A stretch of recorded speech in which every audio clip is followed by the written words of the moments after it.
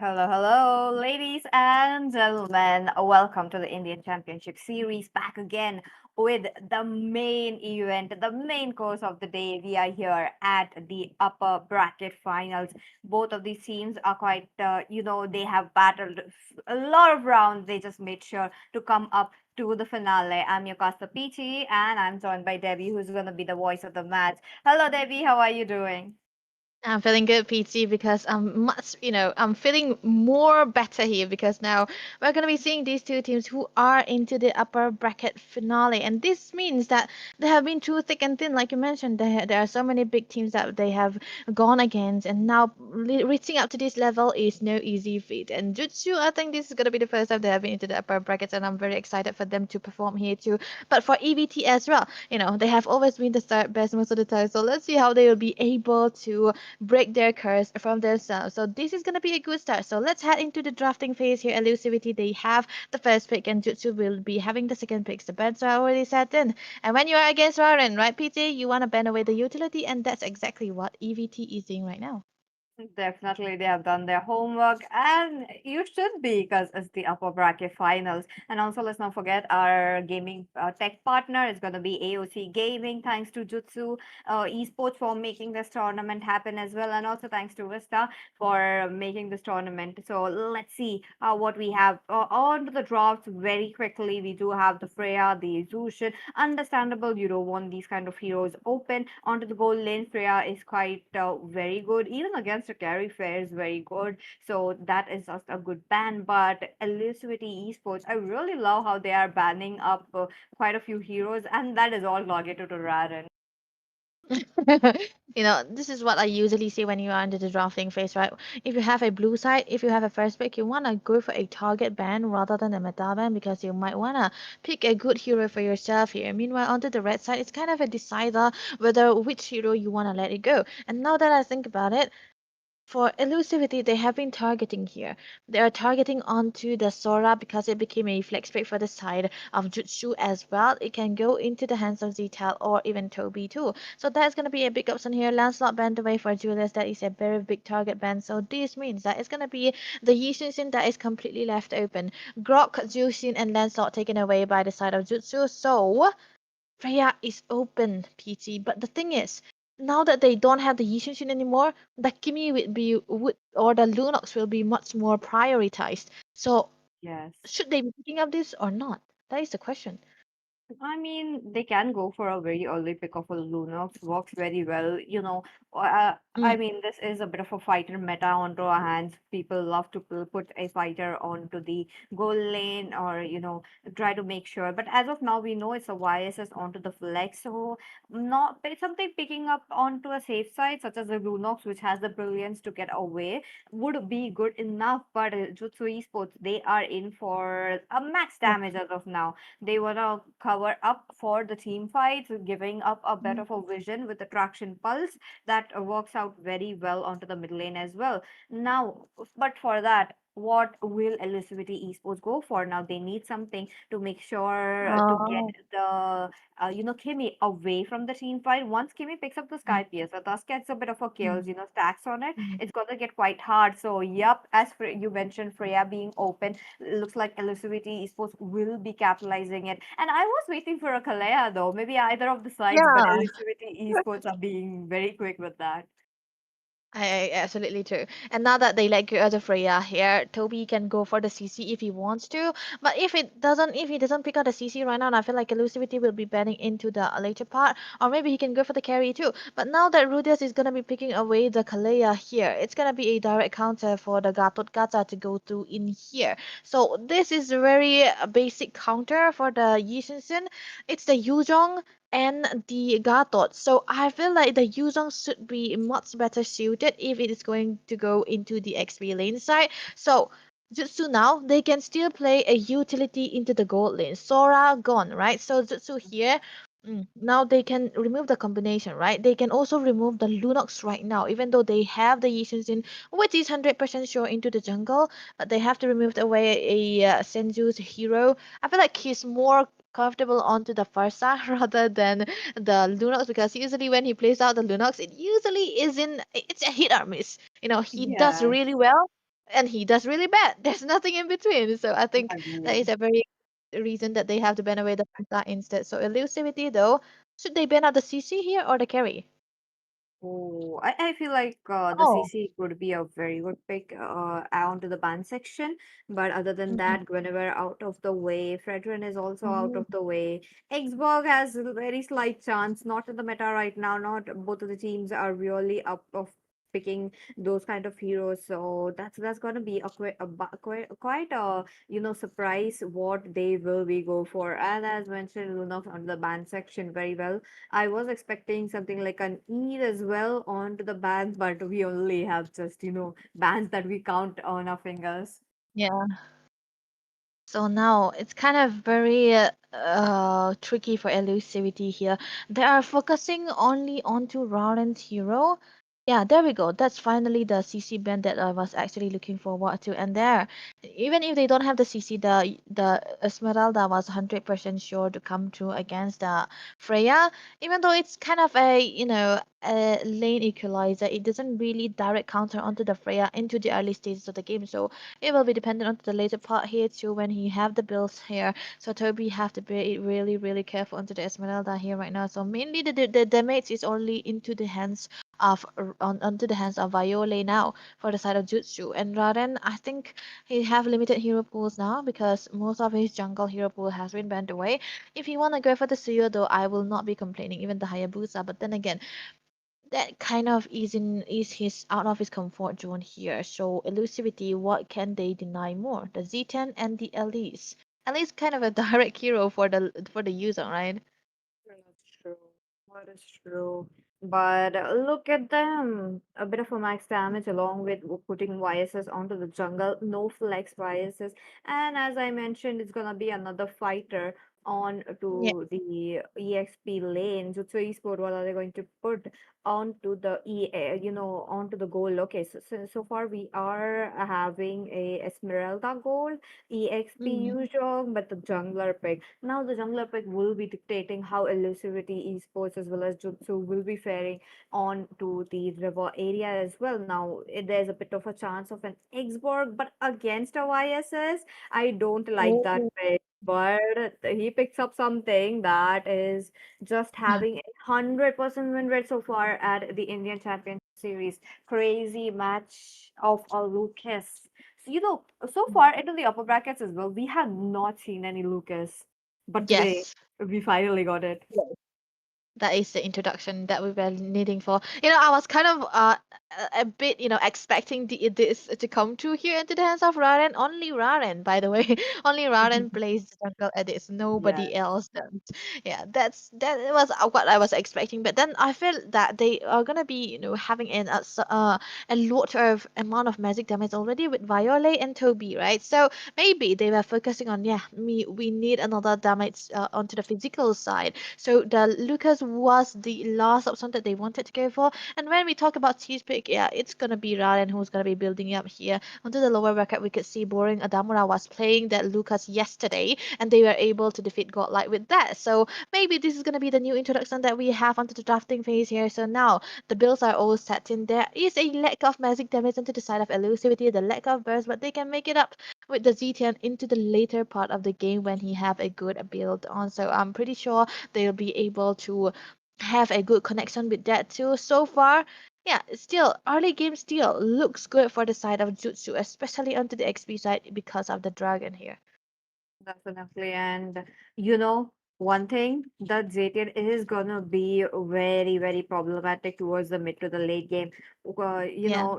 Point number one to be made. One, how Jutsu Esports went in for a bit of a team fight compositions. So when you're a team Mhm. fight composition, you tend to group up. You know that the area of effect of Mm. Zaytian's ult are Yeah. gonna land on you. So that's gonna impact your few seconds on Yeah. how the chain CC would be rolling for the side of Team Elisabety Esports. And on top of that, Team Elisabety Esports, time by time, we have seen that their lane management have been 10 on 10. So for Jutsu Esports, that's going to be a bit of a challenge. I would love to see how they will be trying to get it over towards, after those 8 minutes, how Freya is going to open the map. I feel like Freya does do tend to do that a lot. Like there's been like a lot of Freya I've been noticing. So I want to Mm. see who's going to be there just to stop that Freya. I feel like, they just pick out the Esmeralda for that Freya. But yeah, the Freya damage is naturally insane here, so you cannot Yes. really come up to that with the Esmeralda. So it has to be dependent on Toby whether he can stop the Freya from rotating across the map when the start of the turtle comes true. Because that is going to be the important factor of why the fighters has been picked away, or fighters or utility has been picked away into the gold lane here. So maybe he'll be able to try to rotate up further enough. But the fact about the Esmeralda is that he have a very fast rotation speed just because of the walking speed that it have even without the presence of the rapid boost or the wilderness busting too. He have a good of utility, a good amount of utility as well. So maybe they should be dependent on them. But one factor for Jutsu is that they are gonna be setting up for Viole here, because the other four members out there, they are all tanky. Even Toby is on the Esmeralda. It is a tanky hero who is gonna be adjusting to sustain as much as damage that he can. And most of the damage output will be onto the hands of Viole. And I feel like that might bite them in the back for Jutsu, because once Viole is down, maybe that might be the answer to go against Jutsu and EVT. They have equal amount of damage input that they can bring out here. But then again, they also have to be dependent on the Yi Xunshin. That's true. YSS has to make sure to get his farm very up high against the Lucas. Now, it's going to be a bit easier for him to get his, creeps all around the map very quickly against the Lucas. One, Lucas is a fighter, so it's going to be a bit slower onto the jungle Mm. farm unless his teammates come up to help him very quickly onto the few seconds to save him up. I mean, to save up him the few seconds. That's going to go great. But the lethal is also going to be quite important right here. Time by time, we have seen teams love to go for the lethal. You do see a bit of a first blood situation, like it's like a 30-70 coming up, or that just goes towards the turtle, the first blood. But other than that, oh, this is going to be a best of five series. So yes, these teams, the team that wins up this match is going to secure a spot onto the grand finale. That means the pressure is very high up for them. And on top of that, these teams, only one can forward, right? So these teams have to make sure that they themselves are carrying their name and legacy. So let's see what will happen. Soon we'll be diving into the land of dawn. Don't worry, guys.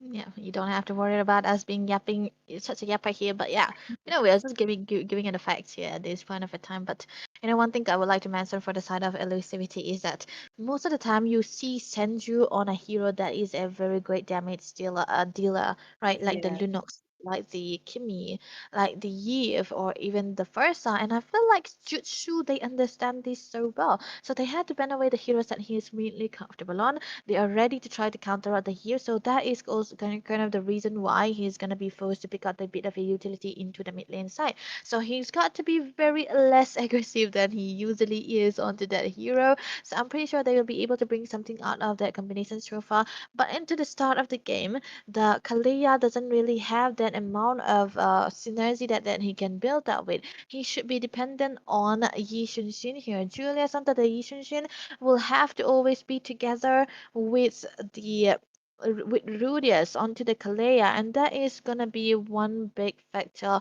that might affect the early game for the side of EVT here. But then again, we can know that most of the time, even if you have a losing mid lane side, if you have a winning XP lane, the amount of substances or the items that you lose into the early stages will be neutralized just a little bit. So it should be dependent on the XP laners, either GTAT or Toby or Corey Cutie, if they are both able to rotate faster.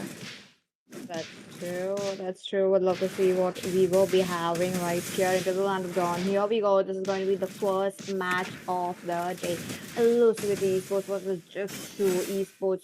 Let's see what we have now. Both the sides, though, look at them. I feel the EXP lane as well as the bull lane. You will be having to see how these members will be freezing lane. But okay, look at them in the middle lane. I do see while Lay looking quite low, but he's out of the way. Obviously, he's still taking so much damage. That is Kalea for you, along with the Zacian.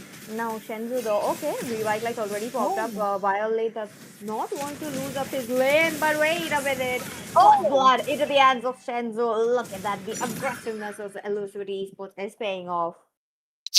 This is the problem with the Kalei into the early stage of the game, man, because you always have the ways to proc out onto this passive and get the healing on, and no matter what the perk is gonna be, you are always gonna be healing up, and that is a big factor that Senju and Rudius are able to maximize on, and that will be a winning mid side that they have right now. A good clearance coming whatsoever, but onto the other side though, it's still kind of worth it for both of the teams here because I don't think they are losing any big disadvantages. But onto the top lane though, this is what we were talking about, right? Freya, yeah, Esmeralda can try to counter it out, but it's still a very, very good hero with a lot of damage too. So there's no definite counter unless you are able to have a good lead against her. So now the turtle will be popped again, will be used, will be started by the side of Elusivity, no contest from Raden.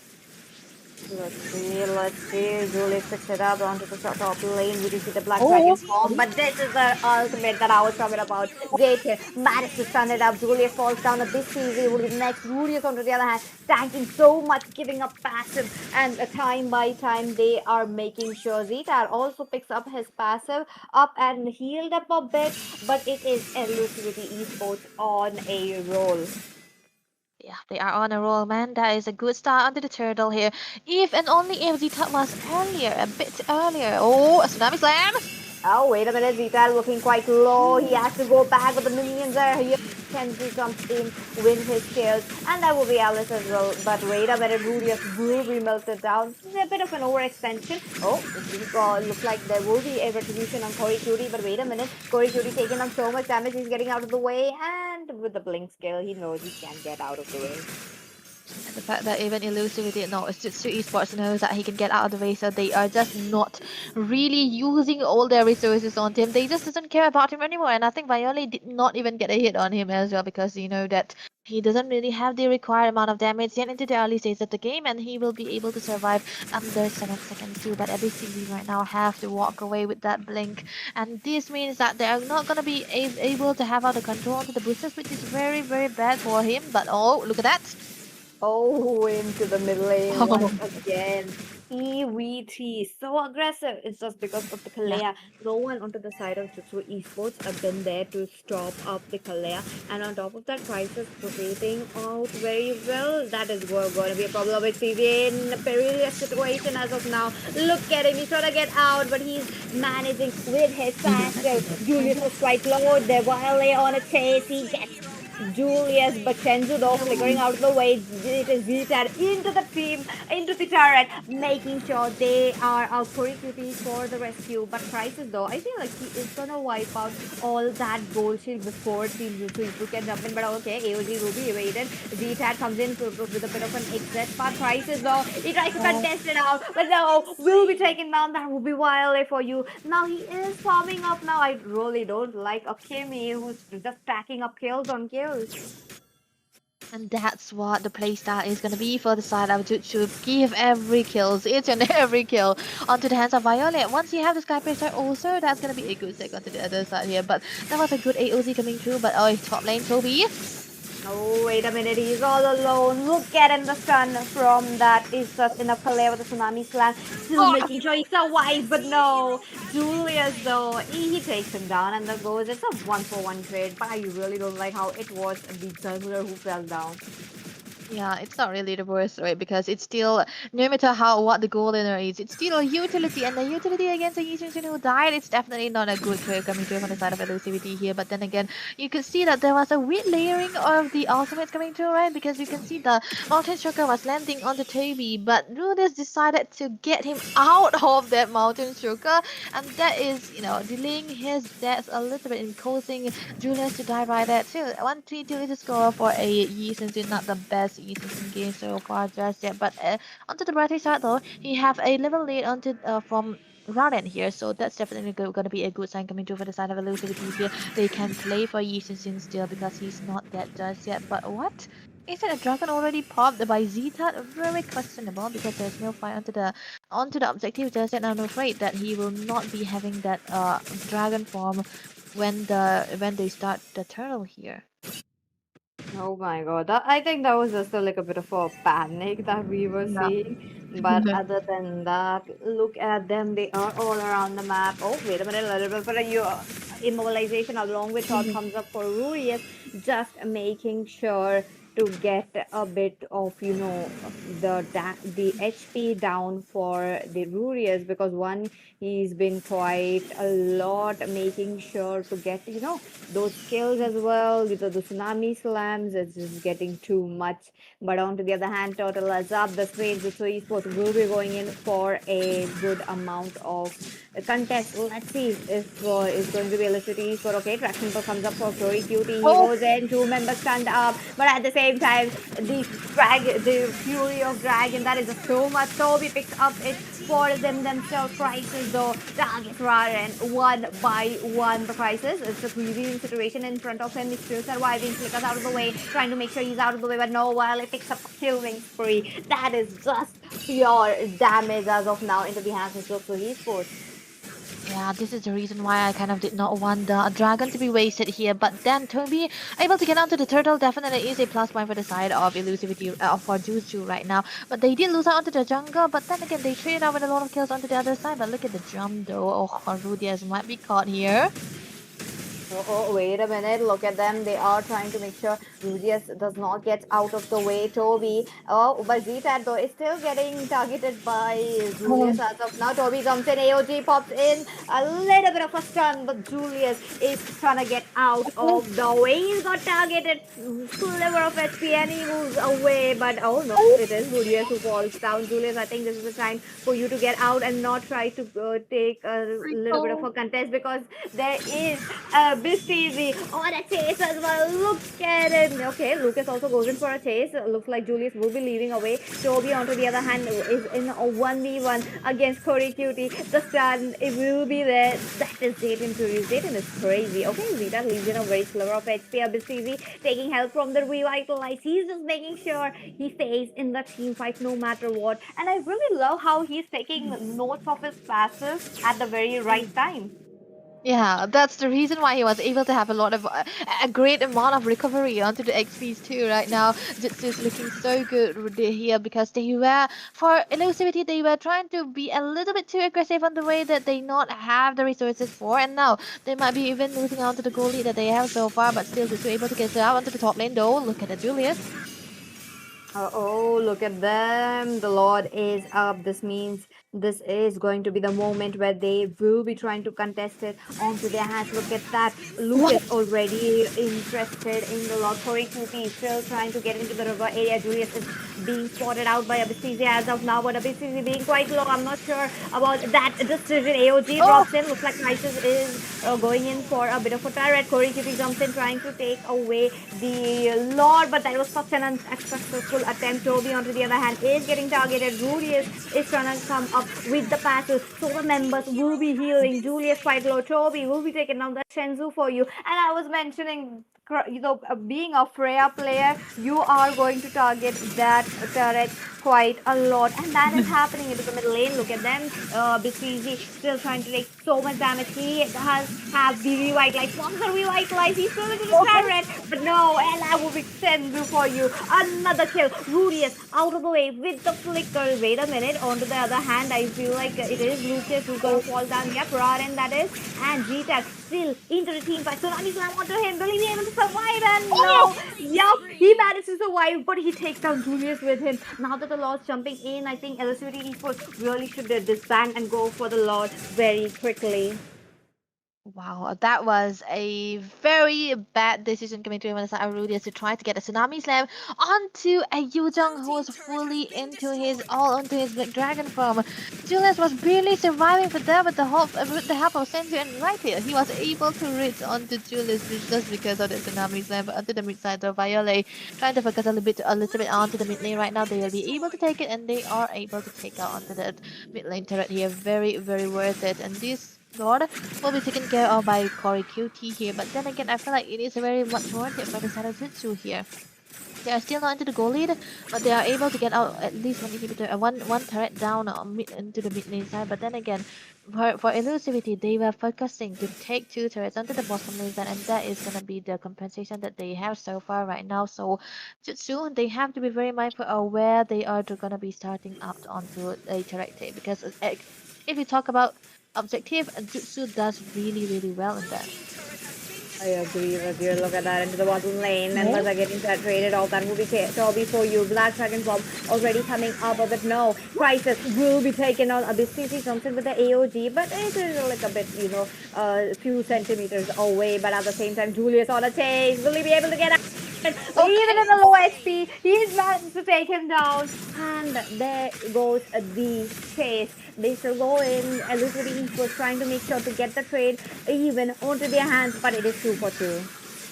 2 for 2 here onto the mid side here. There's going to be a little bit of a taunt coming through from a base TZ, but not amount of damage could take this guy down just yet. But it was still a good shutdown for the side of Elusivity, because they were able to take a shutdown onto Viole here right now, and Toby was very questionable for him to trade his life for just one turret under the bed side here. Now I feel like he could have avoided that, but look at the build so far. It's going to be the chastised run for Abyss TZ here, just because of the amount of damage output that's coming through from the Freya. He was forced to get onto that item as well, and I think that will be enough to even sustain onto the team fights here. But onto the bottom lane side, Crisis against Toby here. That is a level 12 to 13 onto the goal laners, which is surprisingly too tanky sustain here. So the lore is already up PT, and these can definitely be good for the side of elusivity, because if you focus onto the XPs of the jungle here, Julius is already level 15.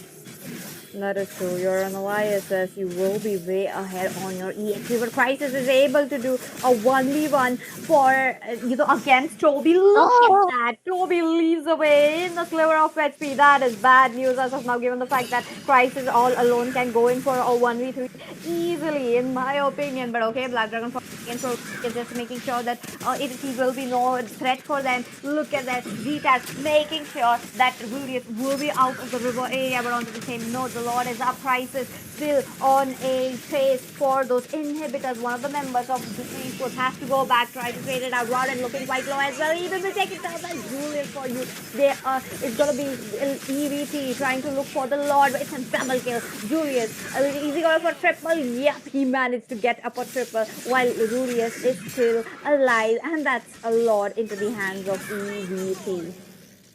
And Lord and a turret down bottom lane. One inhibitor already gone for the side of Zutsu Esports right now, and they are gonna be so behind onto the goal that they have 5k is goal lead, and right now they might be able to get onto this mid lane as well. And the inhibitor could also be a good take care if they are able to sync onto the lane well, because one inhibitor is already down the drain, and this is gonna be the Lord that's gonna be merging into the weakest lane here right now. So mid lane can be into the prior for the side of elusivity here. They can set up for it too, but look at that though. They stun. This is also stun. I really love from JT, but then unfortunately Julius has to go fall down along with Abispeedy and Toby. They're taking too much damage as the front laner Rada jumps in. He knows he has the damage, but no. Crisis. He comes in. He jumps in at the very right moment. He goes to proceed, and it's a double kill. They are looking for more. It is Violet all alone into the base with the Lord coming in. Will Crisis and Team EVP jump inside the turret? They have a chance, but wait a minute, while in a very safe position, Rises jumps in, he's unstoppable. And top of that, it is Julius who picks it up, and EBT picks up the first game. That was a very, very clean one coming to from the side of EVT. They were looking like they were losing it all, but then again, I feel like, the fight that they have been forcing Jutsu to take kind of becoming handy for him because they had a lot of advantages, so they were trying to go for the fights. They were trying to uh, lessen down the number of people who's going to be available onto the lore, and the fact that Viole was not in that fight because he had to take care of the lore was already a good enough uh, damage or team fight that was coming through from the side of elusivity here, and they layered their crowd control so well, and the amount of initiation that has been made by Rudius was perfectly on point, and I feel like Jutsu, they cannot really have an answer to that, and one big factor has to be Crisis winning out against Toby onto the Esmeralda. And this is why I say, right, you don't really want to pick out the Esmeralda too, even though you, on paper, it can be a good counter. But Freya have a lot of damage output onto his kits. It's not just about the seal. That's true. And on top of that, let's not forget the Freya is gonna make sure to get your turrets down. Freya is gonna be there in any lane that is open. And Crisis, he did not need to be in those team fights. As you look at here as well, the Zaytin's ult really proven such problematic because one, you have a fighter jungler, and with the fighter jungler, you have a bit of a limited movement, such as the Lucas has to come in face to face, trying to get those. Kills in, but with that stun, that is just proving him a nuisance. And with that nuisance, it's not able to give in what he was trying to give. So that was the case that we were looking at. But at the same time, I really loved how Jutsu Esports really came in with the gangs. When they came in for the gang, they knew how to capitalize it. But here, okay, I am not quite sure why did Toby try to jump in once again. Look at that. He's quite low. Oh, I mean, he jumped in quite well just to take down the YSS. Honestly speaking, I think most of the time the chaotic team fight has become in handy for the side of elusivity because if you talk about elusivity and Jutsu, their main composition is that Jutsu wanna go for a those kind of discipline objective kind of play style here. They don't usually make those big mistakes, but for elusivity, they just wanna brawl because whatever combination that they will be bringing onto the table, they always go for the fights here. Some are very uncalled for, some are very very good for them, and then I think this time around it's very good for them because the fights that has been partaking here, when you have an Elise, you can stay into the elongated team fight as much as possible, and they were able to pull that off because of the presence of Karikuti most of the time. And Violet has been drawn up pretty well. Mostly he's not available onto the team fights too, and we can see how much of a problem it became into the later part of the game because of the Zetian's ultimate as well. A lot of cancellation coming through. He was already having a great item, a great set of damage all onto him as well. And the fact that Zitat has been very squishy, even though he was able to get out some kills out here and there. He was a bit too squishy to go against this combination here, and that did not really work out well for the side of Zutsu Esports here. They did really good into the early few minutes of the game, but then again, when you have a Kimi, right, you wanna take a fight that the Kimi can partake in. And when Violi is not available onto those fights always end in a loss for Jutsu Esports, and we can see up to the very last of minute of the game that Violi wasn't able to join onto the team fights, and Jutsu just lost it out just like that. That's true. While he was also one of the main damage dealers right there, along with the Lucas. Lucas was a bit dependent onto the team as well. One, because Lucas has to come up with those snowball as well. Why are you? And Yeah. you can't let a YSS snowball as quickly as possible. So with that keeping in mind, I feel like it was a bit slow for the Lucas against a YSS. That's why I feel like, Lucas can be a hit or miss kind of hero too. And yeah, the snowball, I like the fact that you talk about the snowball here because, of course, when you talked about the Lucas, it's always a snowball. But look at that. Who's got the MVP with a 23% damage down? It's gonna be Senju onto the ZTNA. I've never seen him like, I've never seen we it's never seen him we have never seen him to the team fight very much, but it's most of the time because of his ultimate.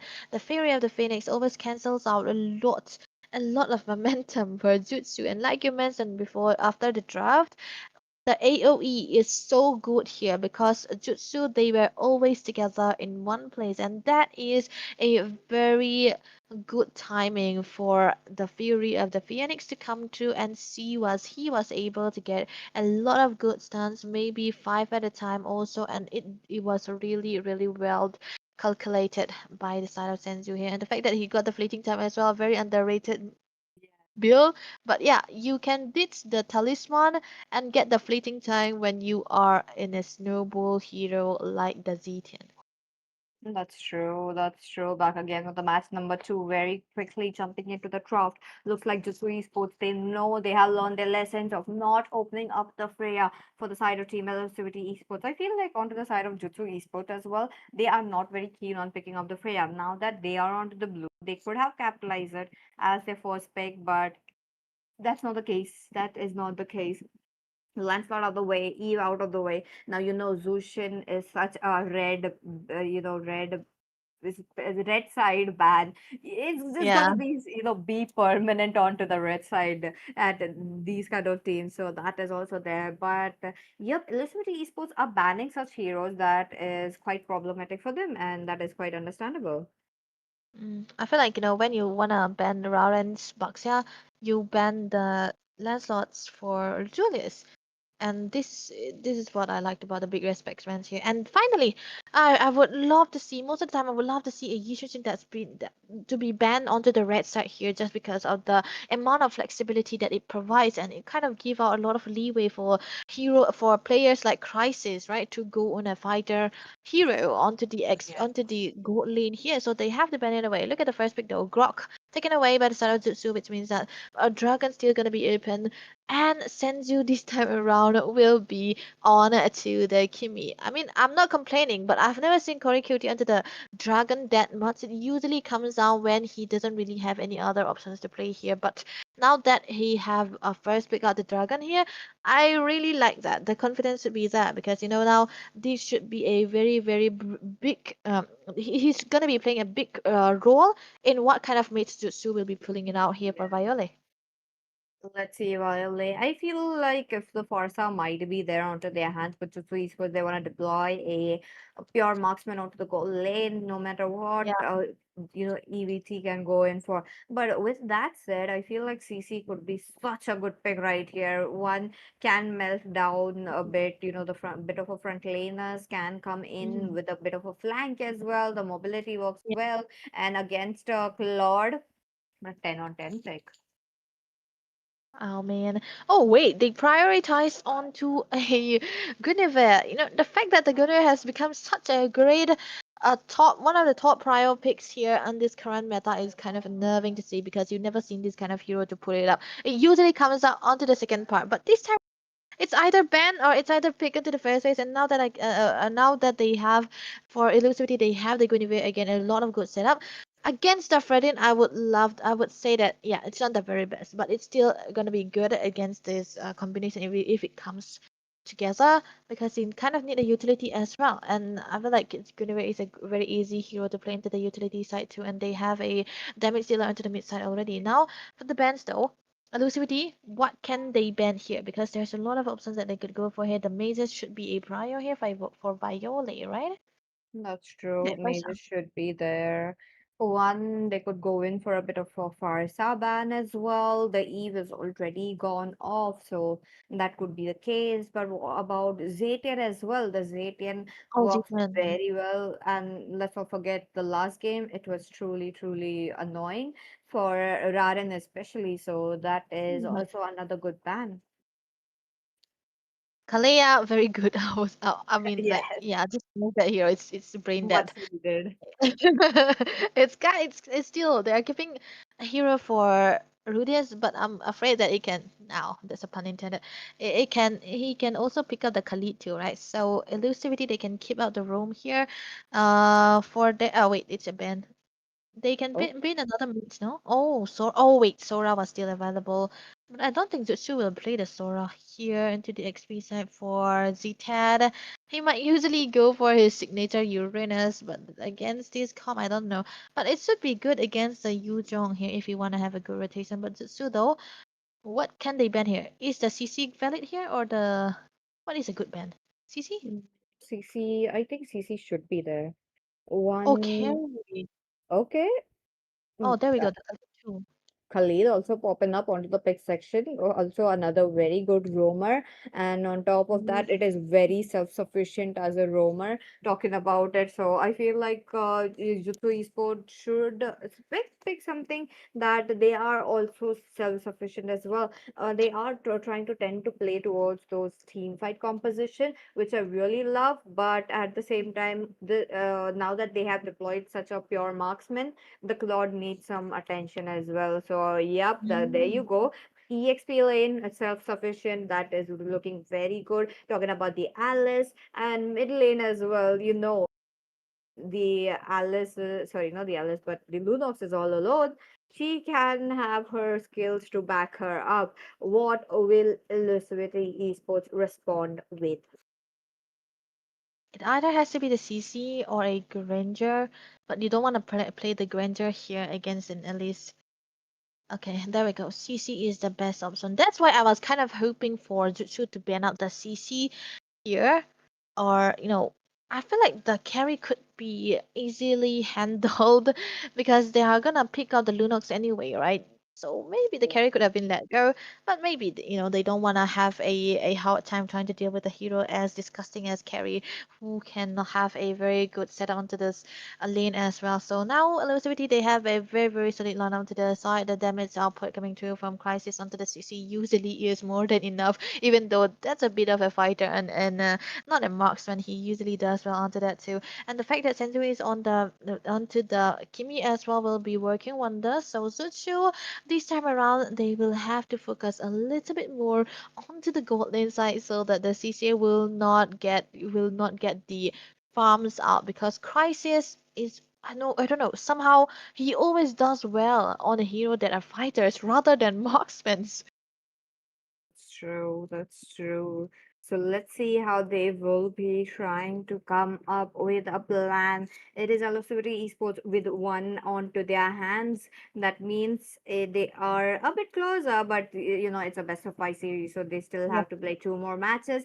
If Elusivity Esports win, they get in a clean sweep. But Jutsu Esports this time around comes up with their own best as well. So this is going to be another intense match that we will be awaiting for. And as expected, the CC pick, I do wanted to see the CC in this match. That fits so well into the hands of Yep. Velocity Esports.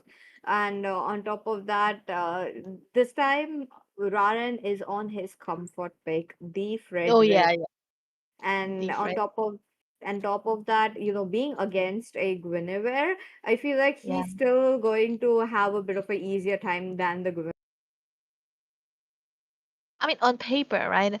The Gunaway Yeah. doesn't really have a good stack against Fredrin most of the time because he get cancelled out, even with the jump.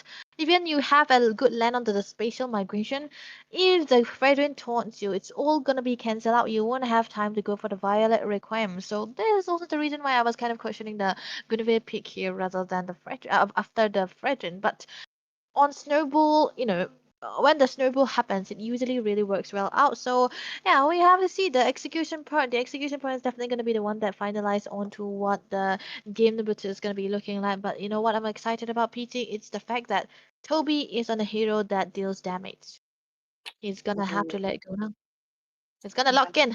But definitely look at them. Now let's see how the match will be moving forward as well. Looks like we are going into the land of dawn. Ladies and gentlemen, second match of the day. This is going to be the upper bracket finals between Jutsu Esports versus Elucivity Esports. The team that wins here will be moving forward towards the grand finale.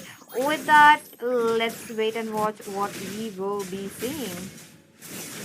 We'll have to see how it looks like here for the side of Elusivity here, because this time around Radius is an aroma which is very active since the start of the game. And since you together onto that, Kimi might be able to eventually have a good rotation into the jungle side for the side of Zutsu Esports here. And the fact that Khalid is easy to, he have an easy time trying to get up to the Grog, especially onto the early stage of the game, might eventually be a big factor for the side of Elusivity to win out this early game here. Corey trying to go for a sneaky steal onto the beetle, fire beetle there, but won't be able to do so here right now. But onto the mid side, early game, we want to focus a bit onto the mid lane here because you usually don't see this kind of activity coming through from Rudius on another heroes. He's usually active on these Khalid. That's why I kind of like the fact that he picked up this Khalid right now, just giving out a lot of reason here, walking around, not doing anything. But bot lane though, that's a bit of a rotation coming through from Julius. Oh, okay, okay. Is that one rotation that I was not expecting? One because I feel like Toby should be a bit of a main focus, even if it's an early game. Oh, Raran versus Yeah. Rudius. Raran just making sure to get Rudius a bit low so he cannot rotate as quickly as they want. Bistisi onto the other hand. Oh, the level difference. Do you see how Yeah. Rudius is way ahead? That is going to be proven a bit fatal for side of Zutsu Esports already. Now that the total is up and a bit of an EXP is gonna help. Oh, wait a minute. Black Dragon Form already trying to cover up. And it's gonna be Julius who picks up the turtle. And on the same note, it is First Blood Tenzu. Look at them. Brilliance already popped up. But oh, with the flicker, he's trying to be safe. But Julius jumps in, making sure Viole will be sacrificed. Abyssi, on the other hand, did not be able to do anything. That was a bit sad. Other than that, look at them. It is Elusivity Esports with the trade onto their hands. The fact that, for Jutsu, they did still go for the fight when they could have just let it go, could hurt them right now. Because as a goal laner, when you see your team losing onto the turtle, you're gonna be losing out onto the lane as well. And now with just that one turtle, Crisis will be a bit ahead on comparison to Toby right now onto that Clot. So that might eventually not be in favor for the side of Jutsu here because their main damage dealer is gonna be the Clot here. No matter what the situation is gonna be, they have to be very dependent on the Clot now. And they should focus a little bit more onto the farm that he's gonna be requiring here. But bot lane Zetet taken out again by Julius together with Corey Cutie. That is not a really good sign as an Alice because you're gonna be giving out a farm, a lot of farm to the hands of the user already. That's true. That's true. Look at them. They are trying to focus upon the bottom lane as quickly as possible. And Rubius is forced to come towards bottom lane as well. Now that is going to be a bit problematic as well. But on to the same note, Zutsu Esports, it is going to be a bit of a slow start for them. Now, what are they going to do once Electricity Esports comes up with a bit of a snowball onto their hands, they will be a bit unstoppable. What will the three sports do then? So I am curious to know, but at the same time, the second turtle is going to be up. The second turtle is definitely going to be important here for the side of Jutsu right now. Lucidity will, they can let it go because, they shouldn't let it go, but they cannot really get it. But if they get it, they will be able to snowball out of control here. So Raden, he's gonna be into his hands whether he can land a perfect retribution that he's probably known for to get onto this turtle here right now. But the better setup is always gonna be from the Khalid right there. But mid lane, look at that. While they're looking quite low, he pops the brilliant, trying to make sure that he is out of the way. But no, he has to make sure the flicker is there. Even with those, Shenzu will be able to reach up. The range is really looking good, but Abyssizio, on the other hand, one by one, members are falling down. It is Rita versus Rudius. Rudius making a way for his team so that they could go in for those purple buffs. But wait a minute, okay, look at that. Rita cannot be able to do anything. He knows he has to go back. Yeah, they have to go back here, but the mid lane is going to be into the problem for the side of Jutsu here right now. The clearance is definitely not going to be enough, and the fact that Zitan is losing onto the lane as an ally is definitely not a good scenario for their side here. He might be in trouble. They get very low. Look at that. Oh, he is definitely low into the bottom. Be taken now. That was definitely a bit of a brutal on his hands. But Elusivity Esports wants absolute dominance right now onto the land of Dawn. That is an absolute dominance, and this is, I feel like I have to put the blame on mainly and solely on the man, this guy here, right here, we can see Rudius. I feel like the early game was absolutely his main carry. He was able to give out a lot of reason here, level 7 already, and that's 3-2. Two ultimates being run away just to take out a Khalid, and he did not even get a scratch here. That is definitely crazy. Look at them. They are able to make sure to get as quickly as possible. But is it enough? Is it enough for them to make sure to get onto the team fights? Because one by one they are falling down. That is Raren for you. And this time around, they are not winning any team fights. This time around, they are not getting any team fights as well. What will Zutsu Esports do? I don't know, man. The fact that it's gonna be very hard for Zutsu Esports to come back now is definitely gonna be hard thing to the bet here. Toby taking out a lot of damage. The PMI still helping him survive, but if this is always gonna be the situation, hey, look at that. Uh-oh, wait a minute, Toby will be taken down. That was a bit brutal. Now that Electricity Esports are coming up with the gang, 3 members, 2 members, they want to go in for a Oh, BCG, but wait a minute here, BCG target sends at the very right moment, but there's no backup. Proven that his flicker ultimate was for a waste. oh man, I don't know. It's still gonna be a bit hard for the side of Zutsu to have a comeback here. Everyone from the side of Elusivity is so healthy, level 9 already, but sent you out of nowhere, getting taken down. That's definitely gonna be Oh. the savior. I didn't even see how he was taken down, but that was a good maneuver coming through from Vahioli here. Maybe he's angry already, but the turtle is gonna be up again, level 11 for Julius right now. Is gonna be able to take out the turtle, giving out his whole teammate a good goal lead here. They have like 6k. Yeah, 6k onto their side, so that's definitely going to be a good sign for the side of elusivity here. They can go rampant all in onto anyone that is available. And the fact that, Toby is still very underfarmed, he's just level 8 and level 10 crisis, and that is definitely not going to be a good sign for the side of Zutsu Esports right now. They have to hold on as long as possible. Level 7 already, and he's still so far from taking out his second item too. Look at them. Let's see Rudy though. He feel like he's gonna be in a trouble. A bit of a tectonic charge onto his hands as well. He's trying to recharge up, but yep, he recharges the way. But while and Toby also makes a play with the blazing duet, but no, that's not enough. Up one by one, it is 3 members down into the hands of Zutsu Esports. Look at them, they're trying to go in for 4. Rather, the facial migration was too much, and it's a triple kill for Senzu. He just got stopping. Will he be able to get a maniac? Oh That was no. a close one. Uh, oh man, everything is looking so bad for the side of Zutsu now. 1 kill is what it takes, but it is just Rudius who got taken down, and you don't care about no Khalid to be taken down, but mid lane jump.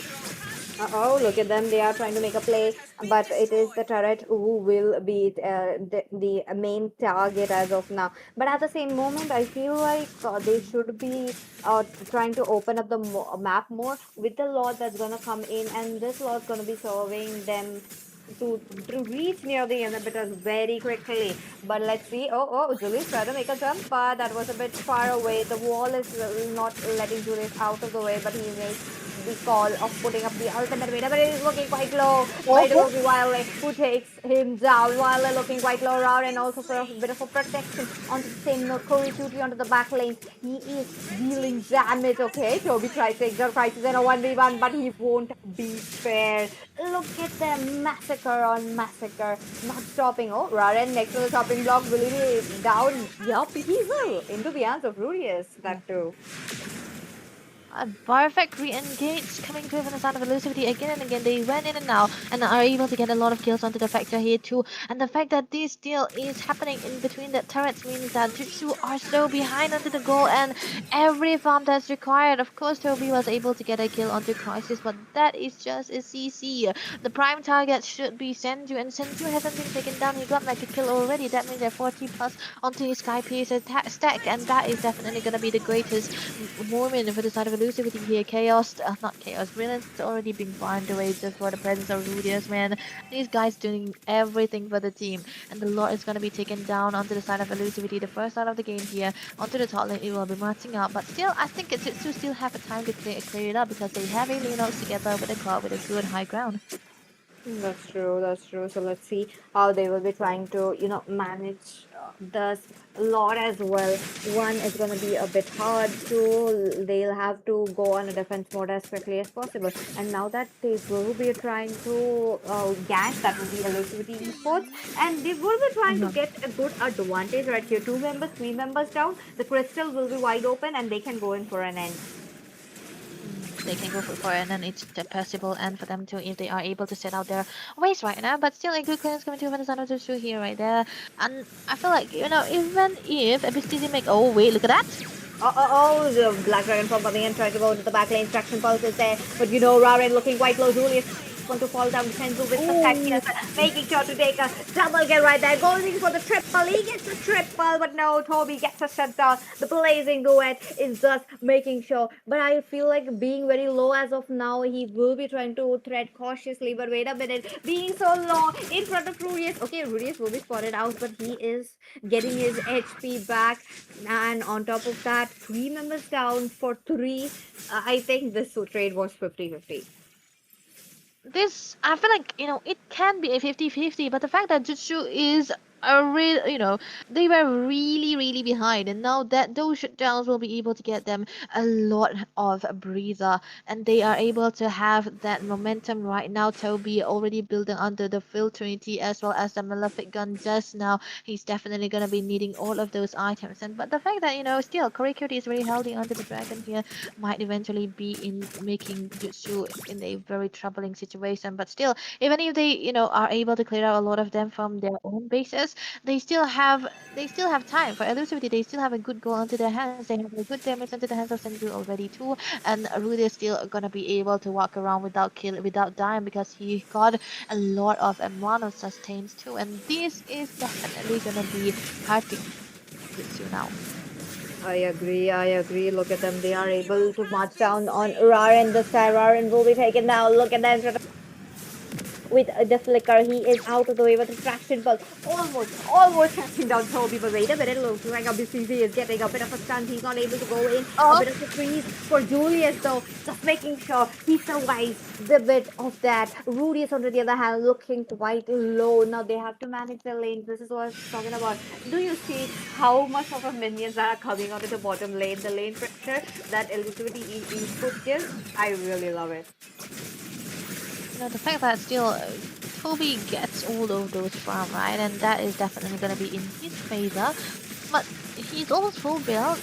But that's a one big factor is that he cannot really go in. There's no spacing for him because Corey and Rudis always tries to focus onto this dude because they know that Violi this time around should not be the bigger problem.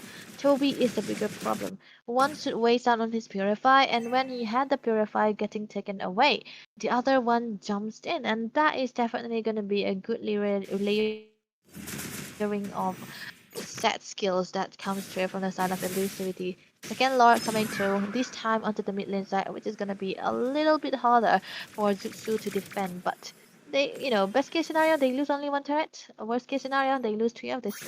Oh, let's see, let's see. Okay, looks like obviously we did manage to, make sure that the lock comes in 2 seconds later, but at the same time, Black Dragon Form making sure that they are getting out of the way. Now the turret is down. That means it is a bit of a green signal, but Elizabeth Esports are waiting for Team Zutsu Esports to make that play. But wait a minute, look at them. They clear up the Lord very quickly. Just making sure that they will be getting those minions out of the way, and with that lanes will be pouring down and Zutsu Esports has to make sure to clear it.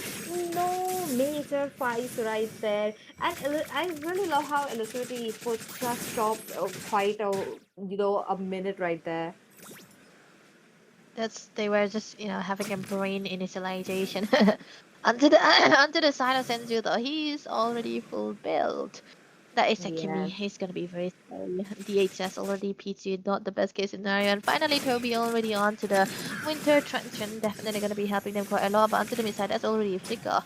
Wasted away by Shinju here. That is a very awkward position he should be in. But Dragon already being used?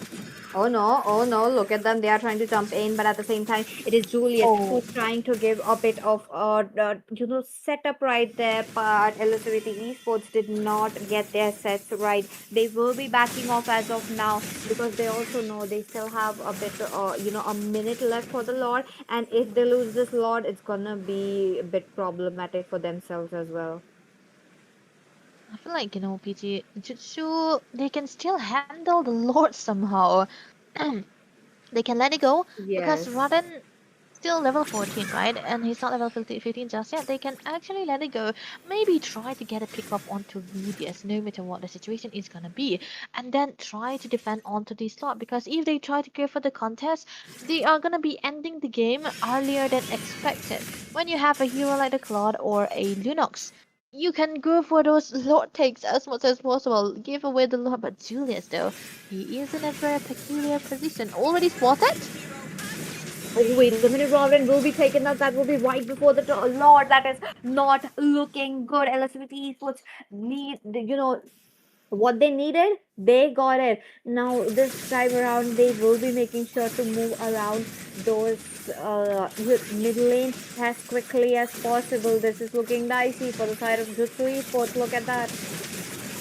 Yeah, this is not looking really good here. Look at the torn of Rune coming to onto the backline Oh, here. Tends to Urias. exit to survive.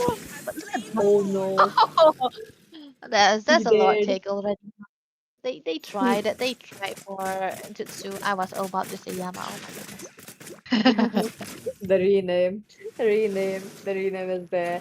But oh Yeah, yeah. my goodness, they almost took down Rudius. That was a point. I think they still have a bit of a hope that they can stick around and still make sure to get those, damage on Toby. On to the other hand, LSVT Esports are not able to target him unless he goes in with the blazing duet. So that's going to be a bit problem. Look at him. He's just making sure to get out of the way. Traction pulse for the distraction. Violet also looking up to clear those lanes as quickly as possible. Brilliance already used up. Obviously, he will be taken down. Dragon onto the air, taking so much damage. The Lord already taken. So that means there is not going to be threat coming in. Crisis on the other hand, trying to target down Raren, but now will be taken off. That Oh, will be way for you. On to the other hand, Toby loses of his immortality. It's a double kill into the hands of Wildly, but Crisis doesn't back down as well. A double kill for him as well. Toby all out trying to make sure that the minions are out of the way. Will he be successful? The base is getting targeted left and right, but triple kill for RN and ending the game. They got it. Elusivity for 2-0. 2-0 for elusivity. What a good job. Well done by Senzu. I mean, we talked about not to give these guys, how not to give these guys a carry hero, and a carry hero like the Kimi. Yeah, that's definitely gonna be not a good shine here. And this time around, the drafting was pretty well. Raden, he got his hero, but he was unable to have the final voting here because most of the time we see Rudius was on his face. Personally for me, I feel like in this game, most of the job was being done by Rudius onto that Khalid. He was showing out a lot of vision here and there. Julius was able to have a good passing because he know where the opponent jungle is gonna be, where Raden is always gonna be. He was able to get a good win onto the retribution too. And most of the time when you see Toby in danger, it's because Rudius is always giving out, vision and ways for his team to try to gang upon him, and there was no response whatsoever coming through from the side of Abyss TZ onto the Grog. This is why, when you get a Grog, it's important that you know if the opponents that can play the Khalid or not, because that is going to be a peak moment for the side of Rudius here. And I think he really did it very well too. And no amount of damage output was enough to take him down as well. Crazy match coming in from Elusivity. What look at them. Even though there was like a proper lord onto their hands, they still no, not the lord, I mean the marksmen onto the hands of Jutsu Esports, they were not worried about it. They were not targeting Toby as much as I expected, but yet they made sure that Toby won't be standing on a ground that is comfortable for him. That was Yeah, just enough for him to make sure to not come near them. I feel like, one of the bigger factor is the rotation coming through from Julius. I've always said this like a broken record already. It's like when you have a Yuzhong, right? When you are against a Yuzhong, you might want to focus a bit onto the Yuzhong rather than going to the gold lane side if you have to start for the turtle here.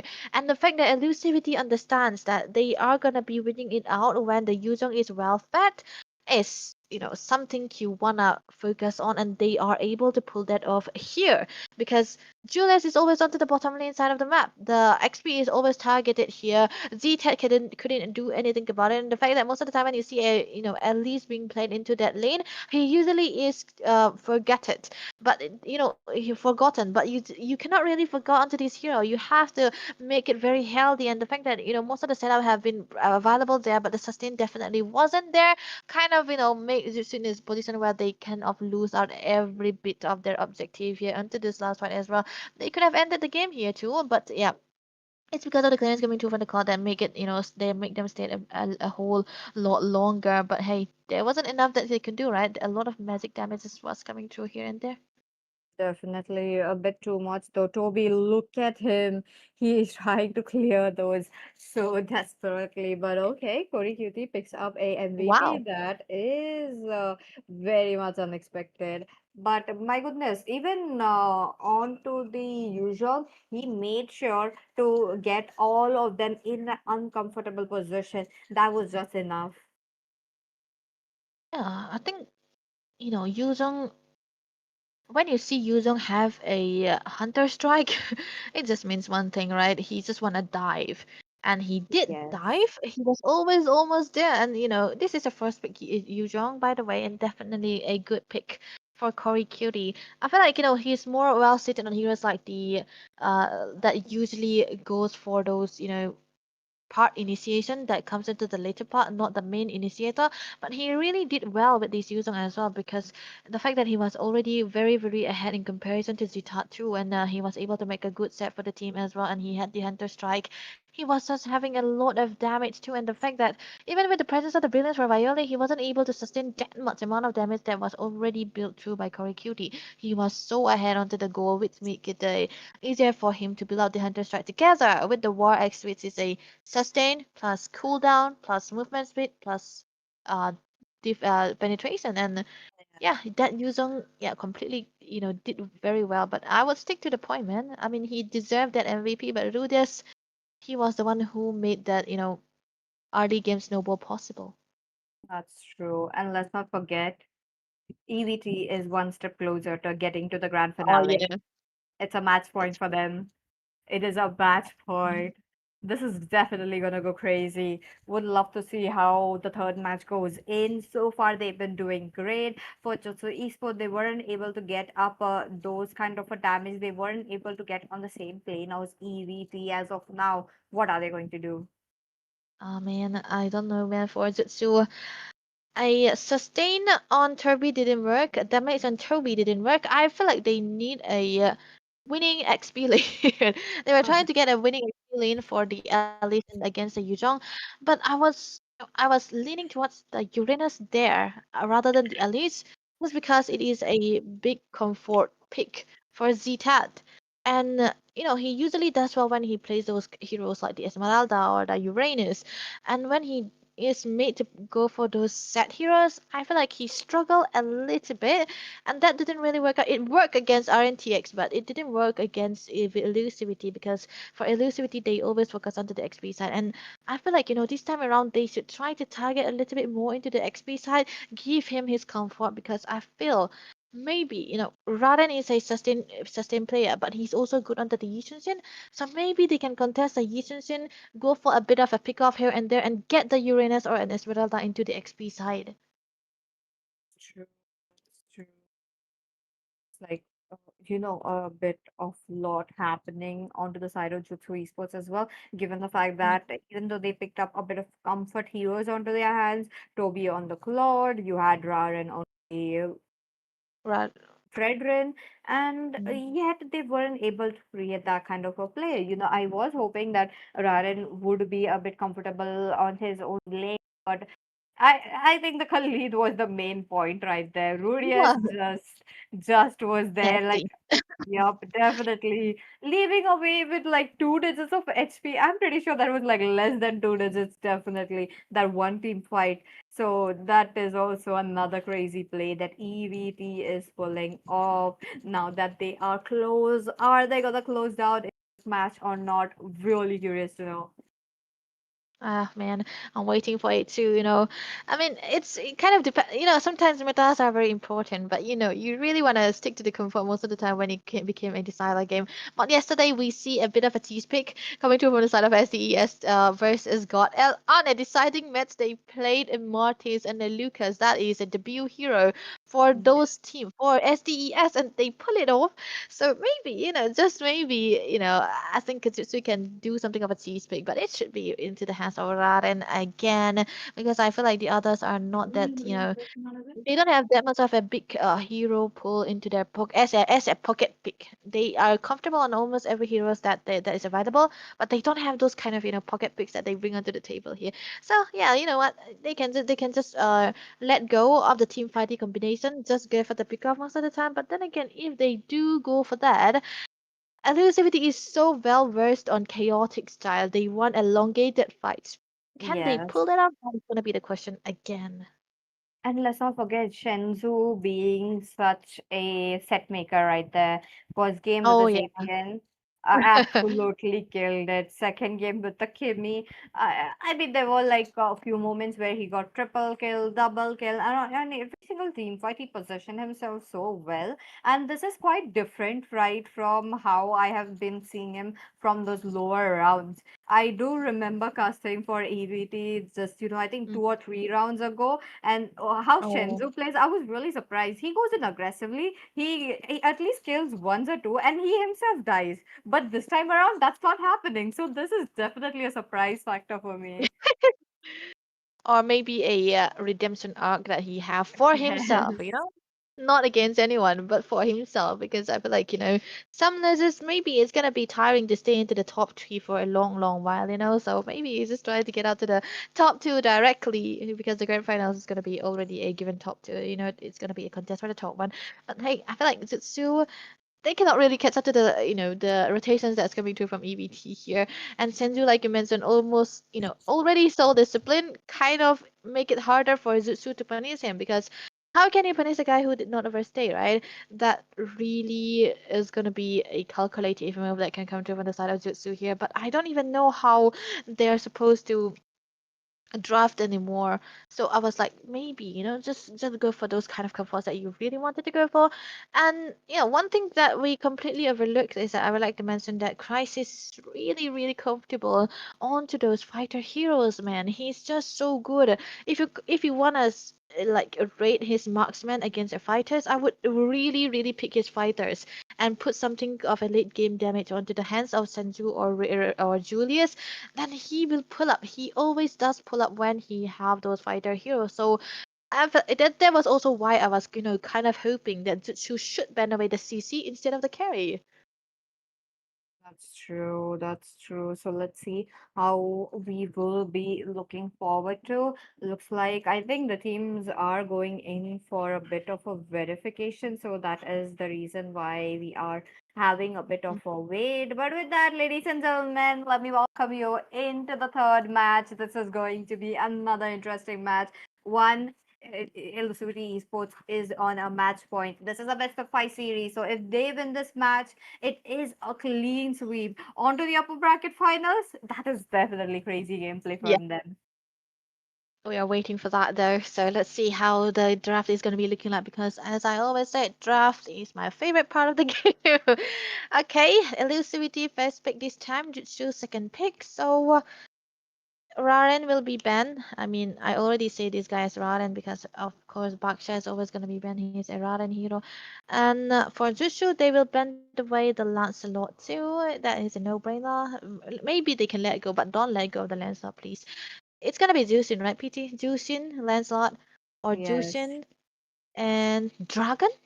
What do you say about the Dragon ban? Dragon, I both the teams love Oh, picking it up. I don't yeah. see that into the first phase, maybe onto the second phase. Oh, they do ban it up. Okay, Oh, they don't know. crazy. But I feel like they're gonna miss out on something. Hmm. Like, you know what? I have a crazy idea. Maybe they can target Ben now. Let go of every roamer, because the three roamers that are very good usually cancel each other out. It's Yes, gonna be correct. dependent on the way you execute it, right? So try to let go of all those heroes. But hey, look at that. This is, I think, the band part is what I want here.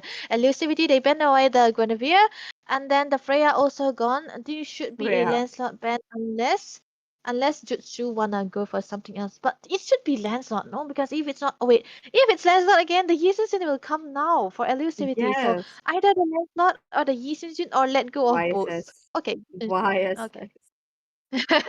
That is So, what's needed. Le- Lancelot? Lancelot first pick? No, it's not. What? Okay.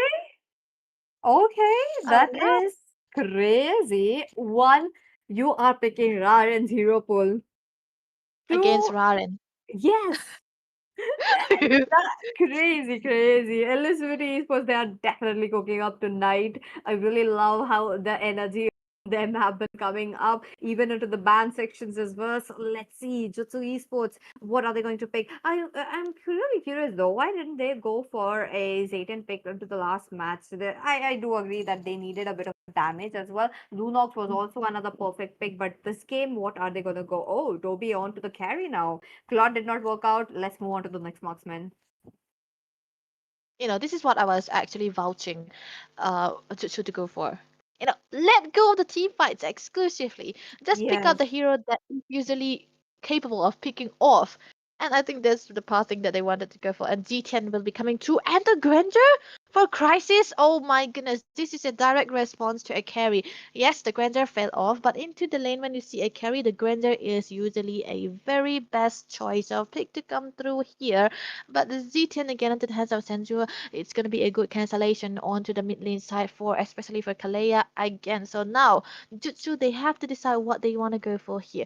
It's gonna, usually on paper it's gonna be good again to go against heroes like those assassin heroes against Granger and a Z10. But if you pick up the Farsa now, the Farsa will be easily cancelled out by Z10, right? So they still went for the Farsa just because of the presence of the Granger. Maybe it's gonna be dependent on how you time your ultimates. Agreed. Let's see. This time around, LSVT Esports back again with us 18, but they themselves have deployed a pure marksman, so that is also going to be another interesting match to look forward for. But let's see. Let's see. Farsa already there. We do have a bit of a damage already made up along with range, along with area of effect. So Zayton and as well as LSVT Esports are trying to match it up. But the only problem I think they are going to face is if Abyss TZ picks up, I mean, not Raden, I mean, whenever I see a Fredrin, it's just Raden on my mind. Right. Yeah. Yeah, I mean, if Abyss TZ picks up Julius into the turret and Julius comes up with the taunt and damage, that's going to Uh-huh. be a bit problem. So I do want to see the tsunami slam, how they will be trying to capitalize. So far, you do have the heroes that play onto the very, very back lines. So for the Kalea, it is a bit, not very intended for her to just to go towards that backline because she is going to get stopped, she is going to get interrupted. So I am curious to see how the Kalea is going to made to play. But back again onto the banning phase, we have the Sora very well, a Grok very well. But what about the Khalid? Oh, Khalid. Yeah. Khalid again. On paper, Kali is gonna be good against Kimi here because Kimi basically bursts any kind of Roma that have a lot of HPs. But the Khalid does have a good chance here, but they have to let it go. The heal that is what they wanna prioritize on banning still. Onto the other side, the electricity they ban away the XP here. So this should be a good time for ZTAT to pick up the Uranus. No, man, again, it's gonna be the Lapo. He wanna go for the set again, so that's gonna be a dive maybe. I feel like the Uranus gonna work, man, because there's no Strata into the side of elusivity, and it does really well when you see a Kalea, pick off, and Uranus does really work well together, but each of their own, right? Elusivity though, what do they want? Esmeralda for Corey? Oh no, what is this? Oh no, Hellcat? Hellcat Elkert Rome? room and what? I like that idea. Okay, I like that idea, but for whom? Carrie's gonna Oh. play quite onto the back lines. Farsa, maybe if she's out of position. I don't feel like it's gonna be Arlot onto the roam one. There is a Lapu Lapu onto your hands and Oh. oh, there you go, there you go. Zutsu Esports also pull it up with their tankiness. This time around, they have gone in for a jungler that is a bit of a tank as well, a bit of a Yeah. CC set maker. So I think it might work out very well now that they have to come up with the best since Elusivity Esports is on a match point. Match point, and they are still going for the cheese picks here. A bit of a Baloyski onto the hands of Rudius here. I hope it really worked out, man, because they have a utility onto the mid side. The magic damage is gonna be lacking a bit. But if you see the last and the first pick, it is a very good combination, right? The Fredrin and the Arlet always been combined together when the Arlet was first released, and now Zutsu Esports, we were talking about the cheese pick into the hands of Rad, and he will go. He's the only one who will go for a different pick if push come to shove, and he definitely did not disappoint. And it's gonna be it's gonna be the Akai. But you know what, PT, it's very they're gonna be needing that good synergy, a very important synergy here, because Akai together with the Kalea, it usually gets flopped down if you don't layer your crowd control properly. And the fact that Elusivity is still very trusting of their own XP as well, because they are just picking up the Arla, which is more of a damage side rather than a defense side. Yeah, that's gonna be a good game we are gonna be witnessing today. Last match, maybe, possibly. Possibly. Let's see. Jutsu Esports, they have to pull up. They have to give a good game here as well to just to secure their spot into the grand finale. They have to make sure if they want to stay, they have to come up with a epic comeback. So let's wait and watch if they are gonna go in for that. Elusivity Esports onto the other hand, one match away, securing the spot onto the grand finale. Crazy match from both the sides. So let's see how we will be going. Soon we'll be going into the land of Dawn, and on top of that, ladies and gentlemen, you guys can also cast your votes on the chat. Which team has the upper hand of winning? hmm I wouldn't vote for this for the safety of these squads, man. But yeah, guys can definitely should because yeah, you don't really have that curse. To the onto the on a second note, I feel like it's refreshing to see a different kind of hero coming through from both of the sides, right? The last time I've seen this Akai being picked into the jungle is into the hands of SATUL, where Joseph was picking this up, but that's it. Now this time around, Raden will be pulling it off. Maybe he doesn't really play the edits anymore right now onto those deciding factors of matches here. So Kai would, I hope it really worked out. So let's see how game number 3 will be looking like. Match point for elusivity already. Let's go into the land of Dawn. Here we go. This is going to be a match point for City Esports. Let's see how they will be trying to get the game onto their hands. But at the same time, we will be have to see how Zutsu Esports will be coming up for a bit of a comeback onto their hands. Now that how they are trying to capitalize as quickly as possible. What about the first blood, Debbie? Let's make some prediction. First blood. Because there is a Farsa onto the mid side for Jutsu, I would say maybe elusivity will be the one dying first, but we cannot tell because hey, top lane, Cory? Oh, look at them. Look at them. Torikuti looking a bit in a very dicey position. He is taking a bit of a refuge from the turret, making sure he does not go as the first member down. First member gonna be, I think they just wasted it out on a lot of resources just trying to focus a bit onto the top side here, but onto the bottom lane, I feel like still gonna be a winning lane for the Granger here because Crisis onto this time around he's gonna be into the Purify here just because of the presence of the Akai and a Kalea, so they can go for that combination that they. Oh wait, never mind. It's Dark, not Zeta. That's why I was actually Okay, there's a bit of a sub up going through from the side of Zutsu finally, so we can see a good setup for their side right now. Okay, I was confused with the names a little bit. If I didn't know that it was, if I know that it was dark, I would have gone for the yeah. That's it. No wonder elusivity banned out the use young man. Okay. Onto the turtle side though, it's gonna be a good start coming through from the side of Zutsu Esports here. A bit easy with the start onto the turtle here, right? And still is gonna be able to get out the level 4 now. Onto the mid side though, that's gonna be a feather airstrike being used away by Violi, but that is gonna be wasting out a bit of a flicker.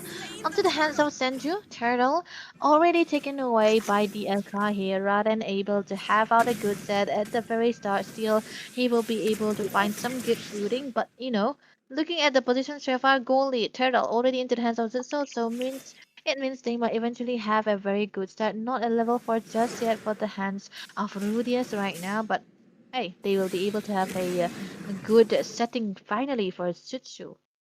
That's true. That's true. That they'll have to make sure to save up the Farsa as quickly as possible. One, this Hellcut will be all around the map, and with the movement speed that he has, it's gonna be a bit dicey on how you will be, moving around the map. So let's see how they will be trying to capitalize it. But at the same time, I would love to know, what about the first blood? Crazy enough, both the sides did not first blood. hmm First blood still very delayed. The turtle is already taken here. Nobody is making a mistake or just trying to get a good catch out here right now. But onto the good note, I feel like still elusivity have okay. They still have a good rotation coming through from Crisis. Violet is gonna have to pop onto the flicker here. Already gone. He doesn't really have the ultimate as well. But Toby onto the bottom lane. He's still free farming and the beast just trying to drone away. Look at that set though. Oh, wait a minute. I was easy a bit of, taking down a bit of a damage, but that is just enough as of now. But onto the same note, Raren's just gonna join up to the team fight very soon enough, and that will not look good. Yeah, it doesn't really look good if you really if I remember to the save the game and this time around. Look at that though.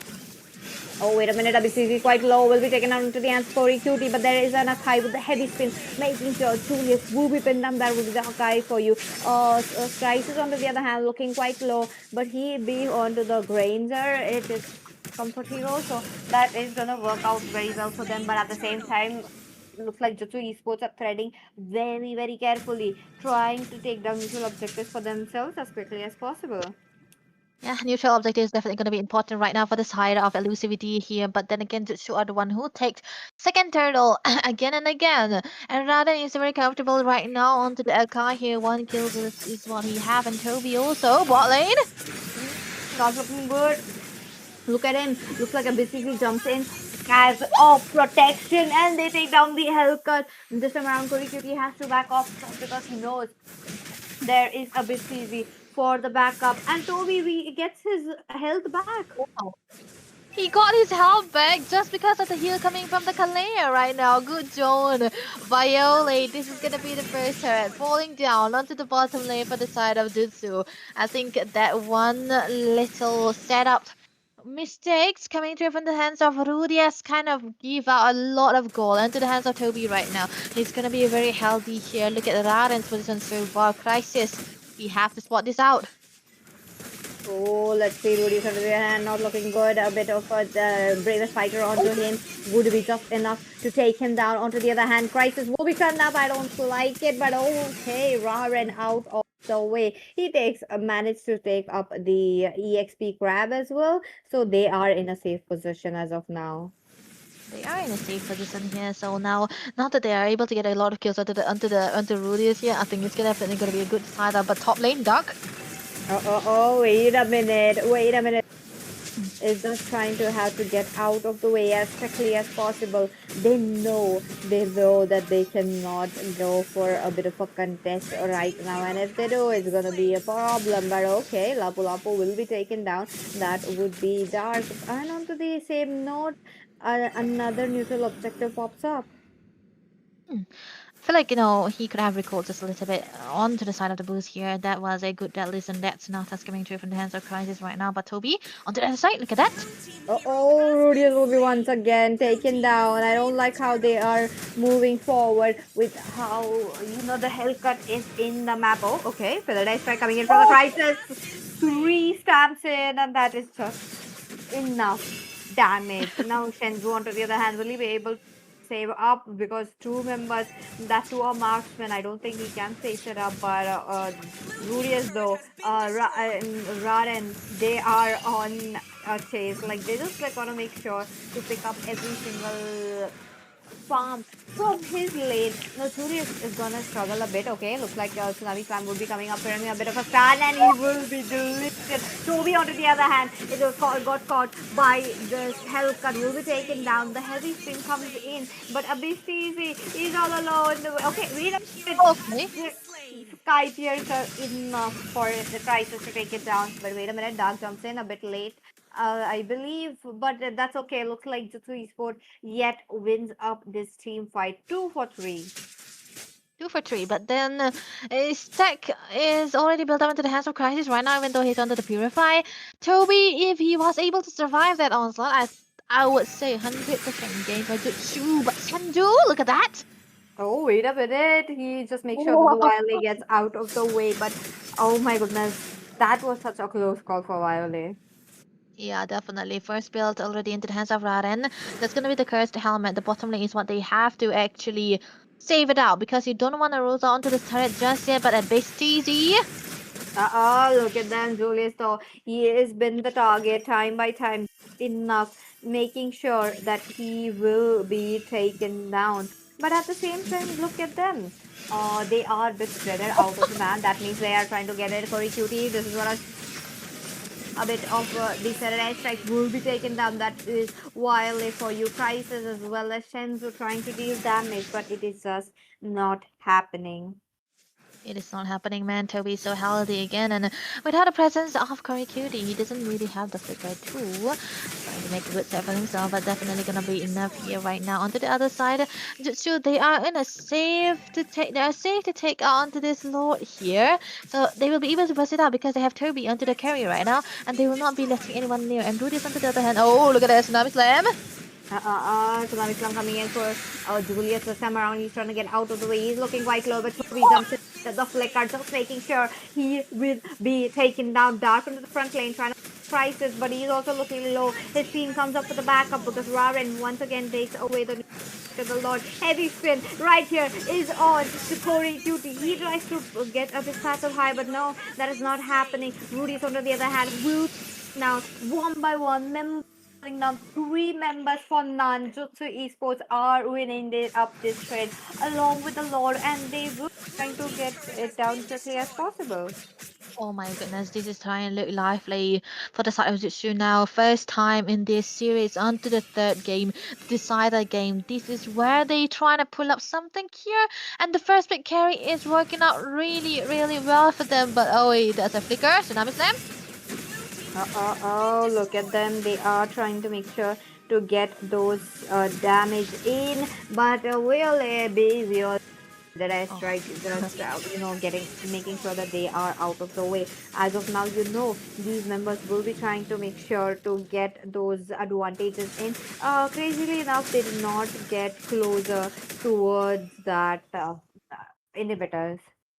And I think it's still going to be enough here because it's just timing of the game here. They completely ignore the third turtle and try to get directly into the Lord here. But this time around, Rudians, he's onto the execute and he hasn't been able to move it out. So look at that though. Wait a minute. Julius is just getting pushed by the heavy spin right away from his turret. BCC will be taken on that. Will be Tori Cutie.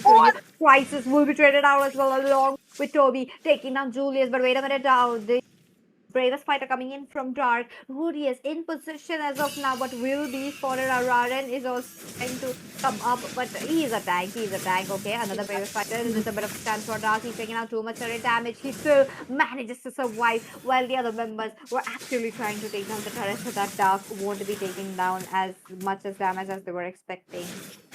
Yeah, that was a little bit too aggressive given to for the side of a little bit for Jutsu. But still, they're able to survive, so not much of a problem that they can come through here. But look at that build onto Toby. I feel like he's already under the Trinity. That is going to be his first wheel, and he's going to be hurting bonkers now. And we can see that the amount of damage that he was already outputting is definitely going to be cutting into the back for the side of elusivity. And here we go. He's almost on his full items, and that's definitely going to be a good sign here. He can actually go for another more damage because I feel like for the whole time this game he has been left untouched, and the fact that Crisis is actually behind onto the goal says I mean yeah, says a lot. He's he got the Malefic gun already roar already, so that's might be enough to give him a bit of a spacing, but it's gonna be into the hands of elusivity whether they wanna give him space or not, because Crisis he got a lot of damage, but they have an assassin into their room, and their main frontliner is Julius, and he's so squishy at this point of the time, and I don't think Fredrin can stand that much of a damage coming through from the carry already.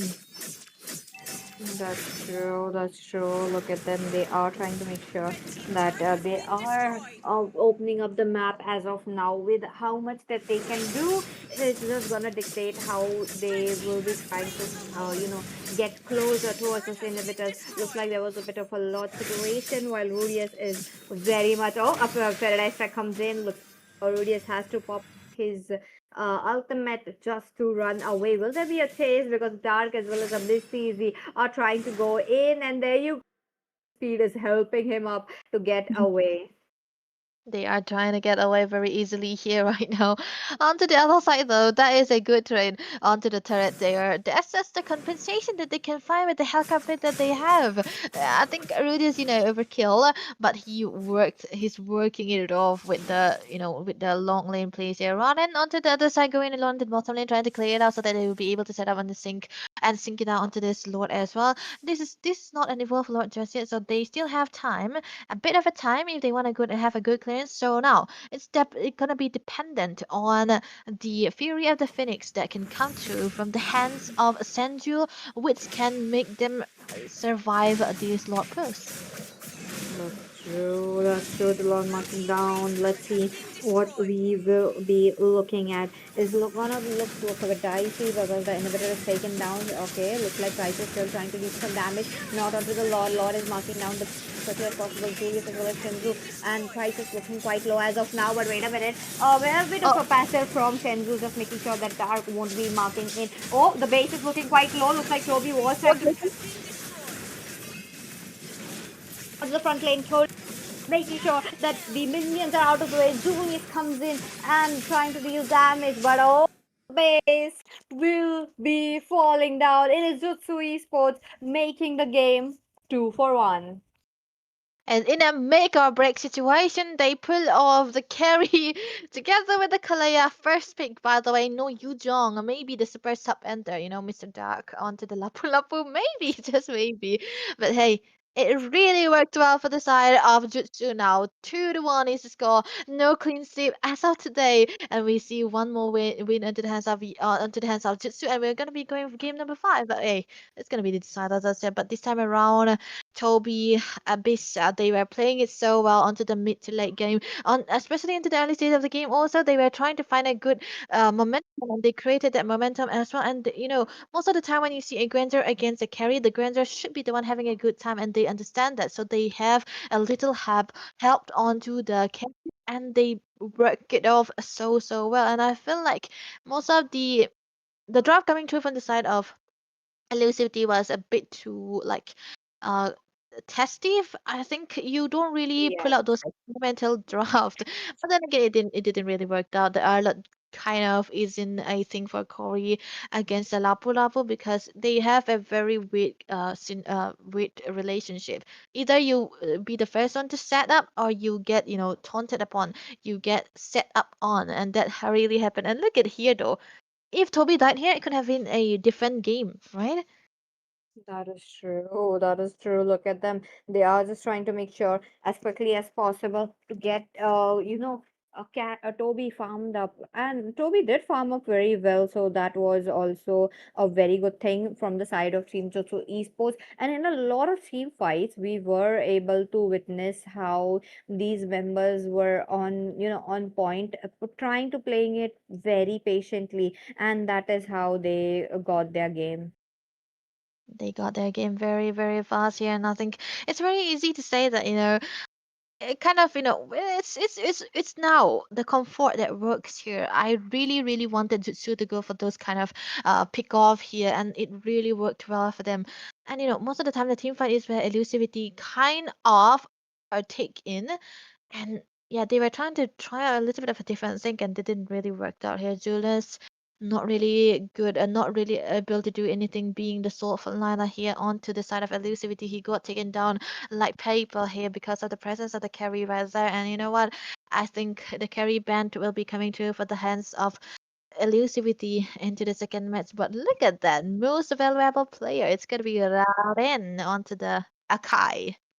Oh, I think this was just like their hidden trick up their sleeve, because one, they needed something to make sure that Raren was comfortable on, even though they tried to pull up a Fredrin, it did not work out because of quite a few counters already onto the hands of Elusivity Esports, and they wanted to pick something that they had no counters for. So, yup, we got such a hero into the hands of Raren that even though there are counters, but it did not work out as Elusivity Esports were hoping for.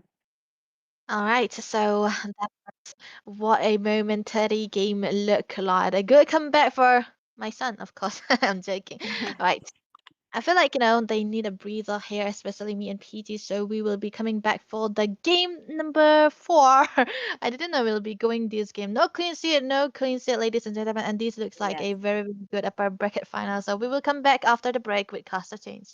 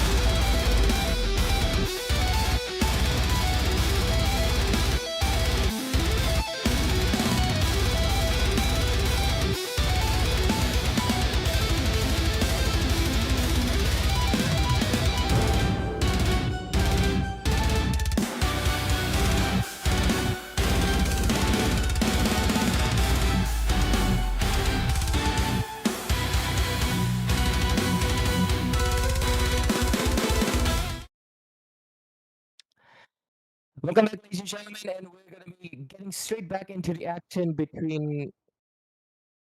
Welcome, ladies and gentlemen, into the Jutsu Gaming's Indian Championship Series 2026. We are here for the BO5 upper bracket finals, and it is between Team Jutsu Esports versus Team EVT Elusivity Esports. The score currently in this BO5 series is 2-1, Elusivity having the lead. They're going to play their Indeed. match point. They were playing the match point in the last game as well, but then we saw the hope, the shine in the eye, the light in the candle of Team Jutsu Esports. They managed to secure the win, and now they're in the verge to make their comeback in this BO5 series. We saw a Hellcat pick coming into the roam by Rudius. That might be the reason for the loss, but still, this is the fourth game. Jutsu need to win this game if they really want to take this BO5 series into the fifth game decider. Because this is the upper bracket final. If you're winning this game, guys, you will be getting direct slot into the grand finals, and you don't have to go for a big hustle into the lower bracket. But if team losing, if you are losing this game, then it's over for Jutsu. They need to go to the lower bracket. They will be waiting for the lower bracket finalists to come over Yep. against him. It might be Shadow Esports. It might be IQ RNTX, and Ray is back. His mic is having some problem, but he's now back. So Ray, do Am I you think audible? like yeah, you're totally audible right now. I don't know what I was happened. asking you. Everything was I fine. was I was asking you like do you think like that Hellcat pick? We have seen it with Keyboy, and we have seen that loss from Keyboy in the M7 as well with the Hellcat pick. He was trying to push even, and that's what Rudius was doing in this game as well. But then it is Toby onto the goal, who managed to devastate it. I mean, somehow he just devastating the whole crew of elusivity. That's what I'm saying. I think we've seen the Hellcat before in the hands of Elusivity itself. I've seen them play it once before in a different tournament. It didn't go that bad. I mean, it was more of like a decent match. They won it at the end. The Hellcat proved a really good choice for a simple reason that there weren't many heroes that could catch them. But I think the last match, I think they were trying to recreate those things, but it obviously did not result in any of the results they were expecting. So maybe that experiment should have been kept for somewhere later on where they were a little bit more confident. It definitely came out of pocket and they were caught in a bad place and giving Zutsu the win. So what could have been a clean sweep has right now become a 2-for-1. A possible game 5 can happen if the side of EVT Esports does not basically go come up with an even better strategy, and Zutsu Esports is finally able to basically get back their momentum. Indeed, and this time, look, they're serious because it's Rudius onto that Kalea, and they're grabbing up that carry for themselves from the side of team Elusive. I mean, Jutsu Esports, they're going for a Kimi mid. I was expecting a Farsa mid though, because but they literally picked out the mid so fast. So therefore, now there is a room for the carry to come in by the side of Elusivity, and they just grab it up for them. But there you go, Rain. Okay, I'm sorry. I'm literally sorry about it. I thought like Elusivity is on the left, but it is Team Jutsu on the left. They went for the carry. Toby is again going for that carry pick. This time, Julius, he's not going to be on the, like that proper utility kind of jungle. He's going to be a mobility, to having a mobility assassin into his side. That is a joy. So like the Joy has the burst, it can reach the back line, it can easily catch out that carry. So all these things, and you're kind of vulnerable, but that Yuzong too, like it's also can goes to the back line. The only thing missing here is the Farsa, but still it got compensated by Senju's comfort, that is the Kimi. But he loves to play the Farsa as well. He's so aggressive with the Farsa. Is I mean, I will say like Ray, Senju's play is kind of same. I mean, for some heroes like Farsa, he plays like Bid, but with Eve, he plays. I mean, sorry, for the Farsa, he plays like Asuna, but for the Eve, he plays like Bid defensively, position wise. But when he's playing Farsa or Kimi, he's play aggressive. This guy is kind of a mixture of Bid and Asuna, two of the main mid of India. So, I mean, therefore, I call him the prince because I know like this prince gonna be a king someday. Hopefully, man. But right now we're moving to the second phase of the bans, right? And we can clearly see the emphasis on the mage from the side of EVT Esports, and obviously the tank for not tank. They're going yeah tank actually. What am I saying? The tank coming in from the side of Zutsu Esports. Self-explanatory draft so far. It's all meta picks. Just Joy comes up a little bit early, but considering it is Julius, no surprises there because he does pick up the Joy quite often more than the other junglers. So, and there is one thing: Corey Goody gets his hands on the Yuzhong, which I think he got back-to-back MVP for. So that is a thing of danger that the side of Zutsu Esports needs to watch out. I think an Alice EXP will work amazingly well, and at the same time, I think that Kimi, that Kimi is going to pose a massive threat as well because I think Kimi has a really good win rate in the matches she gets picked. I'll have to recheck. Of course, why not?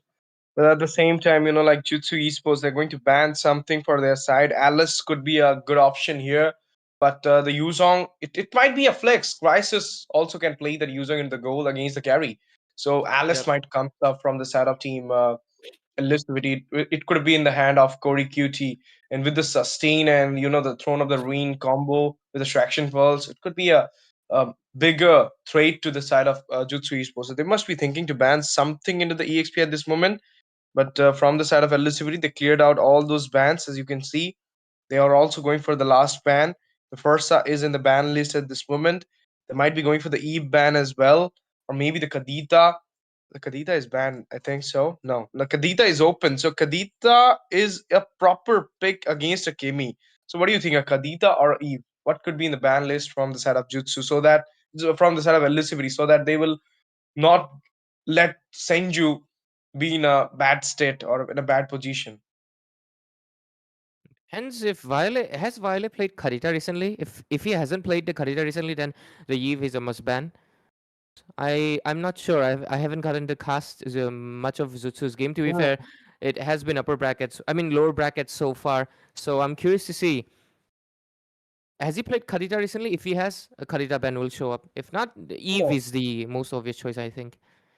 he's not playing the Kadita though. I've never seen him with the Kadita, but I've seen him with the Lunox, with the Jushin, with the Kimi. He loves to play the Kimi as well. We know Violi as a Kimi player, as a Kimi comfort, and he plays so well because his Kimi with Raren's utility jungle, it works so well for Jutsu Esports. And at the same time, the heal get provided by the Kalea's Abyss TZ's Kalea. So this comp is kind of good. I mean, this team with this comp, they went so many matches with a victory. But for now, your team needs something into the burst side, like carry, Lunox kind of pick. They're banning the Kadita, then you can go up with the Lunox. Or if they're banning the Lunox, you can come up with the Kadita. Or apart from all these picks, you can come up with a Kagura or maybe a Eve. Eve AoE effect will be there, but Ray, there is a dragon out there from elusivity side. So you will never want to go with the Eve when Yuzong is present in front of you because he can easily catch you up when you are in your, I mean, not immobile state. That is RWM, casting the RWM. But I think there is something going in the draft. There might be a pause. Pause. Yeah, technical glitch because it's taking a lot of time to select that last ban. So let's talk about the picks currently happen in this first phase, which is a lot more magic comp. I was thinking about the Alice EXP, but if you're going for the Alice EXP, then you will have more magic into your side because they got the Kimi, they got the Joy. Now you need something which can give you a pickup because they don't have a pickup. They got two crowd control for their side, but from the side of team Jutsu, you can see Ray. They got the Kalea pickup, crowd control, Gwynny, damage dealer, true damage focus. That is the carry. So for elusivity, I believe they need a pickup, and for the side of team Yama, I mean, sorry, I can't say them Yama. They're Jutsu. For the side of team Jutsu, they need a proper sustain kind of thing so that their pickup, their crowd control will not get hamper, will not get caught up by any chance by Julius or something like that. I Okay, the hope that the Lunox. Lunox gets penned out because obviously that is one of his favorite picks. Like you mentioned, he likes to play the Lunox and the Kimi. So going for the hero that he'll most likely go for is the best possible decision. Zutsu just bends out two really good tanks. I mean, that's actually three tanks right off the bat, getting banned out. Ooh. So EVT Esports, let's see what roamer will they pick up right now. There is still a lot of options. They go for the Claude into the goal lane for Crisis. 18 Okay. times pick and 16 times ban. Quite a good stat right there. Zutsu Esports, they can pick up the Alice for themselves. And let's see what roamer they have. What roamer can they go? Who Lucivity, I believe, like they Rudius got a huge hero pool and he loves to play the aggressive roaming kind of thing. So he might go for the Kaza, he might go for the like a Cho or Khalid kind of thing. Even Chip gonna work here, but Kaja I believe might be a big option because like against a carry you can easily go for the Divine Judgment when the Kalea is there. So you need the pick off, as I mentioned before. You need the pick off. So Kaza, what better than the Kaza? Or out of the blue, Rudius can play the Franco as well. But there you go. It's a Yo, coming in. Join Ninja. So do the Faramis pick.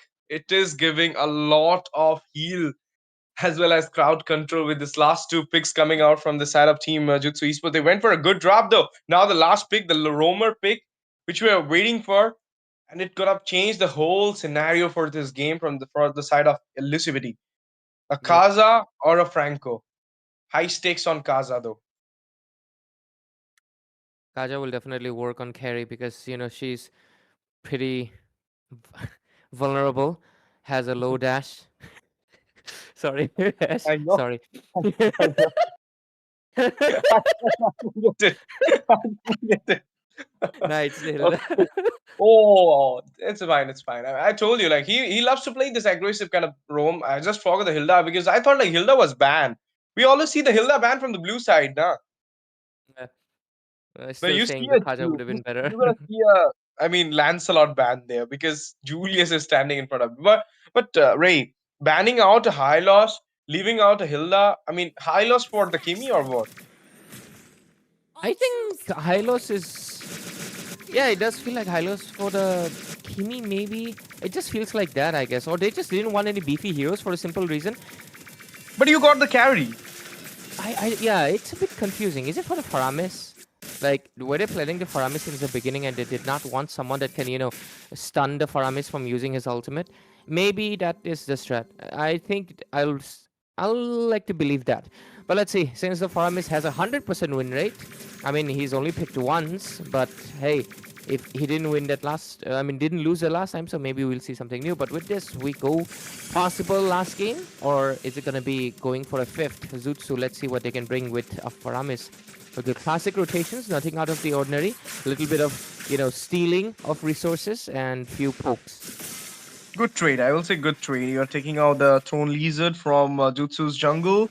You'll be getting a little more higher to the Retribution's level. So the turtle will be easy. Now the slams comes up, but it will not gonna hamper Rudius at any cost because there is the bushes, and the bushes gonna give the heal to the Hilda. That's the main thing. Like in the dangerous grass, Hilda is more pretty comfort. But this time, I believe this one is a expanding river. If I'm not wrong, this map is an expanding river map. And with an expanding river map, they got two goal laners. But still, I was hoping for a Harrod though against a Claw, that carry. They went for the Claude. That was a good choice as well because there is a Phobias coming in for the Jutsu side. If would have you would have been with the two, like Leonines, Harith and the Joy. It could have been a bigger threat for your side as well. And at the same time, you had a Kimi for your mid, so a lot of magic comp into one side, not a good case as well. So the Harith deny is a good thing coming out from Elisabeth, but now the expanding river is expanding, and the turtle into the mark is got zoned by Rudius there, but now Oh, the what's first blood happening? onto the bot side. Christ, Corey Cutie will be the one getting out from the land of dawn before the turtle, and now it will be easy turtle for the side of Jutsu. The electrifying beats comes up there. Let's see the retribution. Oh, Roaring with the retribution. Cleanse the turtle for his side, and now the continuous burst coming out from Senju. Two traits into the hand of Jutsu. One onto the macro, one onto the micro. good trades. They get a kill, they get a turtle. Looking good for them so far. Hilda, ooh, lot of damage. But she's alone. Not a good choice. Okay, that was Oh, really not a good choice, but he somehow managed to go back here. This is the early phase, and the late comp side is actually getting the benefits. I don't know how, but it is mainly because the Yuzong got falls down. Oh, Spatial oh, oh, migration, oh, violent trip comes up there. Julius got targeted. He got knocked out as well from the side of Jutsu. Two into the scoreboard. None for elusivity at this moment.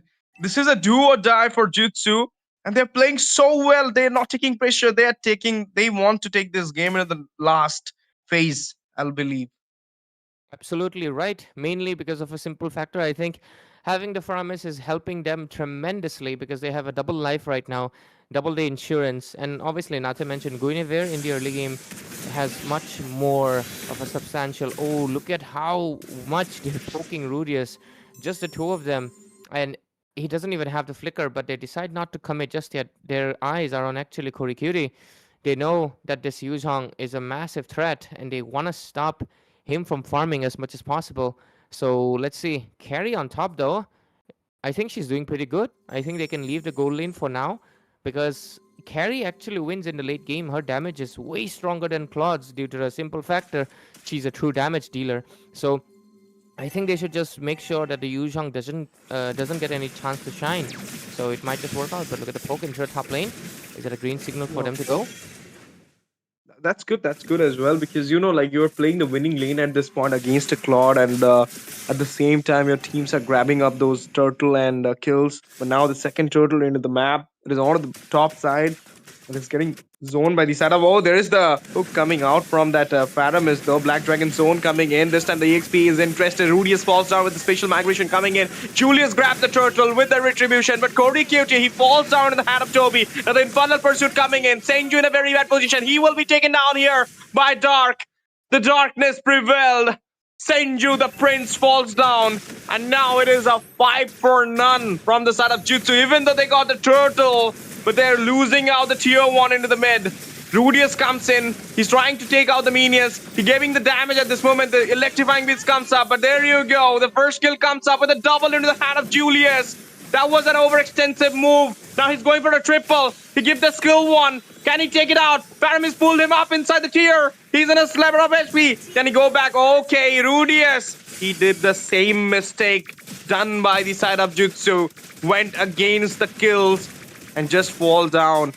That was not at all a good trade. You got 2, you lose 1. But it's the roamers. Still, you're in the deficit of the kills. Still in a deficit, but let's see. After all, their composition is a oh, bottom lane. Another engage. Is it going to be success? I think it is. Corey. He's not getting any chance in this game. He's getting down 3 times in a row without any kill, without any assist.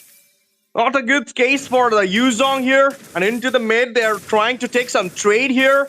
And they get the mid tier 1. They're trying though, but Hilda, he's going for that engage here. The Rhythm of Joy comes in with the electrifying bits coming in as well. The turret got destroyed in the top by Toby. There you go. It's a killing spree on the Abyss easy by Julius, and he got shut down. That is the instant redemption. Double kill comes up for Dark here. Not just a redemption. He just managed to grab +1 as well for himself. A tier onto the top, 2 kills into your hand. Just the mid tier for Elicity. Even though it's a bigger trade, but still deficit on the kills. So far, EVT Esports is basically in the losing end. They're losing their EXP side. They also just lost the turret on top. The mid lane is looking basically gone at this point. And the turtles, they are not able to contest it either. This is going to go into the hands of course, Raren. Unless they can go for it. Or is it? Let's see. Joy. Oh! Retribution. Rudius finds a kill onto Toby. And now they're just going and engaging. Shut down onto Raren. A double wing stick shot. Slain onto Abyss. Dark falls down in the hand of Prince.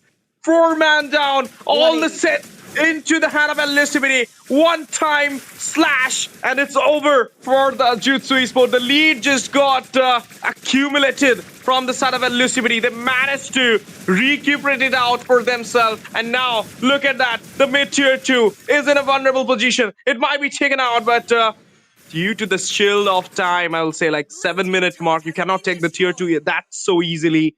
That's the reason it didn't get fall down there. You know the impressive thing, Ash? Their mid lane is still standing. They took down the turret of Zutsu's mid lane instead.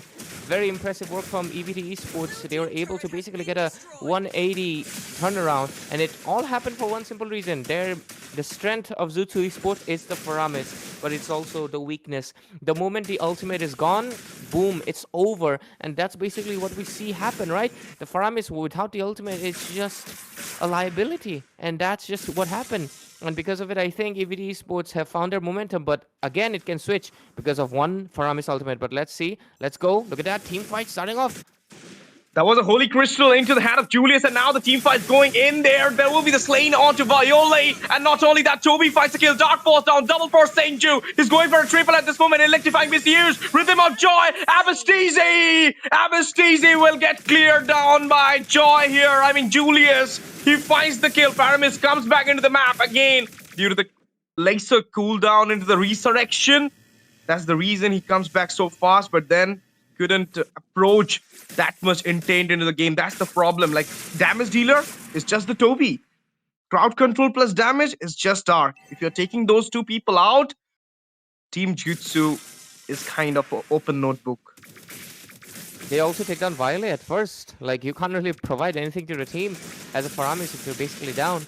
And if they keep on popping his ultimate like this, their whole strat just falls flat. And look at that. The first Lord goes into the hands of Team Elusivity Esports. And right now, I think with the pressure that they're building, we might just see the side of Zutsu Esports falling down harder. Because look at that. The mid lane is still standing for the side of EVT Esports because of the lead that they just lost, the side of Zutsu. What is going to be the strat? Because EVT Esports, they're climbing the gold. 3,000 gold advantage. And right now, they even have the Lord that's going to be coming in right now. It's going to march to the base, and let's see if they can stop it. The mid-tier turret no longer has that damage reduction. They can go in, or they can go all in, but I think they're more interested in the tier 2 on the other sides. Look at that. Their rotation from the Hilda and the Yu Zhong. I mean, the whole game got shifted, Ray. It was just in the hand of Jutsu, and now it is Elusivity. Lead onto the goal, make the score into a tie. Lord, they got the Lord in their hand. Structure-wise, they got the lead as well. Lord slam into the mid-tier 2. The traction pulse comes. Tsunami slam into the way. Rarin falls down in the hand of Senju. They're going for the tier. They got it as well. Viole got marked down by Curry Cutie. Black Dragon into the way. There's the Blood Wings coming out for Senju here. They're marking up. They're taking down. Unstoppable onto Dark. Holy Shield goes off. Senju, the prince in the mid, will be recalling in front of the face of Zutsu Esports. This is the declaration of the domination from Elusivity Esports in this fourth game. The mark of the Elusivity to get into the finals with a 3-1 win, maybe. That's the thing. That's the ego. That's the confidence Elusivity is having right now. I was talking. Exactly, Ash. And right now, it's looking very, very risky for the side of Zutsu Esports, because how do they climb back up from the deficit that's basically increasing and increasing every minute? It was 3,000 in the previous team fight, but right now it's 36, climbing up to 37, gonna be going 38 even, and the Lord is still 1 minute away.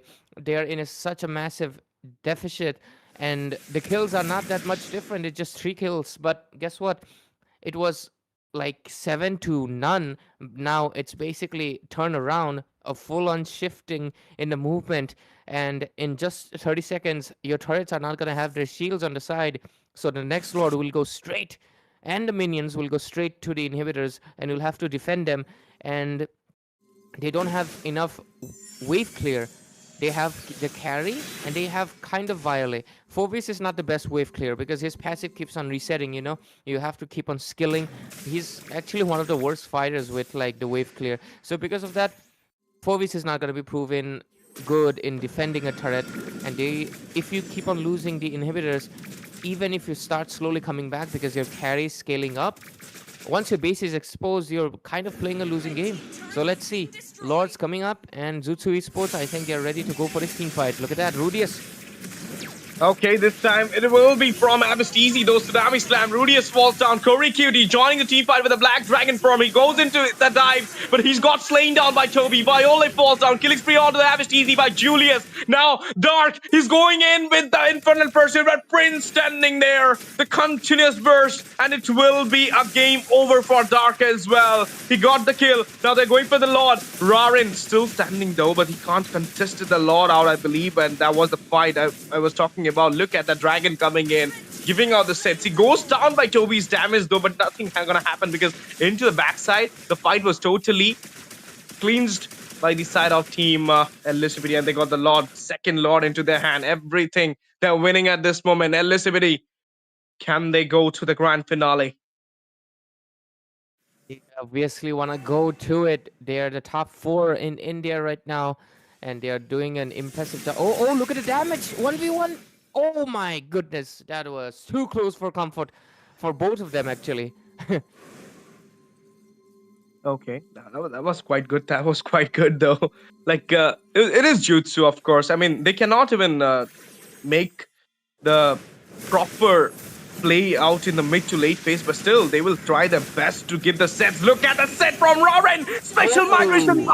They got 2 into the hand. A double kill. The comeback happening. He went for the Tsunami Slam, but the Purify. It will be working so well, but with the second Lord, defense comes from Jitsu. They managed to hold the game a little bit more for their side. They're not giving up. They're trying their best to make the set goes into the 5th game decider, and now it's a chance for the side of Zutsu Esports to grab up some structure in this time. They will be grabbing it up as well. Senju trying his best to clear out the minions, but nothing gonna happen. But out of the bot side, the minions are coming in. You need to clear it out. Julius goes for the aggressive setup. There is the Corey QT following up with the Black Dragon, but now the Infernal Pursuit coming in. He went back. The flicker comes up. There is the Rhythm of Joy. With the help of Rhythm of Joy, he finds his back there. Senju, he gets some damage. He goes back as well. That was a good outplay. All the resources got baited down from both these sides. I think that was also pretty close for the Joy, and Julius is somehow surviving it each time around. But Julius, you gotta play it a little bit safe, or maybe go for that Winter Crown or the Immortality pretty soon, because I think if you get taken down, the Lord fight, it will obviously be an open end for Zutsu Esports. So let's see what EVT can maintain. If the Joy can basically maneuver like I mean, I know she's like a cat. No, she's not a cat. She's a what is she? Leonin. She's a Leonin, yeah. What is the Leonin species? They're like a mix of cat and rat, but whatever. Oh, Black Dragon. That's what I was talking about. Okay. But look at the Toby's damage. He managed to delete him down. Now another one coming. Corey Cutie might be in trouble. Dart falls down. Corey into the hand of Toby. Double. The Toby back.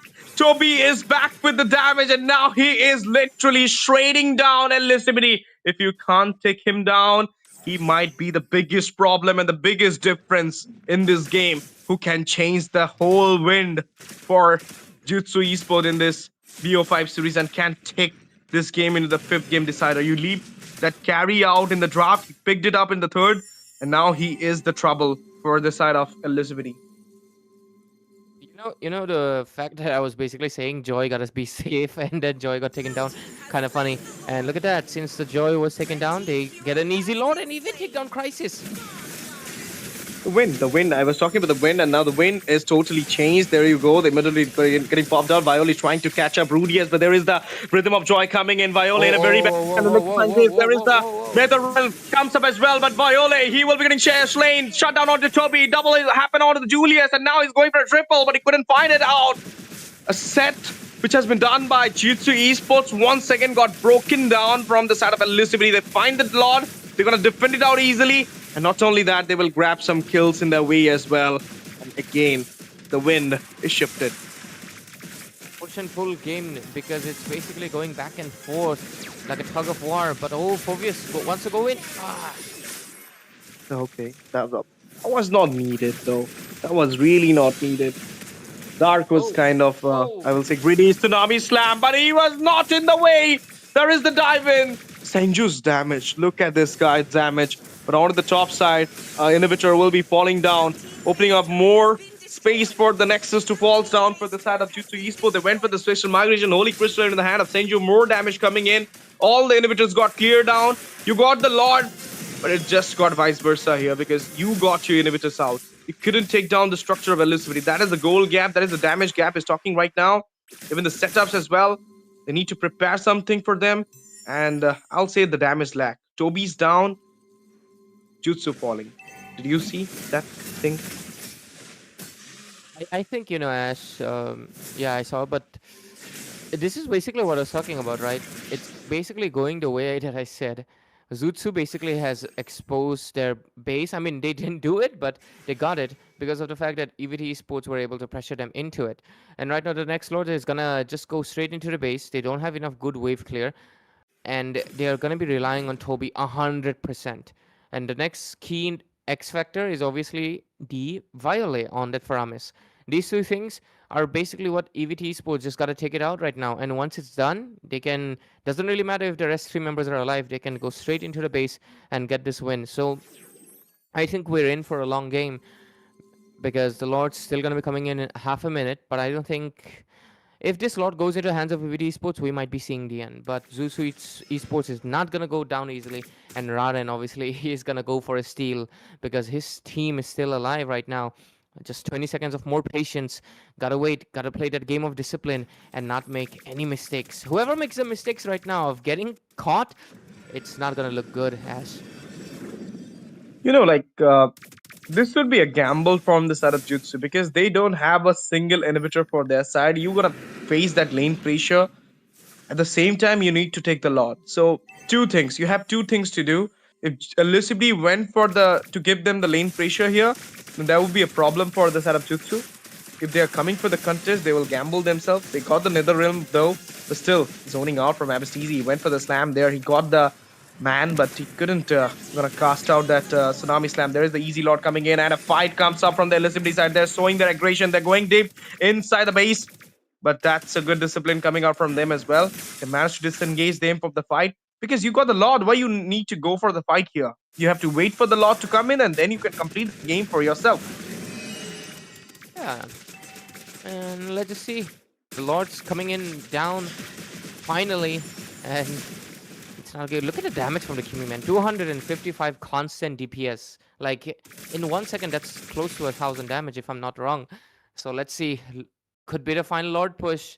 Ash, what do you think? Can the side of Zutsu defend this? Toby, big responsibility on him. Minions crashing in.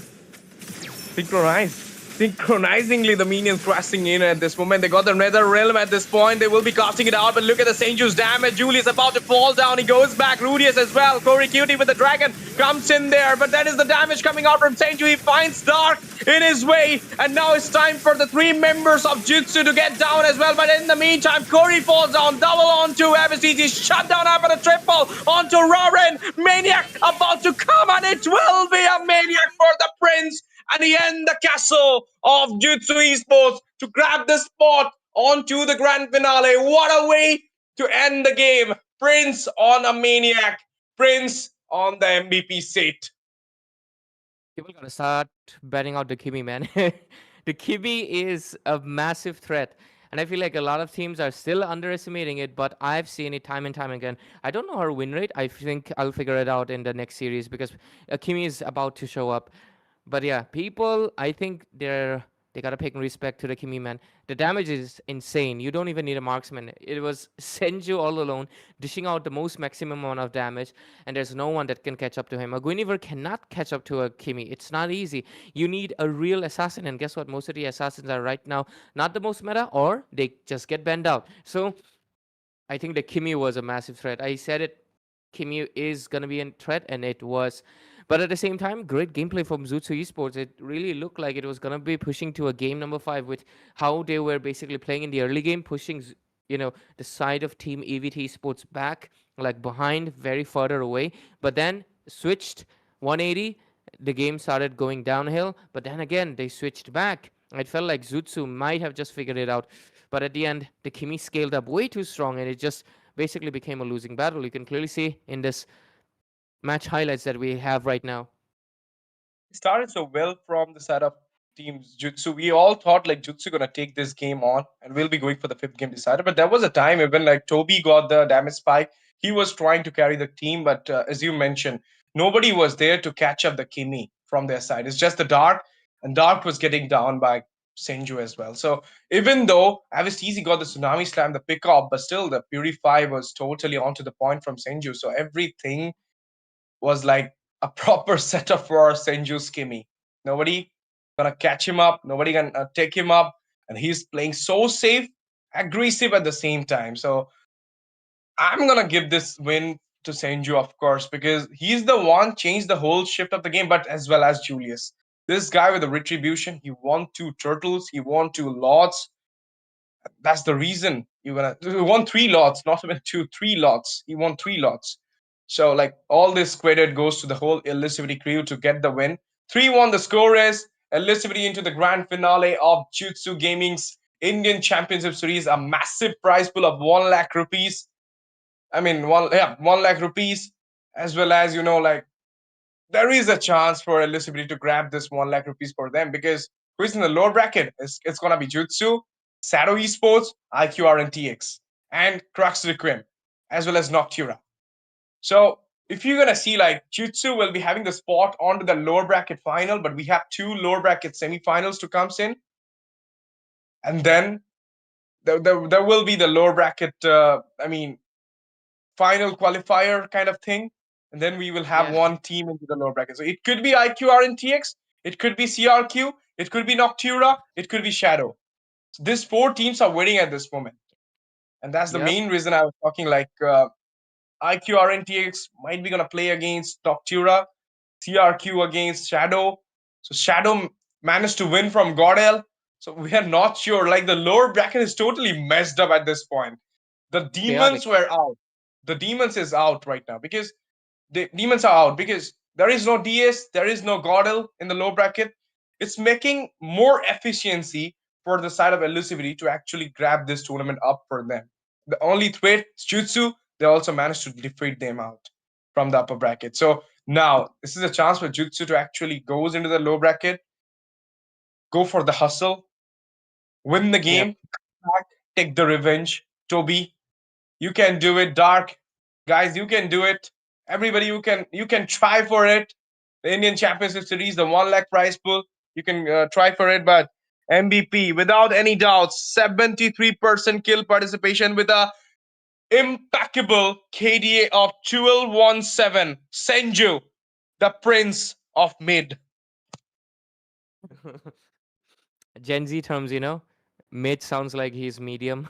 But yeah, Senju, undoubtedly, man, this guy is a monster. And I think AVT Sports right now securing the spot in the finals, they are looking extremely strong. But hey, just like I mentioned, there's so much chaos in the lower brackets, man. There's CRQ, there's Noctura, there's IQ, RNTX, there's Shadow Esports, and right now Zutsu waiting for their opponents as well. So I think we will have a very chaotic lower brackets for basically the next series. I'm really excited to see what will happen. So I think without any further ado, we will move into it, ladies and gentlemen. So we'll see you in the CRQ versus Noctura. That is going to be the next series. So make sure to stay tuned on Zutsu, and we'll be right back.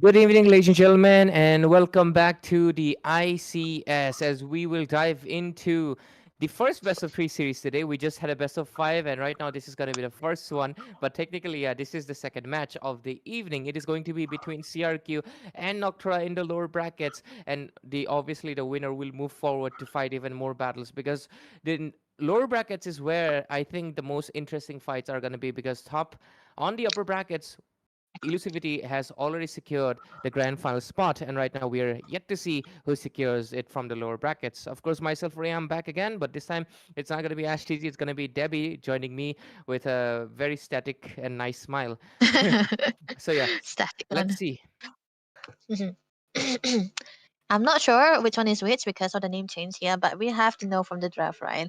So let's see for the other side for the first pick here. We first band here we can see the Hilda bent away. So Crux Requiem. Okay, there we go. Crux Requiem are onto the red side. Dushin always got to be taken away, and this time, it will be targeted. The Freya also gone. And the Yuzong will be taken away. Yuzong have like today Yuzong is like 100% participation, right? It's either banned or picked. So new respect for this guy. This guy and Granger, damn, Yeah, they Granger. be getting used like forever. And I think lately this guy has been Mhm. popping off a lot. Despite the Mm. adjustments to the War X, he's still one of the strongest fighters from the early to mid game. And that is where most teams Uh-huh. specialize in. Once it goes into the late, you don't have to worry. Most of the time, if you got a Kimi, the Kimi is already taking the game. And if you got a good ADC, you've also handled it. So with this Noctua Esports, they're going to be banning out the Freya and the Grok itself as well. Good bans. On the other side, what is going to be Mhm. closing with a Kalia? Oh, Kalea is a very, very good band that can come to onto the right side whenever you're on the right side. But the thing is, Madara can be targeted when he with the Kalea, Gatot, and the Grok as well, but they took away the Grok. So, I feel like Are has more in his hero pool in comparison to Madara, so they have to be targeting him just a little bit. Oh, whoa, whoa! They ban out the CC instead. The first ramen here is to be into the gold lane side here. Now that the Kalea is completely open, Noctura, they might want to maybe prioritize onto the room first pick here before it gets taken away because that's what you usually want to do. Do not force him into hero that he's really not comfortable on. Or maybe the Gatot, right? But then again, the Hyunjin can become in a very handy situation because both Seramun and Kia, they played that hero. Yeah, both of them do. So let's see what is going to be. Yeah, I will still take some time to get adjusted to the fact that Sarar Moon is the gold laner, right? So Mhm. damn, it's like a whole 1.5 year. We called him jungler, jungler, jungler, and suddenly he's the Jungler, gold laner. jungler. Yeah, he just switched. My man betrayed all the junglers. But yeah, just jokes aside, let's see what CRQ is going to be going with. It's been a while since I've casted for them, and I'm really looking forward to the strategies they will bring. And I think I also see a new name, which is I think Yahiko, right? Really great Yeah. that their team has expanded. Would love to see Faden is with them now, right? And Yep. obviously, one Not thing I Faden. really love that Array is still there. And is Lomsang also there? I think he just changed name, No, right? no, no, no. Or No, not? it's Okay, not no. Lomsanga. It is Yahiko is the pride that they have so far in Cook's. okay. The rest And of the working IGNs, on I'm a bit confused. Who are they okay, working I'll on? tell you. Gonigon. Gonigon and Yahiko are from Nepal. That's the new players that they got from Nepal. They are very good. You know, right? Yahiko and Gonigon. Yes, I They're know the Yahiko. T2K with Apex and Vich. And then working on dying, it's just Mr. 27 guy. Yeah, I'm not 27. surprised. I'm not surprised. That's him because this Yeah. guy always comes up with the most unique names. Good job, you 27. Love to.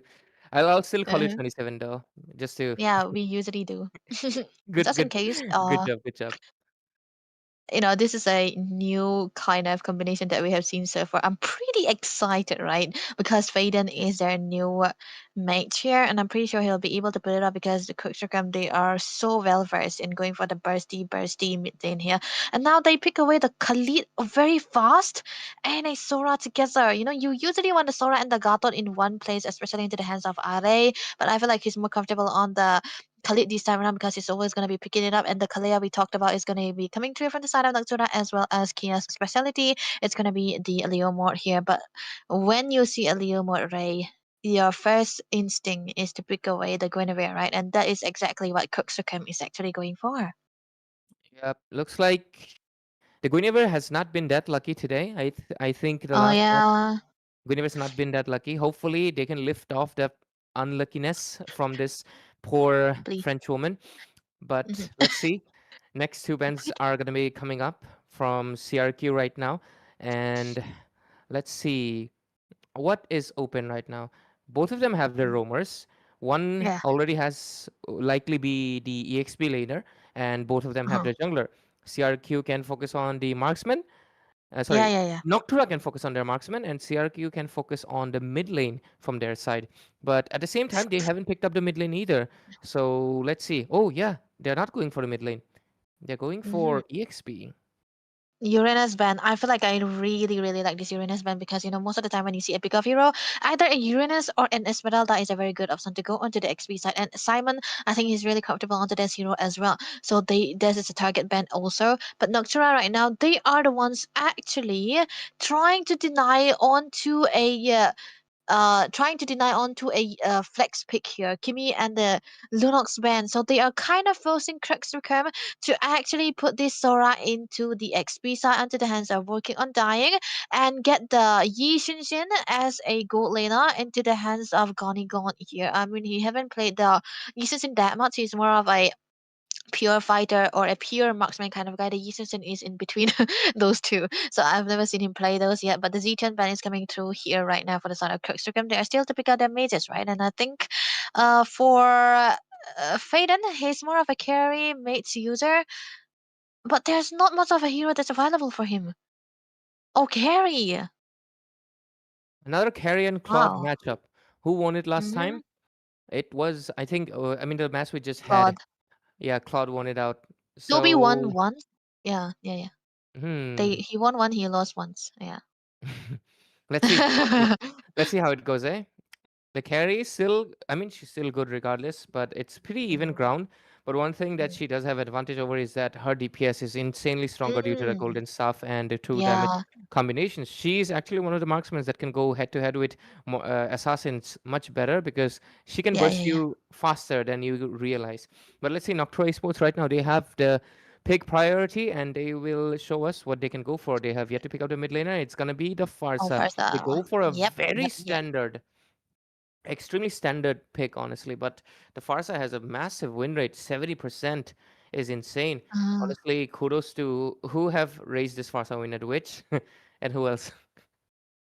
Bates, Faden? Faden's been spamming Farsa a lot. I mean, when he was in Johan too, he always picked out the Farsa. But Kadita will Oh, be coming through, definitely. This is the second time he's gonna be finally. playing the Kadita in Cookstricum, and especially in this tournament. So I think he'll be able to match up to the aggressiveness coming through into his team as well as side of Noxura too. And against Savage Warrior, I think the range is definitely gonna be lucky. Now he's gonna have to force out of Purify most of the time. But this is such a confident pick coming through from the side of Cookstricum, I presume, because looking at the setup so far, they're gonna be so dependent on how Gonigon is able to play it out, especially against the Cloud, and they kind of making sure that they also have a burst on their own onto the side. And we also talked about how Faden is much more better on a hero that can burst. And I feel like Kadita is such a valuable option for him here. He's gonna have to be dependent on what kind of pickup he's gonna be going for, and then set up for Gonigon here.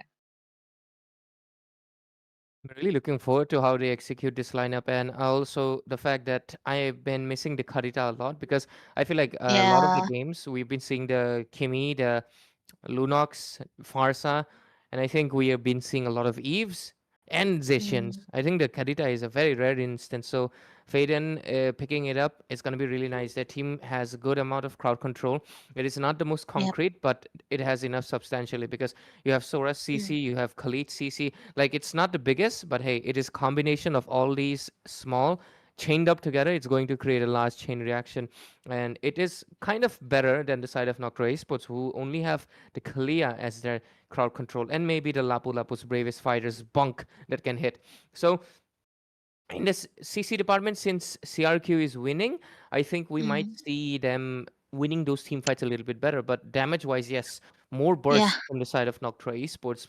But obviously, that is more into the early side because as soon as I think the game goes late, CRQ has a better scaling.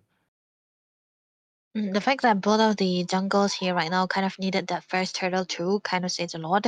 And I feel like they are equalizing on to the amount of scaling heroes that they have on their side and the early game that they also can set up for. Most of the time when Crux plays into the early stage of the game, even if they lose out that first turtle, Yahiko usually wander off, right? He wander off onto the opponent jungle and try to get out of those buff and deny it also. And into the first phases of the game also, he usually goes for a steal on the face of the other jungle. So let's see what kind of boss thing he will take this time around. And with this, we're into the land of Dawn, ladies and gentlemen. Welcome in. This is the first best of three for tonight in the lower brackets. And obviously, these are the elimination rounds. Already so much poking in the mid lane from both of the sides. And to be honest, it is quite common now. Both mid laners Yeah. just like to go ham, and so does the roamer. But with this, let's see how the rotations play out. I think so far it's just poking, but Leomord with that new rotation. Mm. A new kind of rotation, a triangle one at that too. And I think this is kind of, this is a adaptation of knowing what Crooksrockham is actually capable of. Because when you let go of your buff unattended, especially mid lane, Doom. Mid lane, a lot of damage being dashed out, but of course, the quicksand is going to be helping him survive. And even a knockup just stops the Kalia and the Farsa from making any move. Quite close, but to be honest, I feel like almost all Khalids have to recall in the early game because they always play very aggressive. hmm We could see how aggressive was Rudius also onto that Khalid. But right now, a bit of a contest onto the fire beetle here. I think working on dying. Look at that. Okay, top lane, a lot of damage coming in. Kalia might be first Adara? blooded right here, but he's regenerating a lot, and the damage is Mm, not going to be enough either. Kia doesn't really spot him out, so Khalid is going yeah, to be fine and just regenerating back to max HP. max HP, and that is gonna be a good one for the Haruma here right now. But Gahiko still not level 4 because of the loss onto that fire beetle. They might try to find something here. Oh, here comes the change CC that Oh! we were talking about. Kia gets obliterated, but at the same time, the bomb comes in. Lapu Whoa! Lapu responds. Simon takes a kill on to Faden, and right now he's looking for the Sora, and I think they'll be able to get it. Yes, they do, but it's going to be Okay. Savage who are capturing the kill. Oh, Yaiko still goes in again for a knock up, but just decides to obviously cannot commit right now. Turtle still stays open. It stays open, but with two deaths down the drain for the side of Instagram, it was unfortunate that Higo did lose out onto that beetle, which made him a little bit late onto the level 4 here. But mid side though, Oh, Kadita, the typical gameplay of obviously that hmm water assassin takes down the bird. Even though that shouldn't make the sense, bird. birds should be in the air. Yeah, But yeah. usually, like the bird does eat the fishes, right? But never mind. Doesn't it looks disgusting? Never mind. But yeah. Okay, but Madara is just trying to give out into the mid lane here. I think this is going to be a bit of a disadvantage for the side of Kalia here. He's going to have to need his team if he want to go for the set. But for a hero like the Khalid, you usually can go alone and be independent, right? And this is the same story for the side of the Kadita here to Faden. He can go alone, try to go look for Franks here and there, and he will be able to do it alone. But look at the Petrify missed! Oh my goodness! And that's the classic Faden emote here. 1 second. 2-4-2 score. And the Mhm. turtle advantage for the side of CRQ. What is the game plan going to be here, Debbie? Like, just try to farm Yeah. up their marksmen? Or will the junglers try to control the pace a little bit better? Let's see. I think the focus has been shifted towards the goal lane. Look, 4 people Oh. towards the bottom side. They want the claw, they want the thief, they want the monkey. And I think they will be able to get it because 4 people is not something you can handle all by yourself.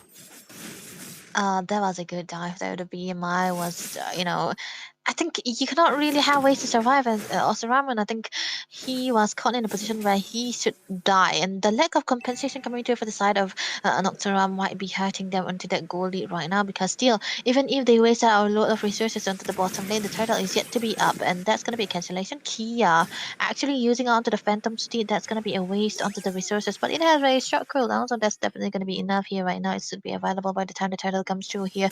I don't know about the setups here right now, but gold lane. I think this should be enough to give them a gold lead for CRQ, especially into the hands of Gonigon. Yeah, so far CRQ looks like to be in control of the momentum and the pace of the game. And again, they recreate the same thing. But Khalid this time taken down quite low. But the Guinevere comes in with the Violet Requiem and gets a kill. Claude falls in for the same trap twice, and there is no backup because the backup is on top. They're going for the turtle, and even then, their jungle loses out and actually gets taken down. But Simon tries to make up something, takes down working on dying. Kind of funny. Yeah, working on dying. He's like, his life must be so bad, man. I feel sad for the guy, but honestly speaking, everyone's, yeah, he really liked it ITN. But 27, that's a very, very signature name of his, so we'll just have to use it there. But onto the other side, Array, just trying to give a vision on where Simon is going to be. But this should be a free turtle for the hands of Yahiko right now. This is a good start for a hero like the Guinevere because you kind of need to have that level lead if you are going to go up against a hero like the Leomon. You don't want to be less tanky. You want to be very, very uh good onto the positioning here too and have a good advantages onto the bushes here, especially together with the Kadita. So now look at the memory. The position of working on dying and the position of Faden. If anyone goes into the bottom lane here, I think it's a done deal for them. And Kia, he doesn't know he's the fish here. Yep. He gotta watch out. You're not the horse. Mhm. Oh, you can be a horseshoe. You can be a Or what is shoe. that? What is that fish called? That looks like a horse. It's actually not called horse. I forgot. But anyways, into the top lane, Right? the rotations have been made. It Good. looks like they're really focusing on the Claude, and Lapu Lapu comes in for a little bit of backup. But Kia, you better watch out. That is a 1 versus 2, if I'm not mistaken. And yes, it is. He's dishing out a lot of damage. He's sustaining really well, and I think he might be able to go for a shutdown. But no, 27 gets a kill on to Kalia, but Kia gets a revenge kill on Yahiko. But at the same time, the fish takes down the horse again. Oh, that's not really something you can see. But now I think Faden is so available onto this map right now. Gone in a position where Benny Cutie usually stays.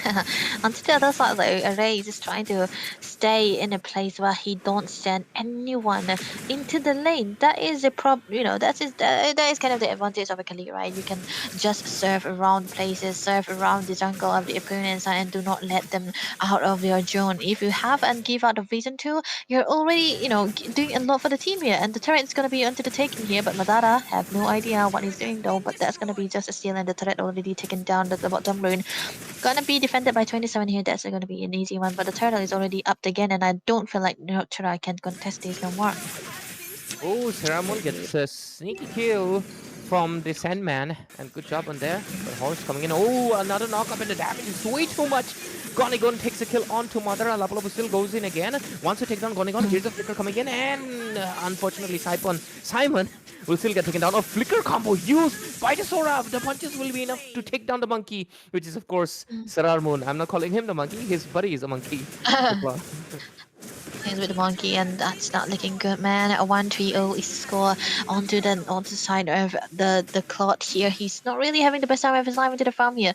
This is what you usually suffer when you are playing a Claude with a Purify against a Khalid. You're just gonna be always spotted away, and the carry is definitely gonna be having a greater time in comparison to him too. And I feel like he's gonna be able to get out of Trinity soon enough. But Simon here, he's already level 10, but still not definitely good enough. But Array is trying to zone him away. Let's see. Here comes Lapulapu. He retreats for now, but so far, CRQ just doing a spectacular job. They're ahead of 6 kills. They're ahead almost of 5 times. Oh, here's a good knockup coming in from Madara. A flicker combination. You Sora actually get pulled inside the thread, and a revenge kill finally coming in from Madara. And obviously, the remote too. Yeah. But damn, was not expecting the roamer to just get the kill. He pulled that Franco tech on a Kalia. Impressive work. Impressive work at that too, and that is going to be the only compensation that Noctura is finally finding on, but that is an XP laner and not a shutdown kill too, so definitely not a good one here. Gonigon should die. He's going to be, if he's targeted upon, he should be able to be, he should be taken down just by the force of that, damage coming through from Savage Warrior as well as the Kalea too, Madara. So, but the thing is, there's a big problem here. They cannot really get through the frontliners of the side of Cook's Requirement. But right now, though, wait. Saraman, he's got to be careful, man. But that's another turret down the drain into the hands of Cook's Requirement mid lane. Mid laner already a fight engaging out, and the damage from Gonigon is a little bit too much for Madara. The team fight still going in. Kia gets a kill onto Arya, but obviously at the cost of his life. And right now, they have lost 2 for the price of 1. Again, another negative trade for Noctura Esports. Yeah, that's a trade, a big trade one of that too, because that's a Roma for a jungler, and you don't really want to see your Leomord die into the early stages of the game, especially right now here when he's gonna be in need of the farm. The bread buff will be taken care of, but Mr. Ramon in trouble. And he gets taken down. Not looking good. The carry has scaled up way too Oh, much. 305.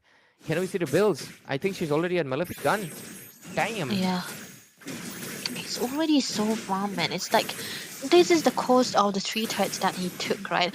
If you have taken down 3 turrets already, wait, Faden is in a position where he can go for the flags, try to move there and there, and Savage Warrior might eventually be his, roasted chicken here, but I don't think he's in the past to try to do something out here. But the Lord is going to be taken care of by the side of Crooks to come here still. Now, I feel like they still, need to freeze it down onto the lane, do not give any farm into the hands of the side of Noctura. But look at that. Oh, what a beautiful engage coming in from the Oh, side of Team Noctura Esports. But unfortunately, that engage wow. was right into the trap for CRQ as they get a full-on wipeout. It was completely a trap, and they bought into it. And CRQ just won that team fight out with a full wipeout. And they're just waiting. Yeah. They're just waiting to end the game. They can end the game, man. The lore is already into their side, into the top lane here. 10k gold is what they have. And the insta burst, okay, yeah, here you go. You got to be careful, man. But that's gonna be an end here. It's definitely gonna be a domination sweep coming through from the side of CRQ. That isn't, I don't know. The team fight was just too much clean. Then I have no word about it, Ray, because you can see the targeting coming through from Faden. He was basically targeting onto Savage Warrior. We all know that that is a Farsa, and he cancelled out just he making his entrance just on time when 27 was able to get onto the frontliner. He was focusing onto the backliners, and that Farsa, when the Farsa died, there was not much of a damage output coming through from the side of Noxura, and they weren't able to defend this, and they just end the game just like that, I think they fastest. played a clean well. Like Yeah. played a very well and clean game right from the very beginning. They had a plan and a strategy, which was obviously just try to go for the pickoffs because you have a Guinevere. Guinevere is a pickoff here after all, and they have a Khadija, double the pickoff. So Guinevere caught someone, or the Khadija would also dive in, or if not, they would catch people in two different places. We noticed Mm, when Guinevere was taking down someone, the Khadija was all the way taking down the Farsa. I think we saw, like, look at this. This is how you basically play in the pro scene. You jump mm, all on top of someone. But good yeah. retaliation came from the side of Simon in the early game when he had the damage and they were able to get a few trades. But as soon as the game went a little bit late and they started to get tanky, it was not enough for Simon to do anything in the back end. It was mainly up to the Claude. But guess what? They marked the Claude right from that 3 minute mark and it did not let him survive. And I feel like they needed to give Claude a little bit more space from the side of Noctua Esports. They needed to protect him Mm. a little bit better. The fact that they went together, the Clone and the Kalea, when the carry and the Kalea could have been an option like Jutsu into that game. But then again, I think it's more of a comfort, right? I've never seen Ramen play the carry either. He's more of a Clone kind of guy and a fighter kind of guy into the goal inside. But yeah, honestly speaking, this is kind of, created, the momentum created by the side of Crooks was so hard to come back to Crooks and Nectara. They did try to, okay, I saw that. They did try, right? They did try so hard to try to go for those compensation most of the time across the places. But Cook's requirement, they are so well versed in trying to calculate where they should be trying to go for the team fights most of the time. And they cannot really care enough. And here also Yahiko was able to get a kill onto the Lapu Lapu. Simon unable to force the targeting onto the carry as well. And he's just, too tanky, too strong. He had a lot of damage and he has a tankiness at that point of a time also. And there wasn't anything Noctura could do. 10k goal lead is what's happening here. And we could see, right? The differences that it made when you have a lot of goalie into the side and build up the Trinity and the fort built already, especially into the hands of Gonigon, there wasn't much that they can do. Noctura, they have picked out the Farsa to try to counter up the carry, but if the Farsa is very busy being taken down or being targeted upon, the carry is definitely going to be hitting, and that's what we saw here too. there wasn't anyone who can just target onto this carry, and he just was free hitting and with full build zero. That just means that he had a good game very well. Damage taken, man. 9%. He didn't even take a tenth of the damage. That just like it just goes to show how untouchable he was. Usually marksmen's round off around 15% of damage taken because that is basically Mhm. they take in the damage around 1/6 of the team. That is usually how it Yeah. goes, you know. That Mhm. I mean that's how marksman should play. Unless you're playing like a tankier marksman, like something like a Brody Mhm. or maybe the Harith, or your damage taken is going to be higher. Or even funny enough, I have had 45% damage taken with a Hanabi. Don't ask me why. That's when solo queue things. When you're the tank, the fighter, the jungler, everything, you gotta take up that role. But yeah, 9% is insane. Yeah. And Zushin with 51 bans? Is that what, 90%? God He damn. is like she's like almost banned. I mean, banned every time. And I feel like the majors here, the mage players here, will forget how to play the Zushin right now. You know, it's always gonna be banned into the rank as well. So I think everyone will forget how to use the Zushin. So I wish someone let go of these heroes so that we will be knowing who played the worst Zushin now that it's open after being banned for so long. You know, the only times you can get to play the Zushin is in classic. That's it. So even in tournaments, you don't play it, man. Crixicum though, very good adjustment. They bent away the Zetian. They don't want another utility into the hands of Savage Warrior. And the Zetian, of course, we said about it. The Freya also banned the Grok taken away by Crixicum. The thing is, Are does play the Grok, right? But it's not his top priority tanks. So that's also the reason why Crixicum always banned it away. And so far, Noctua Esports, let's see what strategy they can pull up right now because they gotta, or else they're out of this competition. They've come quite far, Mm, they've defeated a lot of teams, but right now there stands a team that feels like is up to the challenge. And of course, it is none other than CRQ. And it's looking kind of scary for them, but hey, it is still early to yeah. judge. Let's see the first three Mm, priority picks. The Zacian ban, interesting from the side of CRQ. Usually you don't see the Zacian being banned in the first phase, first pick. Interesting mm, choices. What will we see? I don't think CRQ will ban the Kalia. They know how to deal with the Kalia. And yeah. what will Noctra ban? Usual. Okay, Quicksilver, they banned the Yuzong. This is 20 times already. And Simon, I think, is definitely comfortable onto that hero too. The Sora will be taken away again. What is this ban coming through from the Okay, Claude is what Noctura kind of take it off. And I don't know. They want the This should carry? be a Yishun. I feel like, Saramon, I've never seen him onto the carry though. He's more of a Yishun Claude kind of guy. So if they ban the Yishun here, I mean, if they ban the Claude here, it's either the Yishun together with the, what is that? The Gatot. They can pick up those two heroes, but is that gonna be too much of a gamble? Because they can be easily countered too if they pick out those heroes very early on. Yep. And also, I kind of find it funny if Saramun goes for the Oh, YSS, it and is. yes, he does. It is funny because he used to play YSS as jungle for so long, right?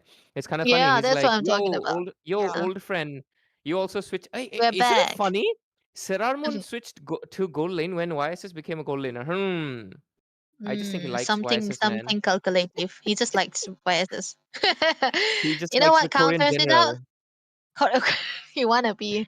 I mean, he looks like one, so who's complaining? But you know what? Now that we can see the Gatot and the Yishushin, I would like to see comfort on the hands of. Oh my Oh, god. there we go, comfort. We were talking about the comfort and Crooksicum Yahiko. Ante his comfort. That is gonna be the Fanny. I hope Insane plays What's This Man because he's been complaining like I wanna see Yahiko's Fanny, and finally it's open. There we go. Let me go text him. Yeah, go text him.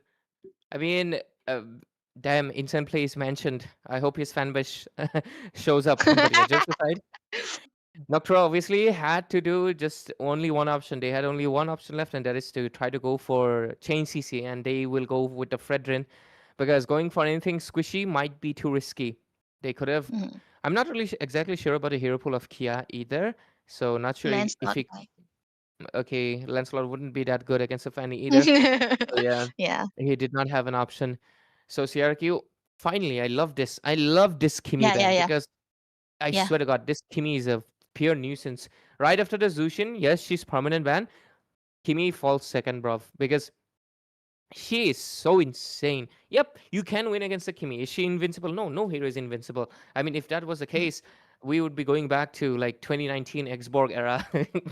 But yeah, I think Kimi is definitely one of the strongest power picks right now, and banning her out is a good option. And at Valentina, is that the first time ban on a Valen? And is that because of Savage Warrior? That's crazy. Yeah. Oh, I don't know. I understand that the fact that still Noctura could have gone. I was trying to say that they could have gone for the not Noctura, Crixocam. They could have gone for the first Fanny instead of the Hilda Fanny, so that the amount of heroes that Faden should be playing will not be limited down. But the fact that they kind of prioritized onto this Hildas, Yeah, they could have picked they the might Kimi have. Yeah, themselves. Kimmy also, but I don't like Faden on the Kimmy, man. It's like it was 100%. He used Faden is not bad on Kimmy, but he's not best Kimmy player like Violet or Beat or something like that or Asuna, Faden, man. just remember one thing. The last time she said default was not good, they won. So I was Devi okay. has a Um, Devi has a Uh, power. So you should be happy. is it a power? Is it a power of curse? Oh my Both? god. Oh, A lot of Granger. Huh. game. Granger.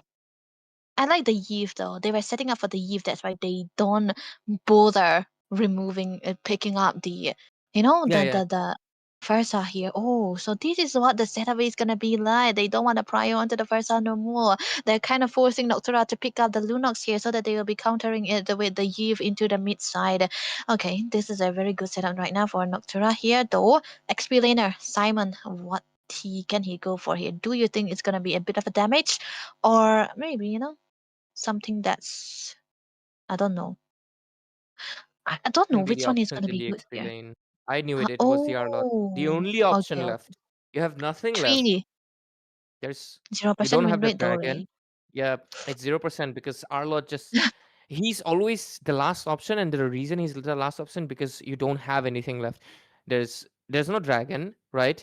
You can't exactly go Mm. for a Phobius in this because you're just gonna get stuck in the RWM. Yeah, yeah, yeah, You're gonna yeah. be caught. Phobius is not an option at all. So the next best option, you just got either you play a tank EXP and just not provide anything to your team like a high loss, or you just play this. Esmeralda is not going to be that value either in this game, right? Because Mm-hmm. they could have picked the Esmeralda, but then it's the Fanny. It's not going to work that much. They are going to be settled with the Arlet. What do you think though? They picked up the Esmeralda, but I Mm-hmm. guess they would not have any CC for themselves. I think I they're feel like fixating on the crowd control, right?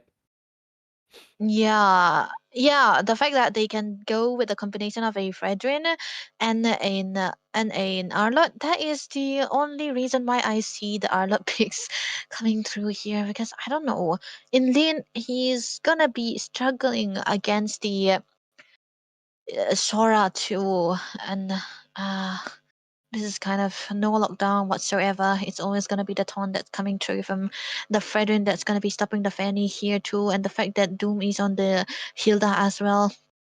The jungle will not be the problem, but the goal laner will be the problem. Will be having a problem here. The execution is what matters the most, right? Absolutely right. And with this, we go into the Land of Dawn. Ladies and gentlemen, we might see this series end right here, or we might push it to a 3 if Noctra Esports can make the comeback. But let's see, right? Execution, the main point. The draft looking a little bit sticky for the same reason. Noctra Esports feels like they bought the bait, and that's a Yeah. bait right there. Madara, watch out, because that's the first blood in the making. Oh, I think they're taking too much bait, man. I think Madara should have known bit. the Fanny's coming.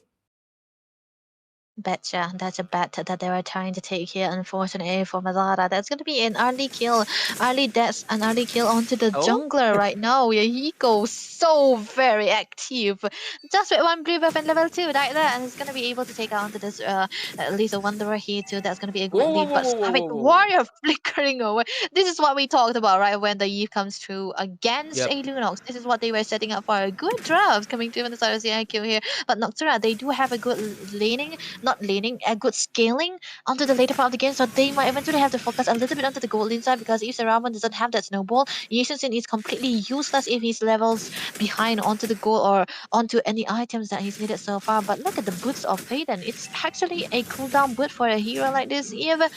Yeah, he wanna be active around the map, it seems. He wants to spam that RWM and he wants to spam that second skill. I call that the treadmill because it looks like one. Treadmill. But hey, look at that. Kia right now caught in the midst of 3 people and gets bursted out. Too much Yeah. damage from the side of CRQ. And they're just going to be scaling up. Yahiko is about to be level 5 with this turtle. Oh, Not looking good for the side of team Noctua Esports, because I'm going to be honest, they have bought the baits. And right now it's looking very dangerous, but mid lane. Oh, Savage Warrior 1 versus 1 gets taken out. He doesn't have the brilliance yet. And the Eve just partying right now. Even she's going to be level 5. Arlott goes in for a perhaps a okay. kill. Oh, That he's actually able to go for, because that was a flicker committed. But guess what? When you commit with a flicker, there's no escape. And that's a kill gone into the hand of someone you don't want to give the kill to. Gone on the There you go. Granger. But again, they're just obliterating Kia. They're causing... Damn. Hampton. This is definitely not a good sign for NOC here, man. Hey. Oh, that's a good kill. Saramun, yeah, he's not a jungler anymore, but he's still working as a jungler right there. But Madara able to dodge away from Yahiko's cables and those threats. But still, he's gonna be very healthy here. The blue buff might be in jeopardy again, but look at Kia though. He's just level 4 to a level 6 Yahiko, so this should be a contest. Are they just starting it Oh. off? Okay, AOG popped in. Hila's gonna be taking a lot of damage from the Chaos as well, but here comes the RWM. Oh. 3 targets underneath for the Brilliance. Is gonna be help them catching them out. But look Wide. at the other side. Sora versus Arlott. This was expected. 1v1, Sora wins it out. And it's Yep. not looking good for the side of Noctura. The only kill they've gotten is by overcommitting. Arlott went in so aggressively, only then he could take down the Eve. Yeah, I don't know, man. This is why I kind of hated the idea of Arlott going to the onto the XP against a Sora. You don't usually want to play out the Arlott here. It's also one of the reasons why he have 0% win rate onto this tournament so far. But top lane, Top lane engages, flicker Oh! goes in. He survives on the other side. Ah! Yahiko cable styling. Whoa. oh, Yahiko, come on. no. Okay. Was he trying to tease? That wait was deliberate. That wait is deliberate, isn't it? He stopped. He Oh, yeah. had energy for cables. He stopped. This is not the best game for Noctura now. Everyone is losing out, whether it is the goal lane or the XP lane. Everyone is losing out. So this time around, it should be very important for Simon to be out of the lane, just like out of the turret. Just go for the device if you wanted to. But yeah, he go right now. He have the ways to try to go in. Yeah. They're looking for Kia again. Kia has to play a little bit safe. Kacha already used up his AOG. Cannot exactly escape. Sora comes in with a combo. Here comes the RWM. Yahiko takes a kill onto, of course, the YSS. While the team fight is still going on the other side. Yahiko is all over the map, man. He's taking out the goal laner. Yeah. He's taking out the EXP laner. He's taking out everyone. Hey, Doom. You got to be careful, man. I know you want the turret, but you're not invincible. That's a 2 damage coming through, and that is going to be healed out. Of course, it's going to be healing it up. But into the mid side, though, that's a good clearance already committed by Noctura. But the fact that they have to be the ones staying together in one place, and Kusukum, they are able to play in the 4-2-1. But look at that jump. A lot of damage coming out. Oh my god, Oh, Yahiko is not yeah. letting Sirar Moon breathe in peace. And on the other side, Simon, he's getting the whole gang on him and getting obliterated as well. Their side lanes are destroyed. Their jungler is downed 0-2. And their roamer is also not able to sustain all the damage that's coming into their face. Oh, very aggressive. Just tries to defend it, but that is 2 resources wasted. Gonigon Yeah. wants to take the kill. If he goes in, no, the fact that defending is still around, man. But Oh my top lane! god. I don't think it's a good game for Saraman, man. Ceremony is not able to do anything, but finally they get a shutdown by the chain CCs on the top lane. Sora trying to do Eh? something. He does get the kill, but at the cost of his life as well. Finally, Noctua Esports gets 2 shutdowns and gains a little bit of gold back, but it's not going to be enough. It is still 5,000 ahead as CRQ will move forward and take down that bottom tier turret as well. Yeah, this is definitely not a good sign for the side of Uchiura here. Array though is just trying to give out a bit of evasion here. And Gun just not able to land out onto those bullets right there. But still, looking at the goal lead so far, 7k already in 6 minutes of the game. This is the first time I've seen it, Ray. But onto the other side though, we can see the builds coming through here. Both of the mage and the damage dealers are definitely out there. But Badara? Madara taking down quite low. Sky Piercer might be triggering, and yes, it Ah. does. Is he building Blade of Despair as first item? Yes, he is. Granger is confident. I feel like it should be still Hunter Strike Man because you're gonna be needing the movement speed too. But here he might Look this at might that. be a BOD game. Oh man, he's not gonna go full build onto the Hunter Strike. Still, oh, this just means that they are definitely going to the snowball already, and the turtle again into the hands. That's like another big stack onto the Capriccio too. The blue buff cannot be taken by Kia here because Array is there. AOG.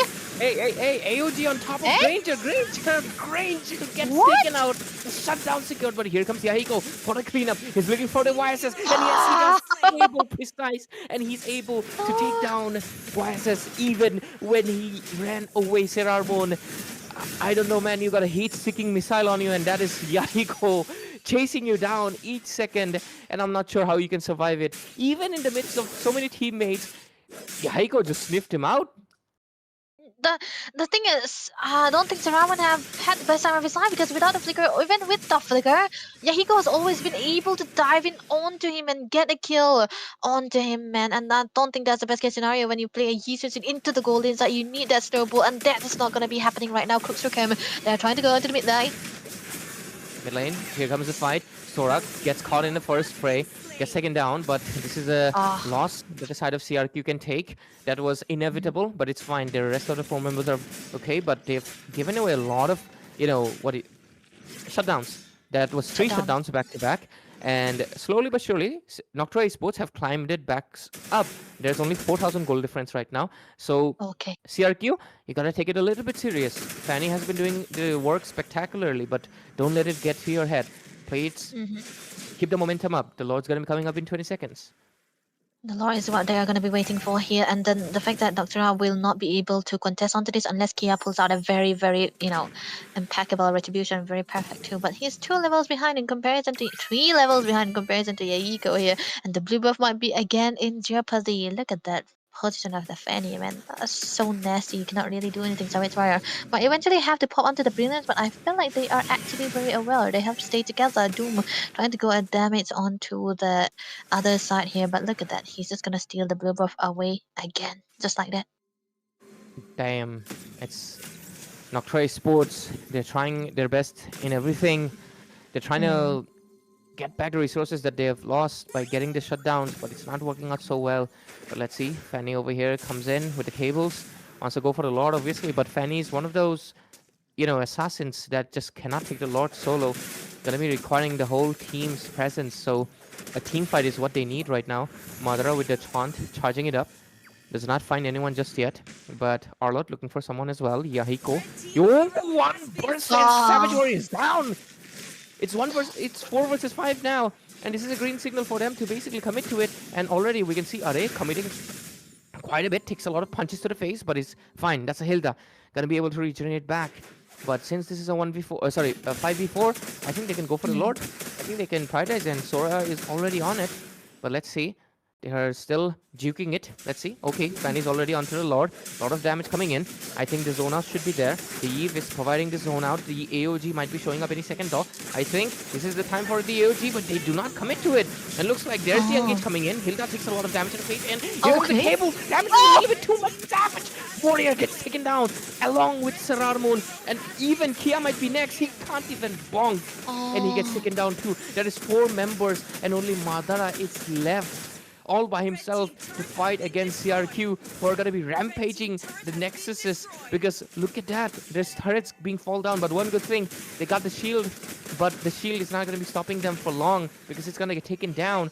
Gatot is the only one that survived, and only because of the AOG. I feel like, oh man, that is the unfortunate outcome of letting go of Yahiko's Fanny.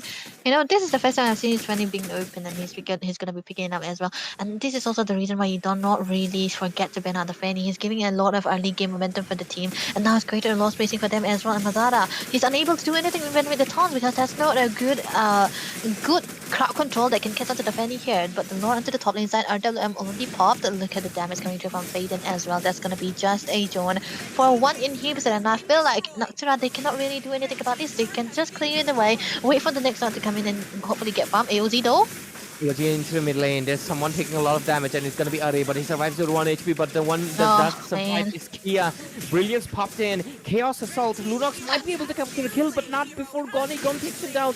The burn was not enough, and with this 23 to 7. Oh, look at that. Arlott wants to do something. There's not enough mana though. Is he gonna be able to do what he wants to do? He's gonna be going for the final slash. He does have the markers, but it's not enough. Not enough damage. Rose Gold popping in, but here comes Yahiko for the cleanup. But his fine. Okay, not enough damage. Oh, there was godlike secured. Not enough energy. He still wants Serrar mode. He's trying to eyeball it, but might be Okay. good to just retreat it. But oh, they're getting even Happy more with it. inhibitors.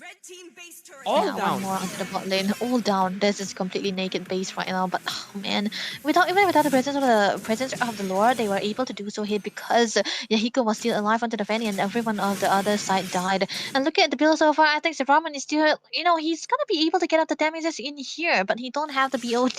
He's forced to build out the penetration here just because of the presence of Array, as well as working on dying onto that Sora here. But looking at this fight so far, this is a very good setup coming to onto the side of Madara, but they are lacking onto the damage, and they cannot really capitalize on this set because Yahiko is always on the backlines and is trying to jump in and out and just got the damages in. And if he is able to build out onto the brute force already too, he's not going to be dying anytime soon here. So it's definitely going to be important for Noctura to try to set up for themselves here. The lanes are actually quite freezed out so as to not give Savage Warrior the itemization that they need so far. But the good thing about this combination is that Noctura, they can still hold on to this lot because of the presence of the Lunox here. But he's gonna be dead most of the time because the Fanny is gonna be, always onto the backlines, and you never know where he's gonna be coming to. And even if you try to go onto the other side, he's always gonna be targeted upon by the frontliners here. And I think Yahiko is, I mean, honestly, this has been a very strong Yahiko game. But at the same time, Are's presence, look at him, still going in strong, almost forcing the Katotkacha. And yes, the Oh, AOT doesn't even fall. The Skypiercer just takes him out. And Yahiko, a Fanny with a Blade of Despair. Holy heck. It's not every day you see that. Most of the Fannies, they go sustained by now. But Yahiko, he's just brewing with confidence. And to be fair, with the way he's playing, he should be. And right now, this might be the final push. There's a lot coming in. Minions rushing in. Oh my god. Beautiful sync. All minions coming in at the base. And this is a green signal for them to charge in. Are comes in with the conceal. Oh my god. With just one cable and one shot. The members are falling in left and right. Yahiko seekers a double kill. So does Gonigan. And with this, the game is over. A clean sweep coming in from the side of Team Crux Requiem as they get a full domination run. The first one was in their favor. The second one was a pure obliteration with the Fanny. Amazing gameplay. And honestly, it was because of the draft. They played draft. Noctura Esports into a full-on bait. Like there was a net open and they just dived Yeah. into it. Because the Valentina band, we should have kind of known. The Valentina band, man, they wanted that Eve right from the very beginning. This is a beautiful, full-on strategy on display. Great job, CRQ. Great job indeed. And, this I feel like sometimes, even when you stick with the comfort here, they try to they prioritize onto the Hilda just because they wanna have a good selection onto the mates, and it kind of works well for them. So Witchfire did not really have a great time onto the Lunox here because the Fanny was going crazy. And the fact that they completely forgot to ban away the Fanny also kind of plays an important role because if you ban Buckshare for Raren, you have to ban Fanny for Yahiko, right?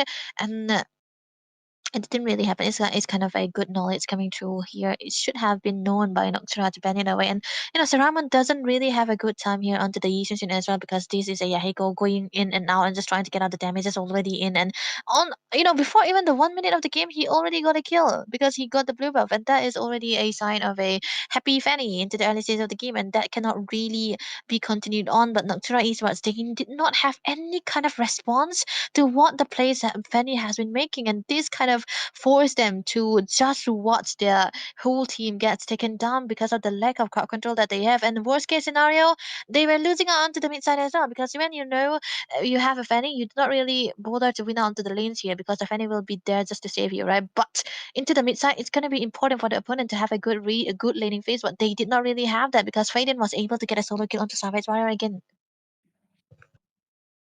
Beautiful highlights that we'll get to see here, right? Gone gets a kill. This is where the snowball started to show for the Granger already. And a Fanny, I mean, that's a double kill for Gone, I know, but it was mostly the Fanny. Yeah. Yahiko, I think your Fanny is going to be the next Zushin in this tournament. If you're, it's It permaban, has to buddy. be Yeah, permaban. this is insane. They'll have to watch out. Their opponents have to watch out for the Fanny for sure. I mean, many obviously already know, but if nobody, I mean, if you are unsure, this is a.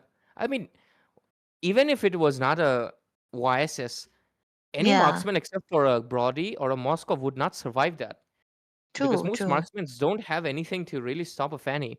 So that is Mm. just insane cable work, really precise, really beautiful. But I did not understand why Granger did not dash away early. He saw the AOG, he was just standing there. He was Yeah, chilling. He could have he was chilling. actually, being in full health, he could have dodged it really easily. Not sure why. He must be getting stunned right there by Simon also, but we'll never know. But that was a good shutdown, that they were able to take it to. But the fact that Yahiko just gone in, and tried to focus onto the goal inner rather than the low HP tanks that you have seen, he was focused more onto Saramun than anyone else, and that kind of give out a proper targeting too. Because as a Fanny, you just don't kill just anybody. You just want to kill out onto the damage dealer here, and even here between the walls, that's where Fanny shines, right? And it's Yahiko's Fanny, by the way, and he was able to get a lot of damages in, and then was just going in now, get a killer to walk back in and go in again, and that kind of setup that it was provided.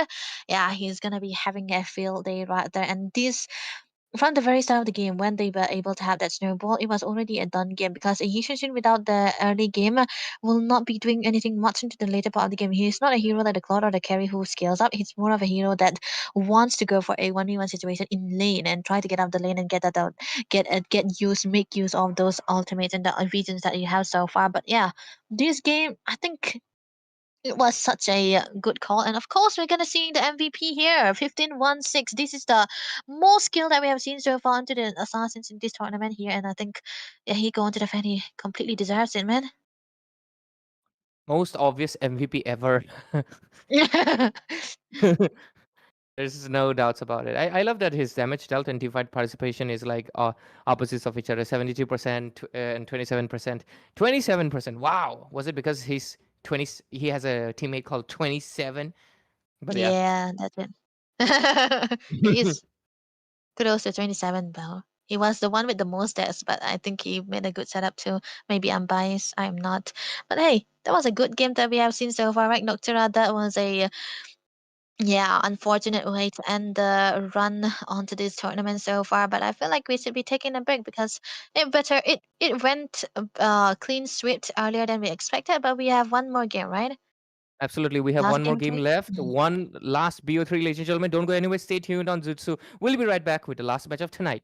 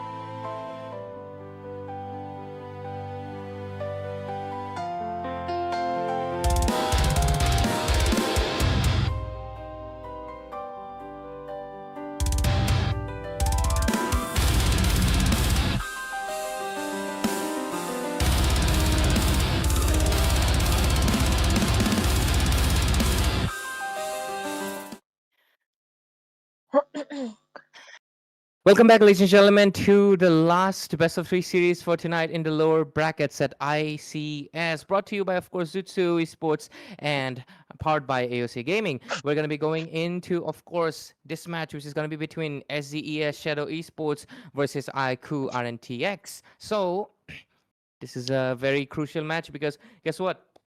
Shadow Mm. Esports have already defeated one of the giants in the MOBA scene Yeah. in India, and right now they're going after another. It is obviously RNTX itself. So let's see if they will succeed in the second time, or was it a stroke of luck the first time, or different factors. Obviously, myself, Ray, and I'm joined by the static Debbie. Again.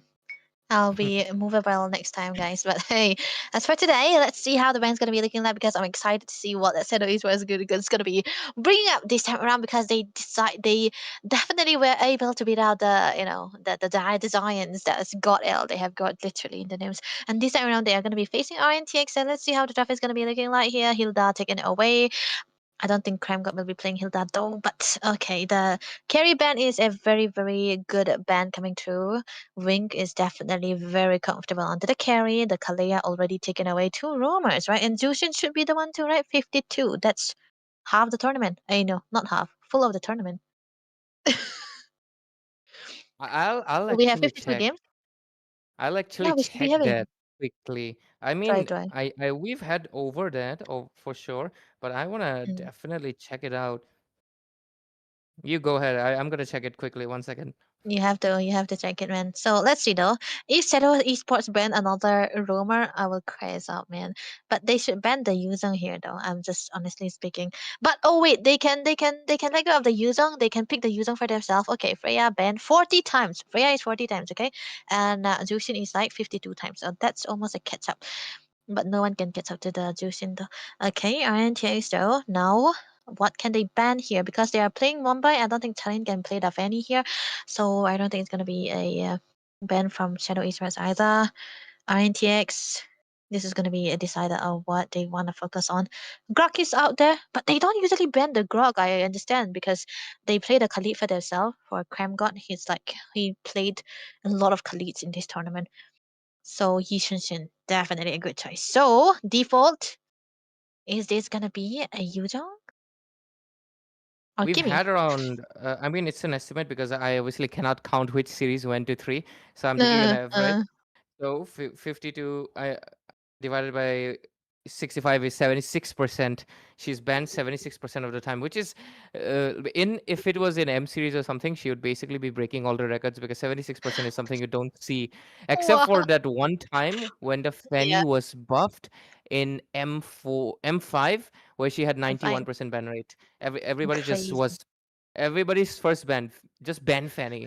People don't even Ban care Fanny? if you played a Fanny, just ban Fanny. And that is something that they should have done last game. But yeah, right now we're going to be seeing the Grok coming up on the first pick. Shadow Esports looking to start off strong with a rock.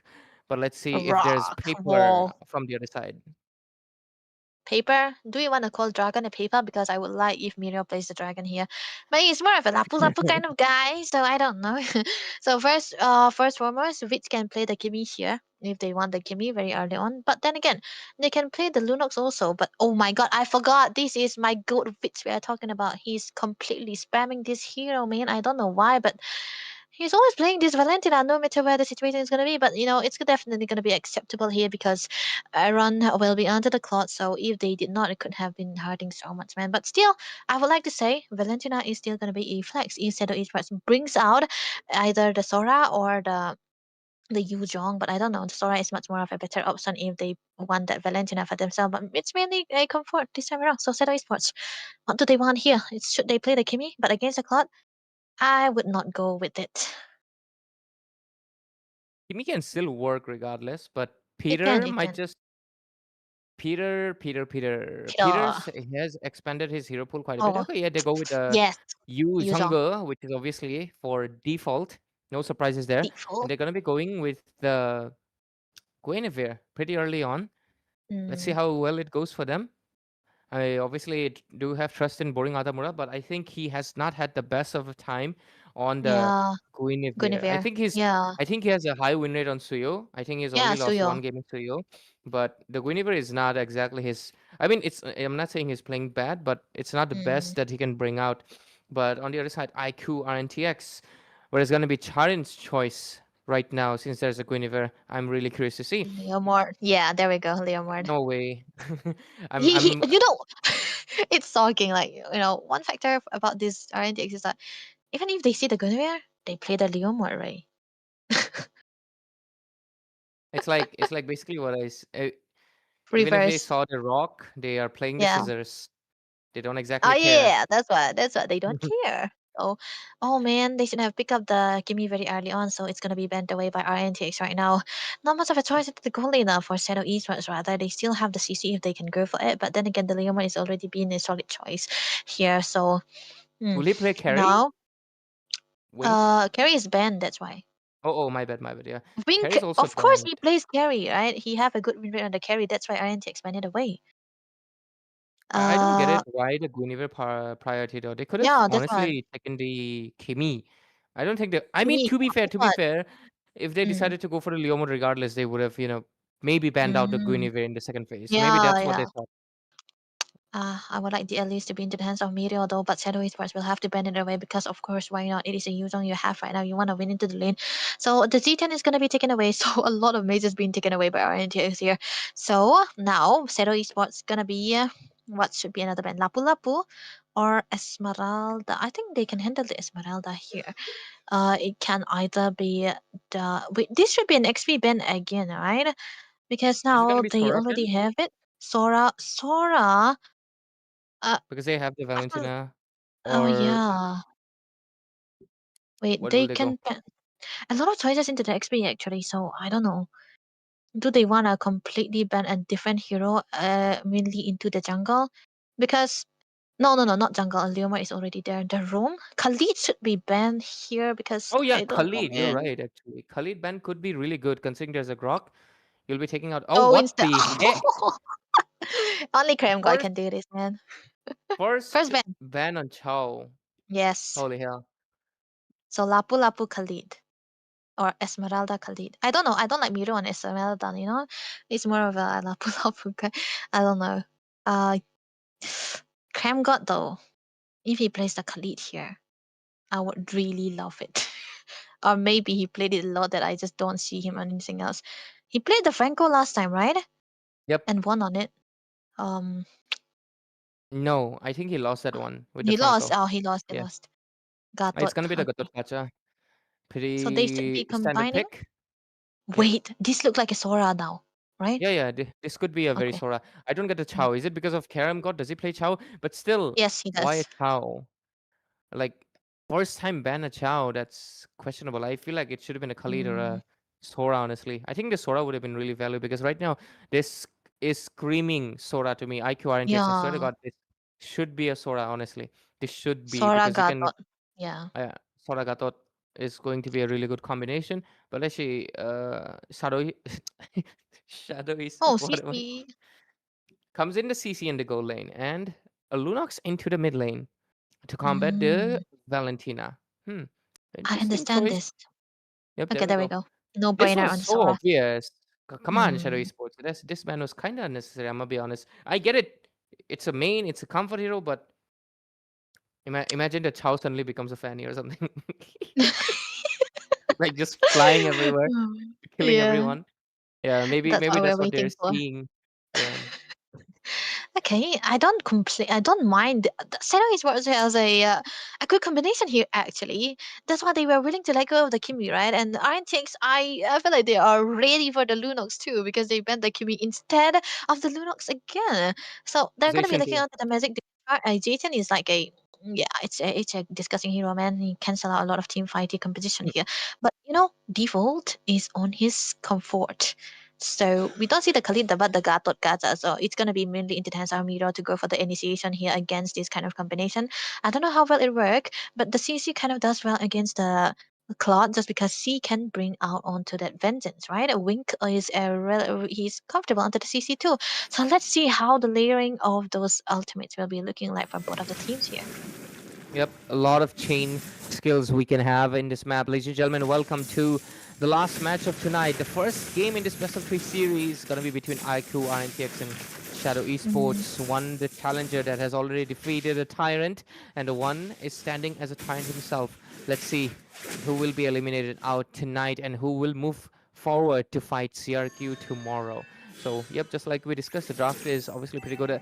I'm really curious if the side of Shadow Esports is trusting the CC Mm, as well as the Yuzhong to handle the Sora, because you see, if they banned out the Sora, it would have been Khalid or Lapu Lapu, right? They would have changed yeah, the yeah, yeah. strategy. You would not go for a Gatot Kacha Yeah, and true. Lapu Lapu or something, right?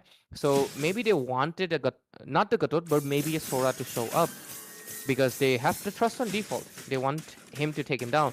So let's see how good this trust will be. I mean, utilized the most. I mean, I'm not saying he's gonna betray them, but the fact Yeah. that of course blunders can happen, you can get caught off. But let's see. We'll see, because now, most of the time when you see Kremgod playing, he doesn't really use the skins. I don't know why, because it's a tournament W, man. You can enjoy as many skins as you want. But talking about the trust, right? I feel like default, it's his first pick, not a first pick, a second pick, Yuzhong, right? Into the first phase, rather. So let's see though. Boring Adamura just trying to rotate down to the bottom lane. Muriel should be aware if he is a good player. He should know that there is boring Adamura here into the boosters. But I think, yeah, we have to know that there's a lot happening around the boosters here, so you got to be careful here. The rotation coming through from Terrain as well. They are kind of mirroring each other onto the jungle pathing. So in the final destination, it should be the XP laners, right? And into the early stage of the game when the turtle is going to be up, it's very important that you know that you can get that level 4 very fast. And whoever gets that level 4, whether it's the Sora or the Yuzong, the initiation should be coming through from them. Because it's not going to be the girl who starts those fights. It's going to be the distractor of a Yuzong that can fly in, that can start the fight. And same case scenario for the Gatot here. Cram God will be going in only when Emilio have a good set. Exactly right. But I could not focus what you were saying because one thing was ringing in my mind is that it was too convenient when he said if Miro is a good player and the pause just came in. Did he feel the aura that he demanded a pause? I feel like it's what happened because he I'm was so on sorry. time, man. It was too on time. but but shots fired, Thank you, Miro. Shots Deloy. fired. But yeah. We go for the turtle right now. There is IMU onto the tectonic charge. We might see two Groks clashing, but here is the initiation with the Grok. Not the Grok, sorry, the dragon coming in, pushing the Leomord away. And this is going to be a turtle freely for the hands. Great zoning from default. They get this, but Charin still kind of wastes his horsey, but it's going to be fine. Yeah. Not much high cooldown since he has the purple. I feel like they had a call right there, right? The CC was completely missing here. Wink was trying to rotate around places, so they just decided to give away the turtle because, of course, that was a good zoning coming through from default as well. This is why communication is definitely going to be important too. You kind of know where the enemy is going to be, and when you know that there's no opening, you cannot really go in and try to lose out everything that you build up for, and instead, you just try to find a compensation. But unfortunately for IQ RNTX, they did not really find that compensation that they lost onto the turtle. The only thing that they can do right now is try to catch up to the goal that has been already accumulated by the side of Shadow Esports here. Cram God giving a lot of beta onto the top lane side, but Moon also rotating up on top with the goal lead that they have so far. They might eventually try to start up for something here again, but there's also a fact, right? There's no deaths just yet. It's almost gonna be 4 minutes of the game. Both the jungles are completely healthy, and no one is gonna be taken down just yet. Yeah, so far, this has been an extremely peaceful game. Both of the teams are paying respect to each other. They are Yeah, poking each other out as much as possible, but there's not been a yeah. meaningful engage where anybody's able to get a trade so far. It's Mm, almost 4 minutes in, and a first blood is yet to be seen. Very disciplined, but at the same time, it's quite obvious both of the teams are playing quite defensive. They yeah. don't want to be the first one to get taken out, but let's see. Mid lane, we might see some engage. We do see, of course, Peter Corinne? with a little bit of on Oh, the bush, but I think we might not see any engages until the next hurdle. It's coming on really fast, though. it's really fast here, and the fact that Witch is on the Purify might, make it a little bit less aggressive, might make him a little bit aggressive. And I don't know, maybe he should be focusing on taking out the ultimate from Moon. The Tectonic Charge is definitely going to be important here. I don't see any other ults that he can take so far, unless default comes in handy too. But already, that's going to be the DHS into the hands of Mr. Aaron right now. But boarding a Damura, Special Migration already banned down here. Charin trying to start onto the turtle. Both of the jungles are actually level 4 already. So XP laners, that's your call. Yep, and with the call, the dragon is source to Sky right now. Oh, looks like that's the first engage. Goes in for a petrified tectonic Oh, charge coming in onto the wall. Here comes yeah. the horsey. AOG on top. It's going to be the IMU and another IMU coming in. And so much damage. BMI and, of course, the Blazing Duet is going to be able to take down Charin and Default at the same time. Not Charin, sorry, Moon. And with this, Charin takes down Speeder as well. That was 3 for none trade from the side of IQ RNTX. And right now they're going in strong. They want the mid lane turret. They have a few minions, but there's a good amount of defense. And it's not going to get pushed, but it's down to only 10% HP. That team fight, it was pretty chaotic. I kind of mistook it, right? I kind of mistook it. Yeah, it Yeah. was KRM God with the normal AOG, and there No, was a normal. tectonic charge. There we go. There we go. True See, tectonic charge. this is what the reason why it's so important to get a Gata who goes in after initiations, right? He got double kill, definitely perfect here. It looks so good for the side of Zutsu Esports because of the tech that's been done by Moon as well, and of course the follow up from Default too. I mean, it was Moon who followed it up, but yeah, they were trying to focus on a kill onto Miro, and the fact that he did not even use the flicker and still was surviving and trying to get all of those ultimate in again, and then everyone was available from the side of RNTX, and they were trying to go in and got those 3 kills already across the board, and that is definitely going to be a wonder set coming through from the side of RNTX right now. So even though they lose out onto the turtle, they will be the one with the level lead that they have so far, and I feel like most of the goal lead that they have is definitely going to be into the hands of Aaron, the creator here, because he already got the DHS, right? And definitely one of the best items that he can have so far. Level is already still. I think Boring Adamura, he's 0 deaths, right? That's a Guinevere. He's still gonna be okay. Yep. Oh, lot of damage from Miri over here. He wants to That's take fine. out the dragon. A lot of punches, but he's going to be surviving. He has a black dragon form. That's a 1 versus 2. He uses the form to Yep. get out of it, throws to the sky, and I think he's going to be able to regenerate Oh, back. But that's a dragon form used right before the turtle, just to yep. survive. They have already used up the dragon. They're looking to take it down, but Charin also does not have the ultimate. Here comes the Violet Requiem. A lot of damage popping in, and 2 tectonic charge onto the map. But obviously the one coming out on top is going to be the duplicate. Pretty funny, but there we go. Moon gets taken down, and at the same time the turtle goes into the hands of Charin. Shadow Esports is struggling heavily. 0-5 score. Oh, AOG in the mid lane. What? Okay, Lunox goes in for the Chaos herself instead of the Brilliance, but I think he might be able to take it down, but not enough range. Has to back off, and the mid lane is gone. So is the bottom lane, and I think even the top lane is going to get taken down if the cloud goes in right now. But I think the CC might be there on time. But 0-5, Shadow Esports not able to do much.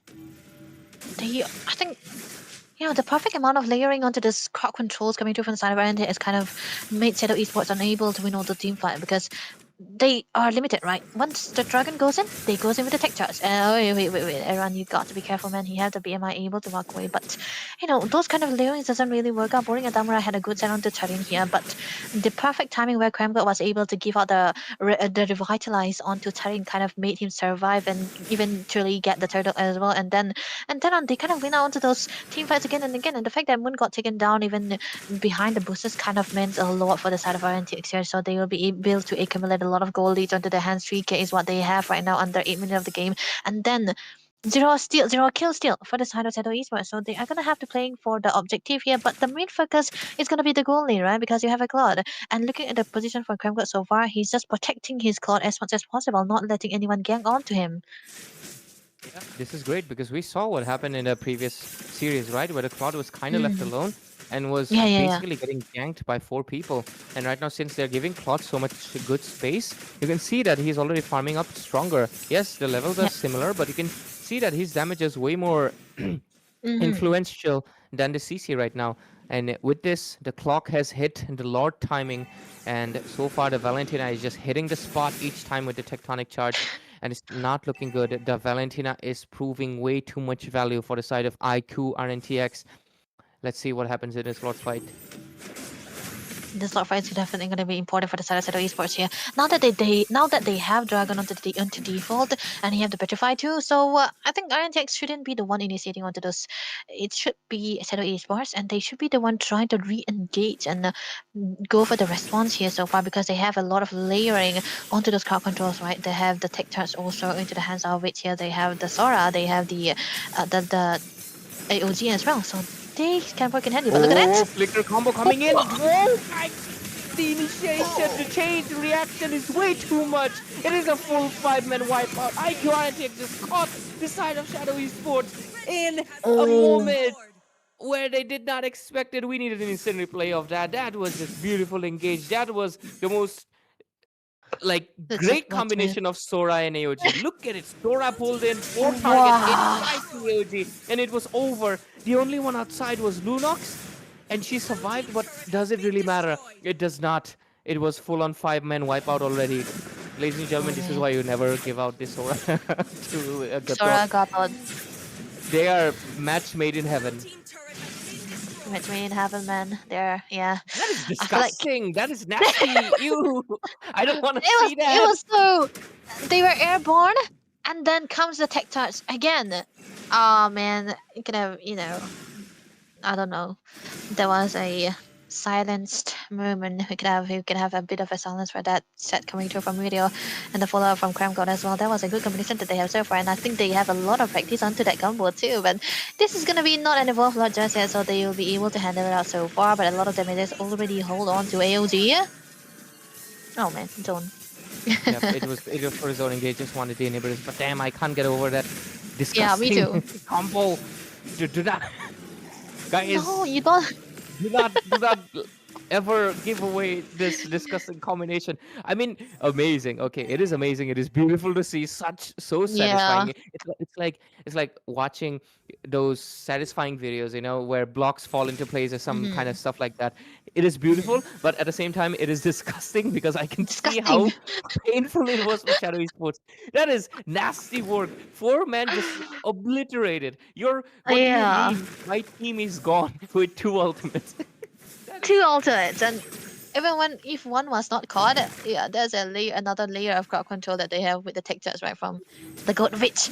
But I think we have completely forgotten about the build so far. The red build to the hands of the Lunox here, but hey, that's a lot of damage coming through from Wing with just the War X and the Brute Force that he has so far. Fury Hammer 2 on his hands, but I feel like that is definitely not gonna be enough here, man, because already we have 8k going into the hands of RNTX, and they are such a snowball combination because of the Leo mode and the Valentina, of course, and the Sora too. Only the Claude is the one who scales the most. But this time around, I feel like it's definitely going to be important that Video gets his flicker on when the Lottie is up because they can go for that nasty set again. But I feel like Shadow is what's gonna have to be ready, right? I feel Yep. this they should be ready by now, and yeah, They gotta they maintain have been doing distance. this company right. Yeah, they should have. They already feel victim to it. So I don't think they should be staying together. But even if they don't, they will be getting picked up here and there. So you do not really want to do that, man. I don't know. It's really hard now for Zero Esports. Yeah, I'm gonna be honest. This game feels like a goner, Debbie, because what do you really Mm. do? If you stay too far apart, it's easier to pick you off. You can't stay together because there's a Sora and Gato jumping on top of you. Mhm. Not to mention, even if we escape the prey, just like you mentioned, there's a IMU Grok in front of you as well. That's hard. This is great drafting from the side of IQ RNTX, honestly, because I mean they don't care about giving away the Grok because they know that Witch can handle it with the Valentina. They're fighting Mm. fire with fire. I mean, basically, there's a rock, so they don't have the paper, but guess what? We also got a rock, and we'll smash you to pieces. Is what they answered. Right now, the Lord's Rock, getting rock. chunky down to 50% HP. But Violet Deku Mm. might be showing up. Black Dragon form coming in. Sora might be coming in for a recharge, maybe. But let's see. AOG coming on top. Oh, BMI and Blazing Duet. So much damage getting popped in. But the oh Black my God. Dragon trying his absolute best, but it's not going to be enough. Charin still takes the Lord away from the midst of the team fight. And 3 people down from the side of Team Shadow Esports. Only 2 left. It's going to be the goal laner and the mid laner. But guess what? They're not going to be able to do much. They don't have any frontliners. They can try to defend it, but there's still 5 people alive. Eh? And Wink, he gets taken down by Charin. That is too low HP. Perfect for the passive to procking in. And right now, only the Lunox stands. The Grok might be coming in back right now, but is it going to be enough? I don't think so. The base is going to get melted down. Lunox alone cannot do anything. IQ RNTX takes game number 1 with an extremely dominating fashion with 0 kills in the favor of Shadow Oh, Esports. 0 to 15. Oh man, you cannot really. This is disgusting. That was a great combo coming to from the side of IQR and TX, and yeah, thanks for revealing your combo, man. Now it will be, yeah, it will be. What do you say? will be abusing that. Yep. I think that is a very, very good setup of a team coming to from the side of RNTX. They play slow games, right? They play slow games to the early stages of the game. If they go like 12 minutes of the game, they usually throw their part, but they didn't today. So it's definitely going to be a good sign right now. The discipline was immaculate here. They know that they were able to have that goal lead. 8K goal lead is no joke against a hero like the Lunos, right? Early stage of the game, it was so slow. And then they were just focusing on trying to take out the objectives. Most of the time, the fight initiated by Shadow Esports went in favor of RNTX back, and Yep. that kind of gave them the goal lead that they were finding necessary. And free farm for Eren onto their goal lane here. He is a clot. He is not dying. His Cramgod is not letting anyone into that lane. There was no gang whatsoever coming through. I think Default did a really good job in the setups that he's been trying to find, but the lack of damage coming through from his team kind of made it impossible for them to go for those engages, and we can see how much of an impact it did onto the title fights here. But look at this. This is the first fight that they initiated and didn't win in favor for the side of Seto Esports, though. This is insane, honestly. 0 I want kills to see that is. again. I think this Yep. is the part, right? No. This is not the Yeah, part, that's or part. was it? Yeah, this is the part. Yep, It this is the is! part. You're right. Oh! What a disgusting combination. Mm-hmm. And I mean, we Man. are also forgetting about all the like Debbie, you're a baker, right? You know about what is that Yeah, thing called? Like, you bake a cake, then you add some cream, yeah. but then you add some more sprinkly things. Yeah, it was that Mm-hmm. Claude dishing out the Yeah, the damage. Claude. He was a sprinkle. Yeah. Ah, man, that was yeah, we need a record of that. But honestly speaking, the fact that Aaron did not get hyperactive, hyper and just go in when there was a good set says a lot about the decider of the Claude here, right? If he went in directly, I think he would have altered on the brilliance and it wouldn't have been a failed gank. But he went in only after he knows that he know that the layer of crowd control was enough for him to go in there, and the blazing duet, the last edition, the finishing touch that they have so far, and every one of the side of Shadow Esports died, and there we go. We get another replay, man. It's so beautiful. Look at Muriel flicker. Oh man. It's so nice. You gotta see it Yeah, twice. that's Amazing. what. Tries for us. Yep. Tries for us. Yeah, twice for us. Okay. Shadow This Esports, is man. very clip worthy. I'm gonna be Mm-hmm. honest. Mm. Who was her marksman again? Sorry, For Aaron. Yes, Aaron. Aaron? Sorry. Oh. Aaron, you had the most best Claude game ever, because as a Claude, this is our Yeah. dream. The Dream. whole, yeah, four people are just crowd control. You just freaking blazing Go in. duet all over, Yeah. man. Just Yeah. that is something I've been chasing for 8 years now, and I've never gotten it. Idiot. Because You need to join RNTX for that. damn, too much demand, man. Too much competition. Too much. Okay. Too much, too much. Not everyone can be a run man with a team like this. That was a good setup. But hey, MVP of the day is definitely gonna be Mr. Cram God. Onto the Gatot Gacha man, 93%. Oh, I thought he was 100% kill He participation, but missed maybe he one. missed one. Yeah, he Just missed one one. skill. Just one. I Damn. think he's on the red room too, right? And he's not Yeah, full yeah. build just yet. It means the game was ending too early. And I feel like he plays Gatot Gacha in a way that he's dependent on either on Mirio most of the Yep. time. He's not the initiator.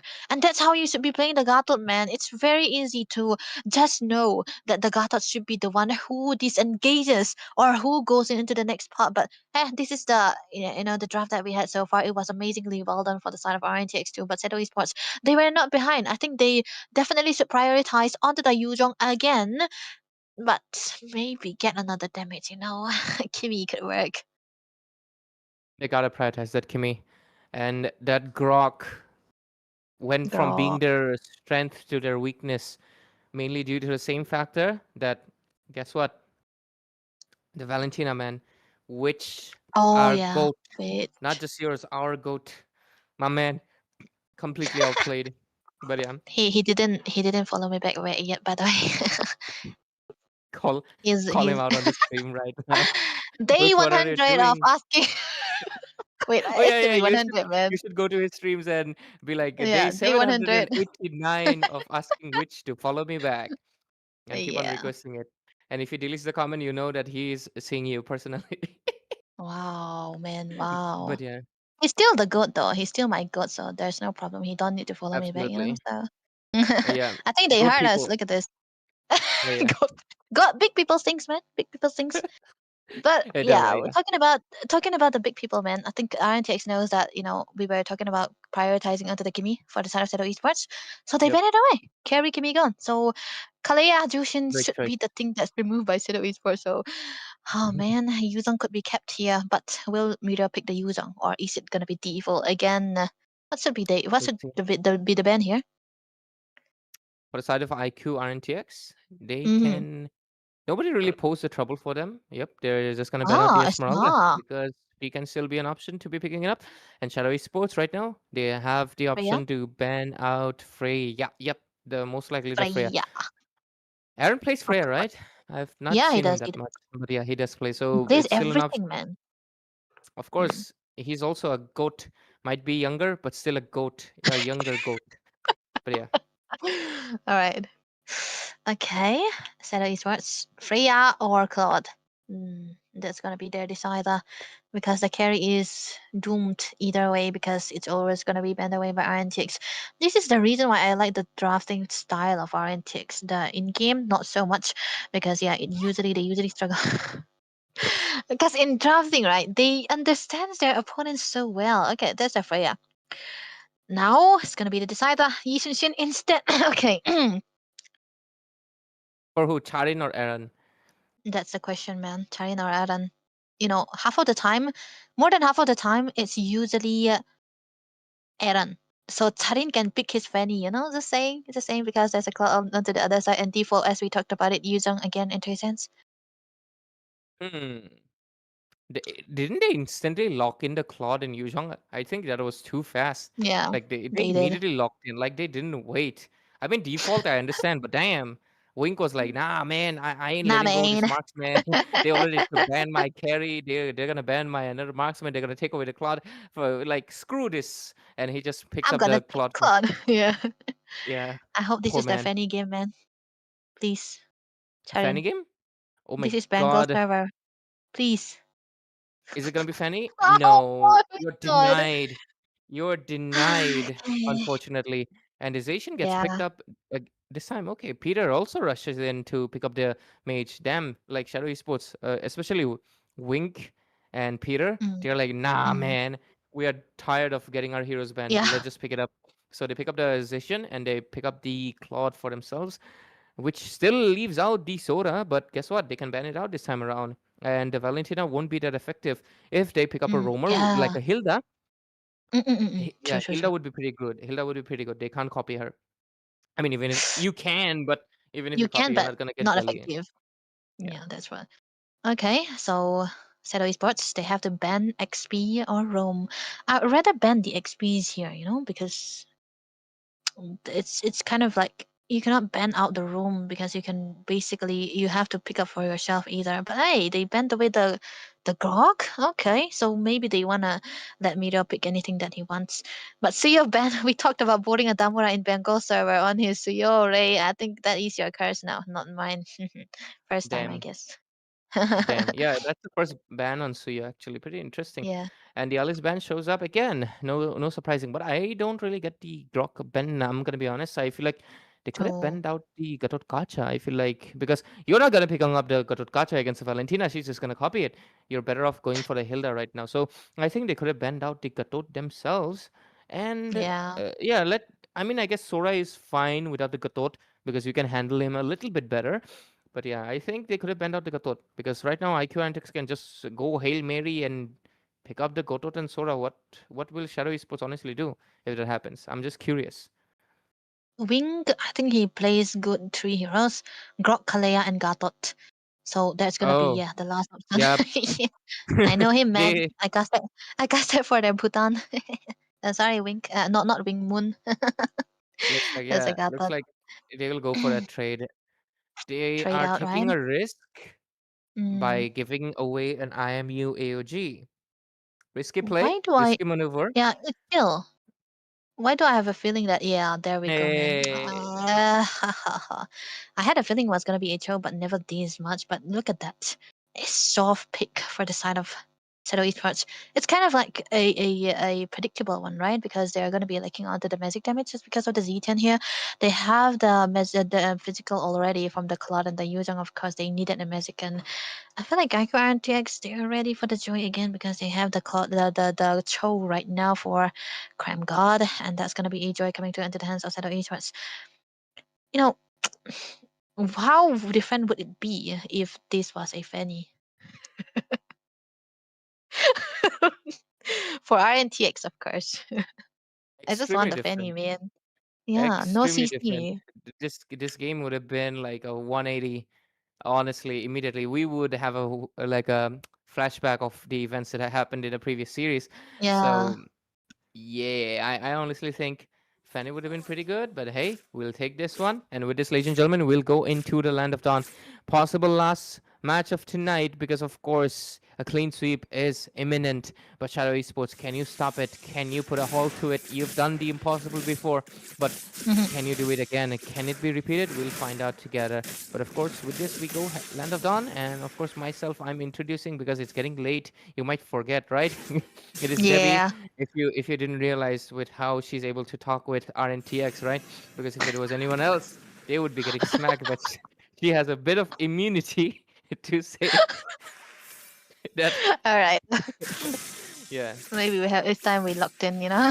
Yeah, I think I would have preferred a Fanny no matter what, but I think you know RNTX have a knack of throwing the second game. Honestly speaking, so I mean, it's like yeah, I just understand the game scenario, right? And Shadow Esports have a knack of going for cheese picks in third game, so I'm hoping for a third game. Sorry, Sahas, but yeah, onto the bot lane though. That's gonna be a Petrify. Wait, what? Meteor died. Wo- Thank goodness. Mirio's luck falls, and he's gonna be the first blood.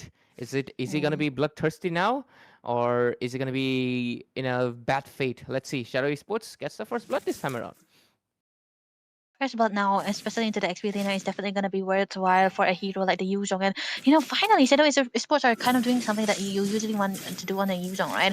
You wanna have a wait wink. Hey, you got to be careful, man. You don't wanna go solo killed against a Yi Xin. That's definitely not the best case scenario. But Crime God right now just walking around the enemy line here. The turtle is up, so he's definitely gonna be starting and give out a little bit of a vision here. And they're boring and Damwara just trying to set up. Look at the Ton though.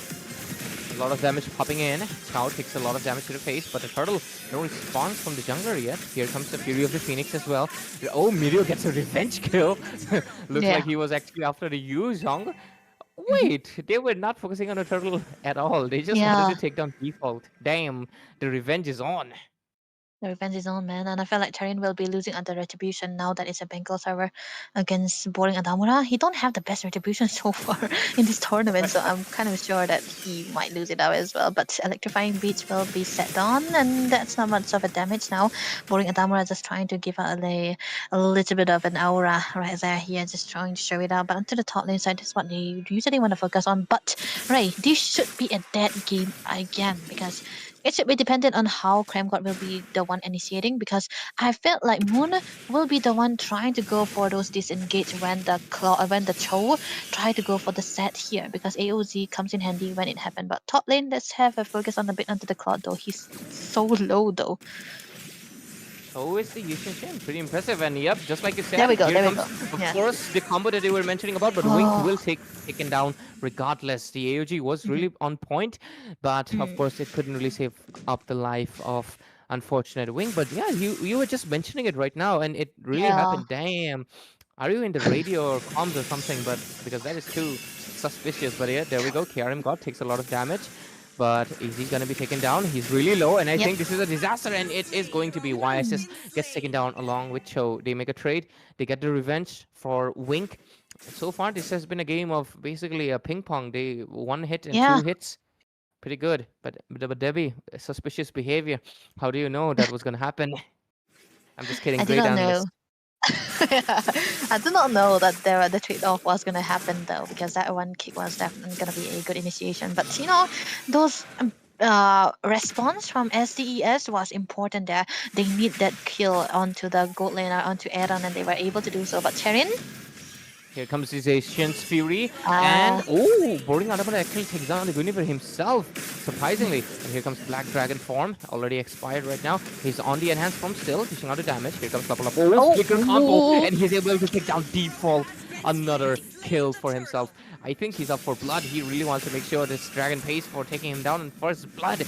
But he's able to succeed so far. But Shadow Esports taking the objectives down so far. And like you mentioned, I think Charin, since I think he doesn't want to fight it since from the hands of Boring Adamura. Like, that's twice in a row. yeah. But hey, maybe the third turtle where it's the most important, we might see the scenario being changed. I don't think so, man.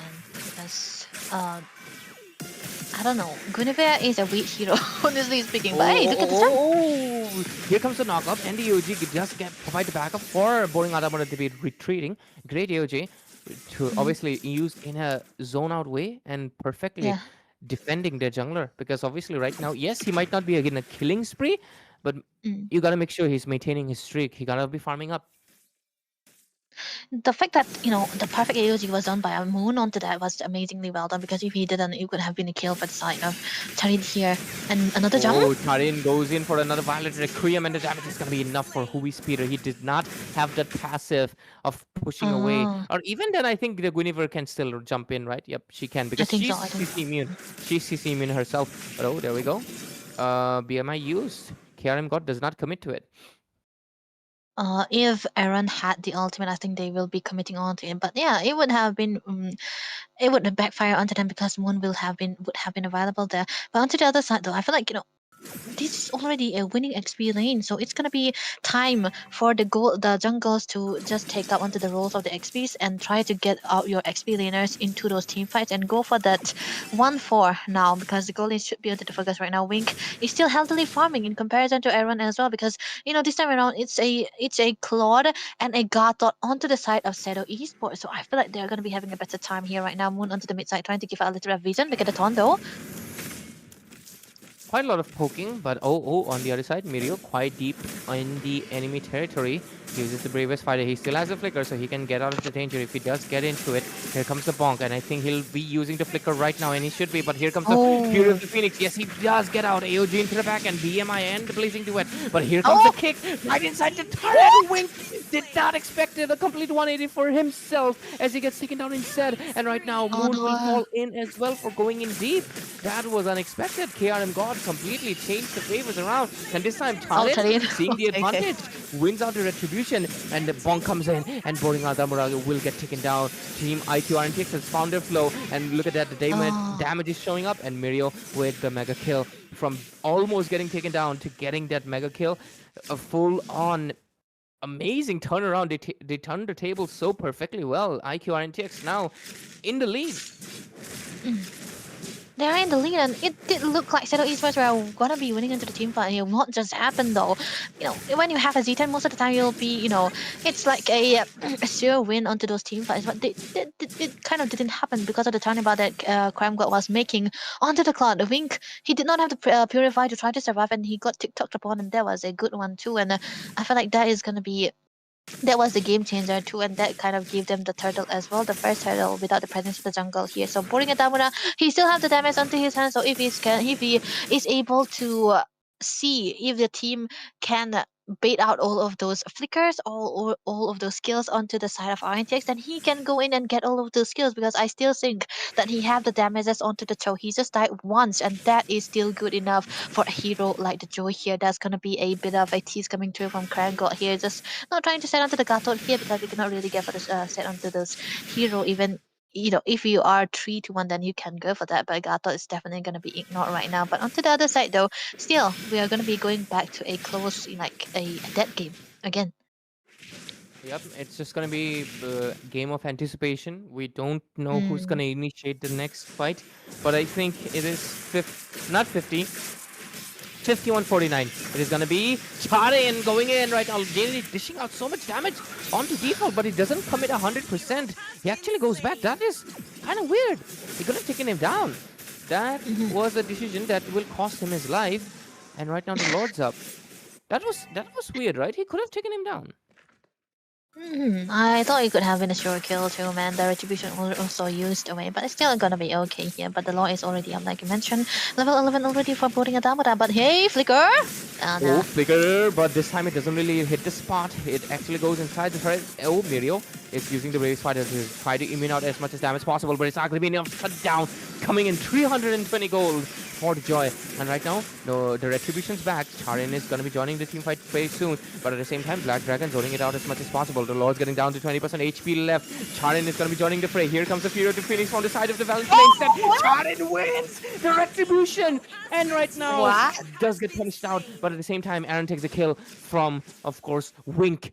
And with this, that was a 2-for-1 trade, but of course, at the price of the Lord, I think that was very valid. They're still going in strong. The Joy wants another kill, and I think he's able to succeed for it. I think he's still going in, and he will take the Chow. But this is an instant replay. The Retribution just hit the mark for Charon. He came in at the last second, but this, I think the Fury of the Phoenix from Witch played a massive part.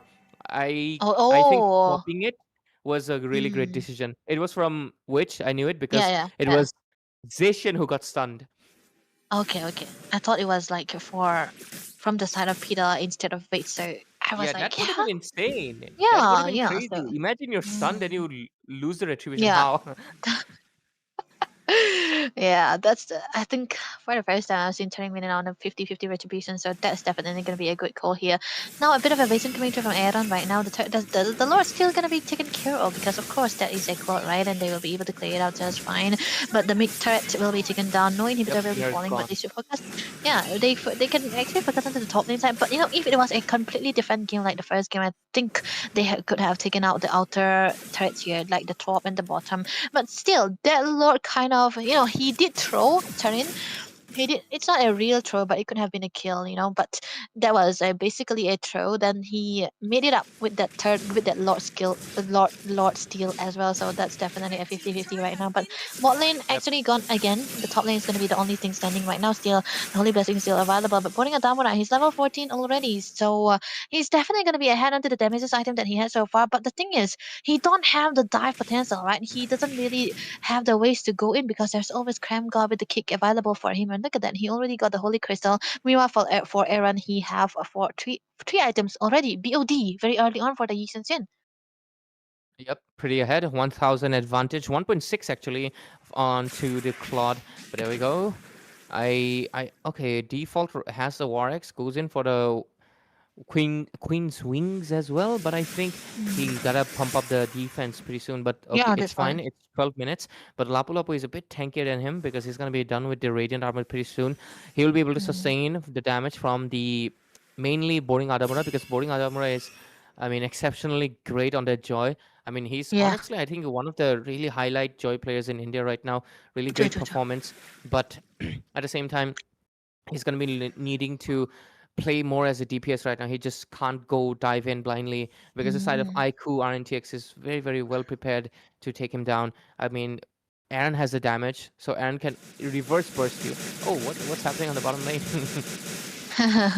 That's a screenshot right there for Bhutan import, and I don't know. I think this time I feel like the Lords can also be taken by the side of RNTX and definitely will be able to get out one error or two inhibitors. Good case. So onto the other side though, default. He's the one setting it up. Look at that. Let's see, look at that. Oh, here comes the damage. Chow, KRM gets taken out by Oh. Chai. Two Zacians defeating himself. The Fury comes in, AOC popped in as well. A lot of damage being dished out, but Boring Adamura will take down Charin. And with this, Mirio gets a revenge kill as well. He takes down Boring Adamura, but that's two junglers down on both sides. This is a full-on trade. Trades after trade, but guess what? That's three people down for the side of IQ RNTX. That is a green signal. Despite no junglers, they can go for the Lord. And with this, Shadow Esports, they are back in the game. They're back in the game. This is how they were actually back in the game again and again against Godlight, and they were able to 3-1 it, 2-1 it. I mean, and now we can see that this is gonna be the timing of their comeback here. This is definitely what they need. Wink already very healthy onto the itemization as well. I feel like he will be able to get out a decent amount of damage against Iron as well. He just need to go for the win of nature if he gets caught most of the time by Miro or even Aaron here. So that think it's definitely gonna be pretty okay. He went for the winter trenchant instead, so that's definitely gonna be good enough because of the lord that they have so far right now. Mid lane can be taken away right there. BMI just used Cram God, cannot really kick. He's taking a lot of damage already, so this says a lot about the build coming to from Winkle already. He have the Trinity and he have the Reigns also. Now he's gonna go for the defense item here. So Shadow Esports, they were actually playing for the claw, right? And they are actually making it work. Look at that. Yep. And right now the Lord's coming on top, dishing out the damage already. They're gonna be 10 to 11 score right here. Lord's getting melted down pretty fast by the YSS alone. Good job. And I think the top lane's pretty defendable. But they're Oh, actually committing to it. Winter Crown, okay. AOG as well. They want to go in for KRM God. But no, they actually want to go in for the current Mario. Dishing out the damage is going to be enough though. A lot of life steal, good amount of sustain. He's going to be able to heal back up. But they lose out the top inhibitor from not losing any turrets. Right now, IQ, RNTX are the ones with the exposed base from Shadow Esports, they were knocking on the doorstep. It is a complete 180 again. What did they do? Oh, Right now, the damage from the cloud is showing it up. What does IQ Antics respond with? I did go for game number 3, right, Ray? I hope it Someone- happens, man. The CS are really good at these kind of, but pulling a Winter Damura. Crown, but a great Unbreakable Taunt comes in. Fury of the Phoenix lands in as well, and Charin will get decimated right there. Oh, And man. so far, they are locking in. They have found the key. Keep taking down Charin, they lose their initiator because Kerem God cannot exactly just launch himself. He's a single target. And okay, good defense on the bottom lane. Just want to make sure no more inner threats will fall in. But look at 5 people on the bottom lane. They want to go for something perhaps. The dragon comes in. Shy sends a lot of damage. But Witch right now, of course, his ult that he can copy, it's not the EOG. It's going to be the Fury of the Phoenix. He needs to basically interrupt just like how Zacian is doing. That is what they wanted to do here, and it kind of become very confusing whether it's your own ult or or a Valentina's ult, right? But I think this time around, INTX are the one caught in the position where they have to be responsive of what kind of play Shadow Esports is going to be making. They basically have to shadow what Shadow Esports is going to be doing. And now that Lord is going to be up here in less than 10 seconds. It's already up here, and this should be a contest from RNTX because they don't have that much of a good clearance in comparison to the side of Shadow Esports. For Shadow Esports, they have a Cloud and a Joy, right? They have the high ground. They will be able to clear it out so very easily with the presence of the Zetian as well. So maybe, just maybe, they should be contesting this because I don't think they can let go of it. Look at Muriel. The Lord fight pretty close to Fury of the Phoenix. It is Aaron with the clutch steal. But let's see what the team fight is entailing. Karen God is already down. So it's Charin. Targets are falling man. down left and right. Mirio will fall. Immortal is not going to be saving him. That's 3 people down already. 2 people left. But it's going to be enough though. Let's see. They Yeah. have the Lord. The Lord will give them a slight bit of advantage, but minions are going to be rushing in from the top. But oh my god, the Lord is Oh actually my going to go in god. the mid lane. Uh, Minions going to be coming in. Will they be able to defend 2 people? Is it going to be enough? SES is going to be committing completely Winter Crown. They're putting in every resource out there. They're cooking down the Nexus. And this is going to be a game number 3 as Shadow Esports refuses to back down. You might be getting a 0 kills on the first game, but this is how they come back strong and they push a game number 3. This looks like a good day for me, man. I get the good calls here today.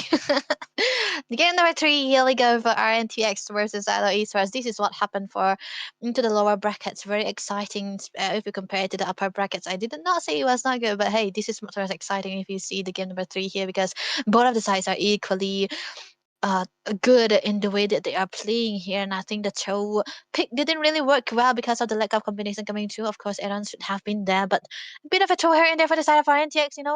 Yeah, you might have to give a note on the 12-minute mark. That's where RNTX usually throw, and it really, really happened into this game as well. But Seto Esports, what a good clapback, man. Getting a good pick off onto Cram got into the mid side was the definite good start for them, right? Because the Lord was up on point, and without the presence of the Roma, I think they could they literally had a good setup from there. Early game, everything was looking good for the side of RNTX, but hey, that was their style, right? They just won that early game because of the presence of the Valentina.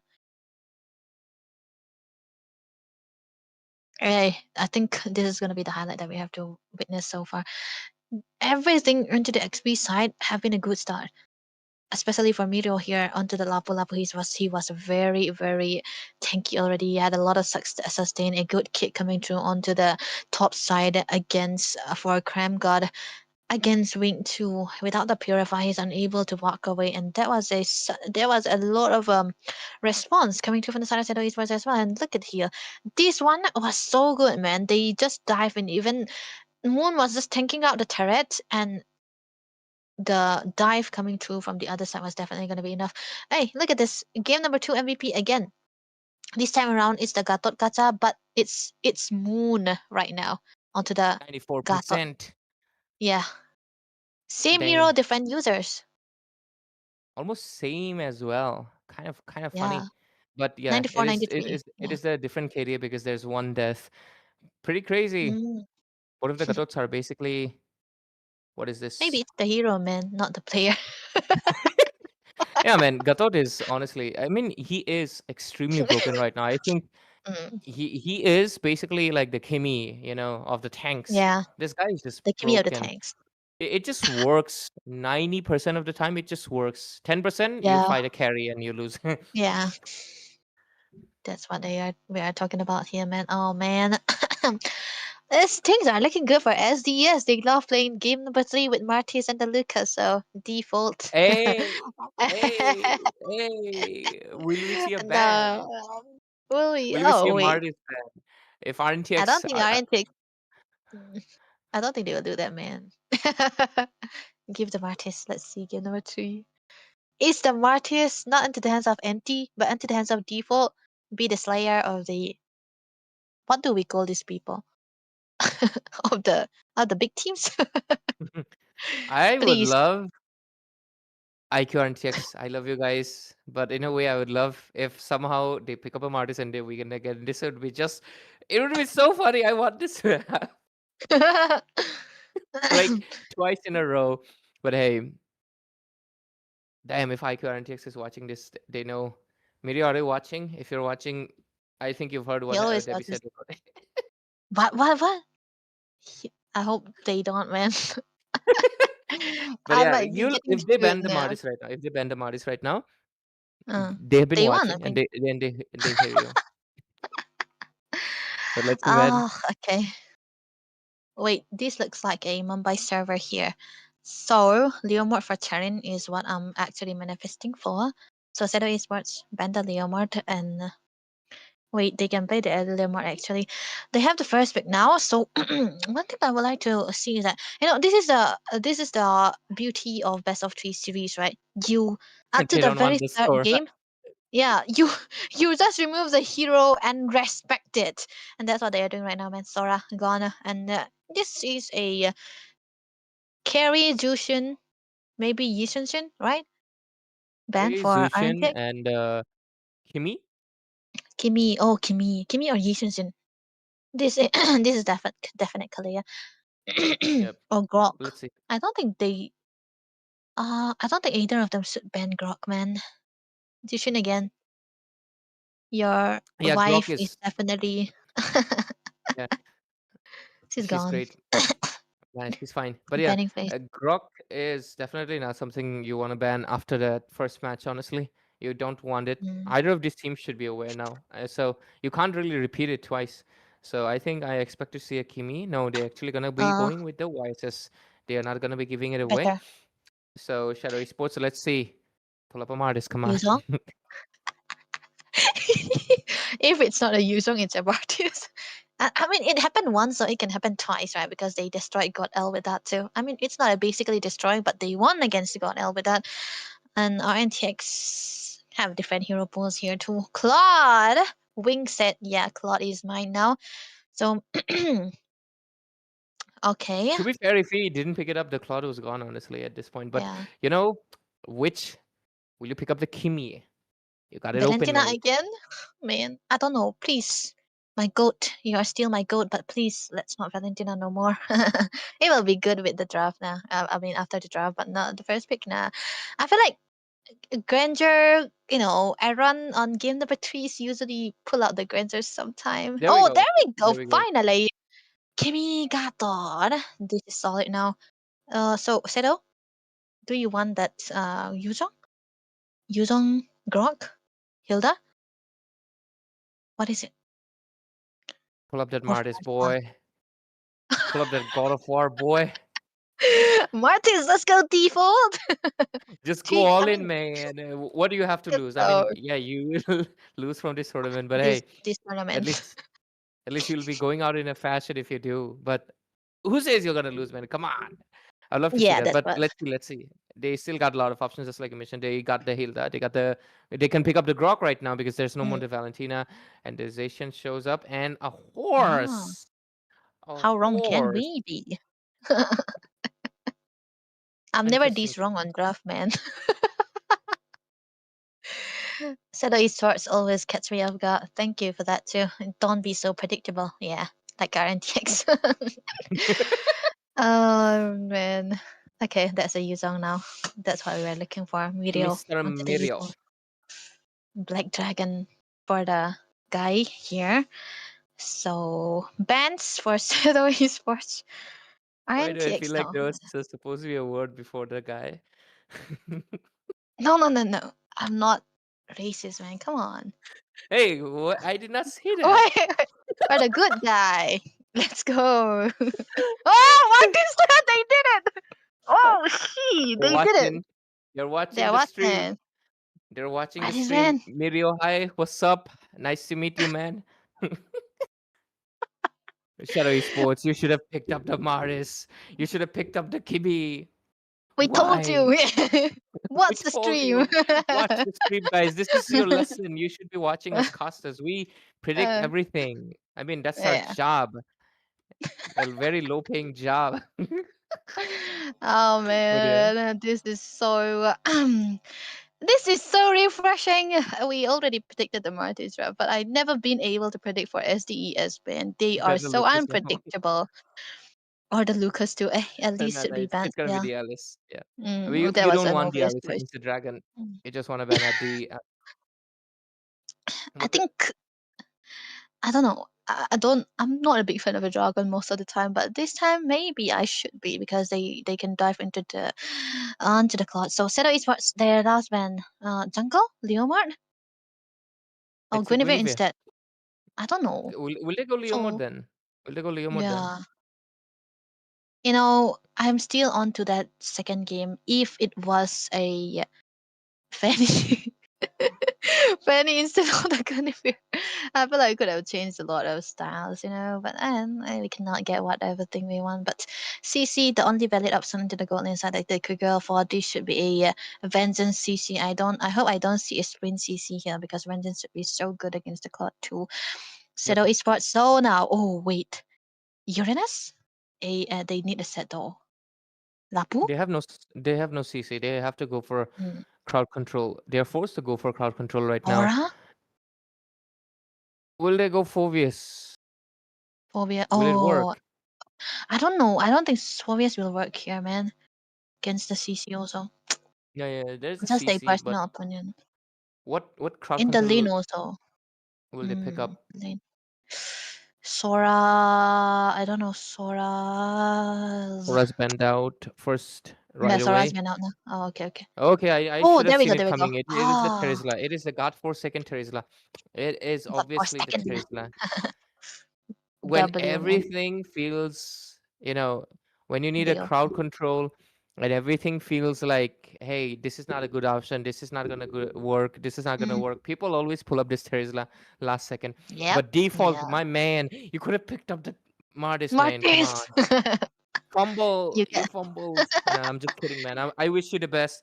And obviously, IQR and TX, both of these teams, really great draft. But yeah, IQR and TX is a little bit predictable because this is just the meta. They're going with meta centric. Yeah, Shadow Esports were a little unpredictable because that's they what. had the out of pocket Martis and the Lucas. But since the Martis got banned out, they did not go with the strategy and they needed Mm, crowd control. You can't go a mm, Uranus, you can't go an Esmeralda.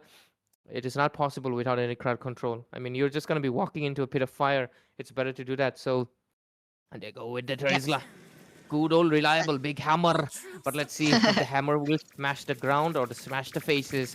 IQ RNTX and Shadow Esports 1-1 score. Last match, ladies and gentlemen. Welcome to the land of dawn, and we'll see who goes to fight CRQ and who will Oh, get eliminated out. I forgot about that part. CIQ stood still there, right? And it's gonna be an epic showdown if either of these teams go there. I mean, INTX versus CIQ looks, like a very nostalgic thing. But if it is Shadow Esports, man, I'll be up for it. I'm not cursing them. I'm just really ready because they've been able to do so well in this tournament so far, especially into the lower brackets. So looking at the game so far, though, into the gold lane, that's definitely going to be a dead lane now. But the top lane should be under the focus here for the side on both of these teams here because against the Yuzong, right? We always mention that you might have to lower the Yuzong's HPs or not give him the level 4 before the start of the turtle so that they will not be able to get the snowball in. And the fact that they have a Leomord, the focus for the side of Shadow Esports should be that first turtle. They need to not give away this Leomord, that level of snowball potential here. Top lane, like we mentioned, this is what they want to focus on default, freezing out just a little bit against the dragon, but Aaron might eventually be able to outpoke Wink here into the early stages. Yep. Right now, we're gonna be seeing that obviously the game of slow paced. I mean, it is funny, isn't it, Debbie? That the first few objectives are turtle because the game goes so slow. Yeah. But yeah. But yeah. Oh, is They- that why it's a turtle? Maybe. Who knows it, right? But there we go. because it's The Tesla oh. takes a lot of damage, but the turtle's gonna show up right Ah. now. No level 4 just set for Miro, so that's going to be a little bit of a delay. Wink, yeah, he cannot really go in a 1-minute situation against the CC, so Aaron will be the one able to rotate onto the turtle right now, so Dragon arriving. Great retribution from boarding Adamura. Seekers it with Soul Sever. Here But- comes the Black Dragon form. A lot of damage, but the Fear of the Phoenix is landing, but it's not going to be saving boarding Adamura. He gets taken down, and that is a 1-for-1 trade. A turtle for the life of the jungler. I don't know. So you're dying into the early phases of the game, definitely not a good sign. I feel like it's either you give up the turtle or not die. And not die. That's better for Esulio, right? I mean, it's a defense scenario for a Leomar, but hey, it still works out if they are equalized under the goal here. But a bit of a 1k goal lead into the hands of the side of our NTX here, so they definitely will be aggressive because of the goal lead that they have so far. Not much of a pick off that they will be able to do here just yet because this is a Gathod after all, and they will be dependent on the team fights coming through from Milio, the initiation that he can do so far, and they will also do it if Leomord is the one, Turing is the one who set up for the team fight here, which is highly unlikely to happen, but it can still happen. Onto the goal inside, Wink will be definitely having a good time because he's going to be able to get a farm up and in a default, just busy freezing into the lane for Milio. Yep. So far, I think we're still back again to the turtle-paced game, where everything feels like it's going pretty slow. And I think Yeah. the next turtle fight is where we'll most likely see a little bit more action because both of these teams looks like they only like to fight when there's a clear objective rather than try to go for the very bloodthirsty gameplay that some teams like to showcase to us. But obviously, there's going to be a lot of poking here and there. We clearly see they force Witch to a recall, but looks like, seeing that the Witch is not there, they want to go for a kill. Will they be able to do it? Quite low. Wow. And Okay. that the Fury of the Phoenix is not going to be useful that much. I think they should have saved it for this turtle. I mean, that's a Gatot. That's a Gatot. I think they should have saved it. It's a massive cooldown, man. Yeah, into the early phases, it's more like a minute or so, right? 50 seconds. Yeah, it's not gonna be up for the turtle. So now that we think about it, the lane is gonna be taken by Turin just so that he will be able to have a good level. He's still gonna be level 7 in comparison to Boring Adamura, still gonna be the same here, Aaron. Taking a lot of damage, but this is gonna be the decider of who's gonna be able to have the good lead. Oh, what lane? They went all in. What is that? The goal laners are on a different frequency than the rest of the team, but let's see the turtle. It's gonna be zoned out completely and goes into the hands of Charin with no competition coming in because the zone from the dragon is undeniable. But yeah, on to the bottom lane, pure 1v versus 1. Vengeance has already been used. Wink right now. Not Miri, sorry, Aaron. Watch out. I think he's gonna get taken down. Fast kill onto the bottom lane. And I think he should have known that, I mean, Kremka was giving a bit of a vision onto Z10, right? And he did pop onto the passive, but he should have known that the Z10 will be there trying to get up the damages, and he was actually low onto the cooldown. I think, most of the time you die like there's a goal in there to try to last it onto the cannon minions, and that's definitely not a good sign here. You can lose on your minions, you shouldn't die, man. But onto the other level, I think it's still a fighter goal in, so definitely gonna be enough. But Mirio, my goodness, he is onto the hunt their strike, that means you want to dive into the backlines rather than depending on to either whoever is going to be dealing other damage, and still going to be doable because they also have a fighter into the goal inside. Oh, that's a green signal to initiate. Here comes the, of course, the Glue's pathway, but quick retreat from the side of IQ RNTX. They do not want Yeah. to fight just yet. They just want to fight for the objectives. And so far, it is still a slow game. 1-for-1 score and 1-for-1 kills. Pretty Wow. interesting. Everyone is one. If it was 11-minute mark of the game, it definitely could have been some kind of black magic. But onto the other node, I feel like Iron Text, they don't really want to go for the engages here. They're just waiting for bits to get a farm. Same case scenario for the side of Zutsu Esports here, because they are waiting for Claude. They are waiting for Wing to at least finish up his Trinity, and if they are willing to go for the fight onto the objective, they can do it for sure right now. But good clearance coming through from Aaron. Here, they will be able to set out to this turtle again. This should be taken by the side of RNTX, or else it will be a problem if Zutsu Esports are able to equalize onto the goal lead so far. So Terran, hold on to your retribution, my dude. Let's see it right. Here comes the Black Dragon for the zone out. And it seamlessly zones out the side of Shadow Esports. They're not interested in the Turtle Soup Yeah. anymore. They're going to be playing the side lane game, looks like, because Boring Adamura has not shown the aggressive. He's going to be playing on the sides, trying to push in.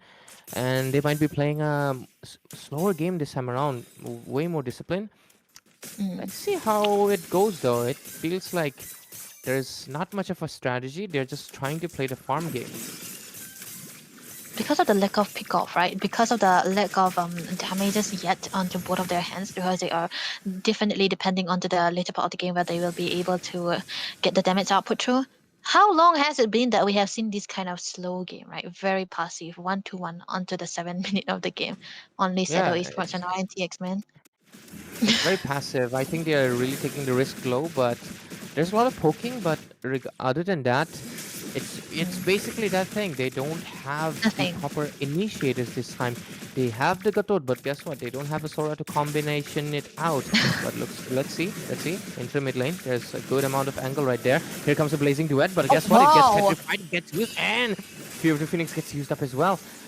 Both of the teams, again, they kind of initiate, but they don't 100% commit to it. They still back off at the nick of time, and they're going to be okay. So like we discussed, they don't exactly have the initiator.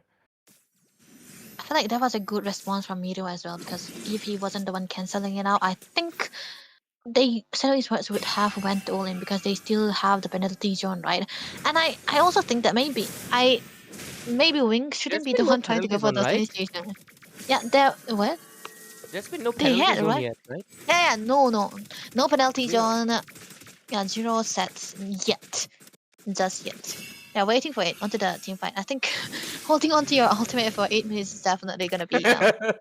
It's just saying that no, it's so slow. The game is so slow. I mean, at least Mira pop out this dragon twice because of that turtle, right? And look at 1-1 kills, and the lord is already up, right? It is. No one's going to die. Let's see. Kuyos committing to it. It looks like this is finally going to be an initiation. Oh, Here yeah. into the back, and here comes the Fury of the Phoenix. The Lord, it's going to be getting taken down by Charan, because of course Suyu is getting stuck on the other side of the map. But at the same time, Default finally pops his penalty zone, able to take down the Leomord, and they go up with actually a positive trade by taking down 2 bodies for the price of the Lord itself. Finally, a good initiation into the Lord fight, and finally we get to see the scores go away from that 1-1 to a little bit of a 3-1, but still an extremely slow and disciplined game that we have on our hands. Look at that right side of the map. We can clearly see a lot of pressure into the bottom lane. Shadow Esports is actually somehow the one taking the lead, but it is impressive, pretty impressive. But one thing, I just want to say, just because you pick a Terizla, which is like the slowest hero in the game, doesn't mean you gotta play the slowest game ever. Man, I'm not saying that it's gonna be PH level, but I feel like we are watching a PH game, man, because of the slow game that we have seen so far. It's still, they're just waiting on it for a long, long time. But hey, Boring Adamura? Whoa, revenge kill comes in. Boring Adamura gets chain locked, and this is basically it is time for the bloodlust. Here comes. Oh, there is a Furious of Phoenix as well as a penalty zone. A lot of damage being dished out, but they're getting Oh, melted. Grizzly cannot sustain so much damage. Neither can Moon. Moon gets taken out first, but look at the BMI coming in with the blazing duet. Is he gonna be able to take on the damage? what? But no, Wing gets melted by the Kimi. But Wiz Peter captures the kill, but at the cost of his life. Until Mirio captures the kill, and Default is the only one left standing from this team fight. Definitely gonna be good enough here. The Phantom Steed just used to take that turret down. Oh man, it is passive when you see an ultimate or two being used to take the turrets, and we can see here Charin was just using that passive to clear out onto this turret as fast as possible, and a bit of a zone here and there too. And now with Boring and Damara falling down, I feel like this is gonna be a good time for the side of RNTX to try to push at least 2 lanes at a time. The mid lane is definitely one of the most important lane.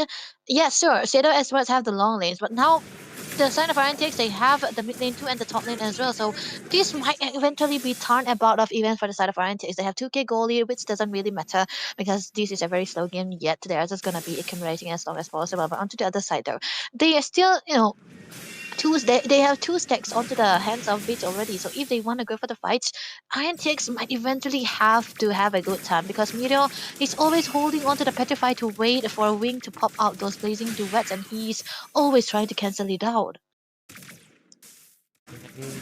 Honestly, you're kind of right. This feels very Philippines-esque kind of a gameplay. It is Mm, very slowly approached. There's yeah, good amount of discipline. They're not engaging haphazardly. There's very less amount of chaos. But obviously, we get the moments where I mean, we've gotten 2 fights so far. The yeah, Lord 2 fight and fights. then the aftermath of it, where they wanted to take Mm, down Boring Adamura to shut him down. Right now, yeah. this is gonna be the 3rd fight, most Oh, likely. Oh, the Zacian's taking a Kila? lot of damage. Fury of the Phoenix used defensively, and looks like they got what they wanted. They just wanted the Fury of the Phoenix to be used, but here comes the horse chasing under the horse. Here comes the penalty zone as well. A lot of damage being dished out. Claude is not here though, but Black Dragon form gets used. The dragon is gonna be chasing the target. He's in the air, soaring to the skies, but he's gonna be going back. Lord fight. The Lord's going to be starting right now. It's into the favor for the side of IQ RNTX, but here's the AOG. A lot of damage being dished oh out. Here wait. comes the BMI. Too much damage for Wing to be taken to the face. He gets melted, but at the same time, so does KR. God, they lose the tanker, but look at the Leo mode. He's dishing out so much damage. He's going to be completely fine. He's looking for a Charin? kill. But he goes inside the turret, Oh, but no, he's going to be getting the triple kill. what? Default gets taken down, and the only one left standings are going to be Boring Adamura. And too Oh, much damage, because that's a Hunter Strike. Yu Zhong, if I'm not mistaken, Boring it is. Adamura underestimated the damage that came in from the dragon and get taken down. And right now, this is going to be an easy load. Whoa, wait, too close for comfort. But hey, I still going to be okay. They're going to be able to get the Lord. Yeah. 69 score. 6-9 is the score. 13 minutes of the game. 1 fight is all it takes to lead us this far. If Bits died right there, he will be the second in my list because yesterday Van died to a minion on a Hayabusa. That was a funny feat, but yeah, it was uncalled. It was actually a desperate move. You wanna give your life to clear out into the mid side rather than save your life and give away the mid lane. And I think that's what he did right there. The Lord is gonna be up here onto the mid side here. Though Moon, what is he doing here alone? Moon wanted to go defend that bot lane alone. That was not a good strategic Oh, decision. A blunder on his part, honestly. And mm, since he's going to be horse and down, they horse. lose their main initiator. And right Yeah, now, Default's got to play that penalty zone in the mid lane. That's the only choice they mid up. got. Here comes the Black Dragon with the Mirio on his skies. A lot of damage. Traction Pulse being launched up as well. The Lord's still full health. It's going to be knocking in Mm. maybe the other side of the turret. Here comes Fury of the Phoenix. A lot of damage being dished out. Here comes the Oh, penalty zone. But of course, the CC just loses out. Which takes a kill into Boring Adamura. And right now, they're going to be getting the AOG oh, into the back end. A lot of damage being dished out. Their base is exposed completely. Here comes the Horsey. But is it going to be enough though? He's all alone there. But a lot of damage being dished out. Wing dishing out the damage. They got to clear out the waves. They got to manage the waves. And since they have the Claude, I think this is going to be defendable. Yeah, definitely defendable, but it's gonna be a naked base while they're still, without the presence of the 55 into the hands of Mira, still definitely gonna be a very, very defendable one. But Moon onto the other side taking a lot of damage. Moon Con. just Moon just getting melted so fast. Here's another blazing duet popping in as well. Wait. Oh, that's a out Oh! secured by Who is Peter. Finally, that Fury of the Phoenix comes in handy to take out Witch. But at the cost of all their inhibitors, the base is down to 50% HP. They gotta give it 2 minutes to fully regen it back. Until then, look at the turrets for the side of IQ RNTX. Only the bottom lane is kinda exposed. One thing I do notice about RNTX is that Witch, whenever they push in with the Lord, he usually dies right there in that same position. No matter what hero he is on, he usually dies there in that position, and same with Tarin too. And I think that just says a lot. I think they have a lot of aggression onto their side too, but they usually back off into a bit of a good discipline here. 15 minutes already on the game. They're still very healthy onto the goal as well. The kills are not that much in comparison to the others, but still it's gonna be, yeah, very rising here. 3k goal lead. I think the goal lead will not be mattering here right now because Wink already building onto the winter truncheon. Just mean one thing, that he will have a second life of his own. So that's definitely going to be a good sign for the side of Seto Esports. One push is all going to be taking for them to try to wipe RNTX away. And that is going to be dependent on the penalty zone from default and the blazing duet. Yep. With this, let's go and see.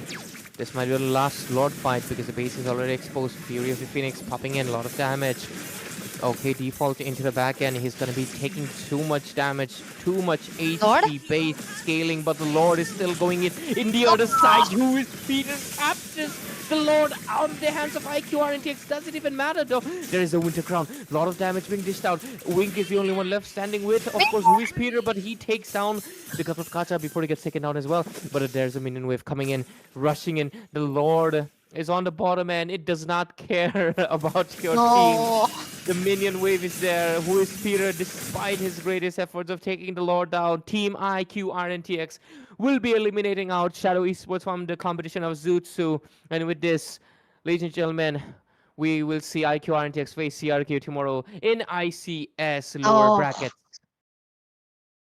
What a way to end the game with a 2-1 RNTX switch with the melee onto the Kimi. I think this is the second time he got the melee onto. Oh wait, it was bit. Never mind. And that's definitely gonna be a good sign. They lost the lore, but they have the damages. They have a good trade out. When it is basically a wiped out, you don't really care about the lore. But hey, nice loss on the Lord terrain. But that was definitely a good sign for the side of RNTX. Nice Seto loss. Esports. It looked like a green light for Seto Esports when I hope they were able to pull out something that they did yesterday. But RNTX are actually, yeah, they know how they play now. They know how they roll, and we definitely know how they roll as well because Marty's band, come on, dude. Did work well. I think the Mard, if they had the Mardis, the game would have been completely different, honestly. Maybe they would not have won, but the Mardis is a fast-paced hero. The game would have been Yeah. way more faster. It would have been Yeah. way more bloodthirsty because that's how the Mardis gameplay is. And I honestly feel like Shadow Esports was cooking up the Mardis. There's no way they weren't. Mm, But it's I good. think they were like, let's not rush. But sometimes They you were gotta late. rush. You gotta take the risk because when you Yeah. don't, you turn out to situations like this. But it's fine. They had a good run. They defeated Godlike. It's an accomplishment, an achievement, and they also defeated our IQ Arntex in the previous match. A really great comeback. This series was kind of close, but it was a pretty slow game, so it really depended on who had the stronger late game. And guess what? Kimi has a stronger late game. She Yeah. is one of the most busted heroes right now. Right after Zushin, I would legit say, if you ban Zushin every day, I mean like every match, Kimi's right Mm. behind her. It's just her meta. Because I mean, it's pretty obvious. She has range, she pokes a lot, and she deals HP based damage. And guess what? Mhm. The meta is pretty much frontliners. So unless you're Yahiko, you gotta worry about the Penny. I mean, sorry, the carry. Sorry, the The Kimi. Kimi. I mean, Tarin, he plays the Fanny, man. I don't know why he didn't pick out to the second game, but hey, what's done is done. Let's look at MVP, my goat, man. RNTX, that's gonna be Vitch. Onto the Kimi, that's one of his main heroes. And thank you, man, for not playing the Valentina again into the third game. Definitely a good damage into his hands, and he will be able to carry it out. Closing the game with a Maniac too, that too. And yeah, everyone onto the side of RNTX are actually playing for him, I would presume, because they were all fighters. They were all sustained. And yeah, when you sustain for Akemi and when he is untouched, he's definitely going to be pulling it off like this. Just one death across the board here. It was a long game, to be honest. It was almost a throw too. And the fact that they are able to. RNTX usually throw in like 13 or 15 minutes, yeah, and they are holding it off so well, man. This is a very, very good improvement coming to their side as well. But SDES, though, they are actually very surprising. If they had a long run too, I think they would become so much better than they did today. Absolutely. I'm wishing the absolute best for Shadow Esports. They have moved up really high on the ladders, and I'm looking forward to what they can do in the next journey. But with this, Yeah. obviously, ladies and gentlemen, we will bid you good night today. Goodbye and good night today, of course, because the night is already quite late. So make sure you Mm. have it today. If you haven't, and make sure you have a good rest because we'll see you tomorrow at the, of course, the lower bracket semifinals, if I'm not mistaken. So we'll catch you guys again on Zutsu Esports. Make sure you tune in again on ICS Indian Championship Series. Good night and take care.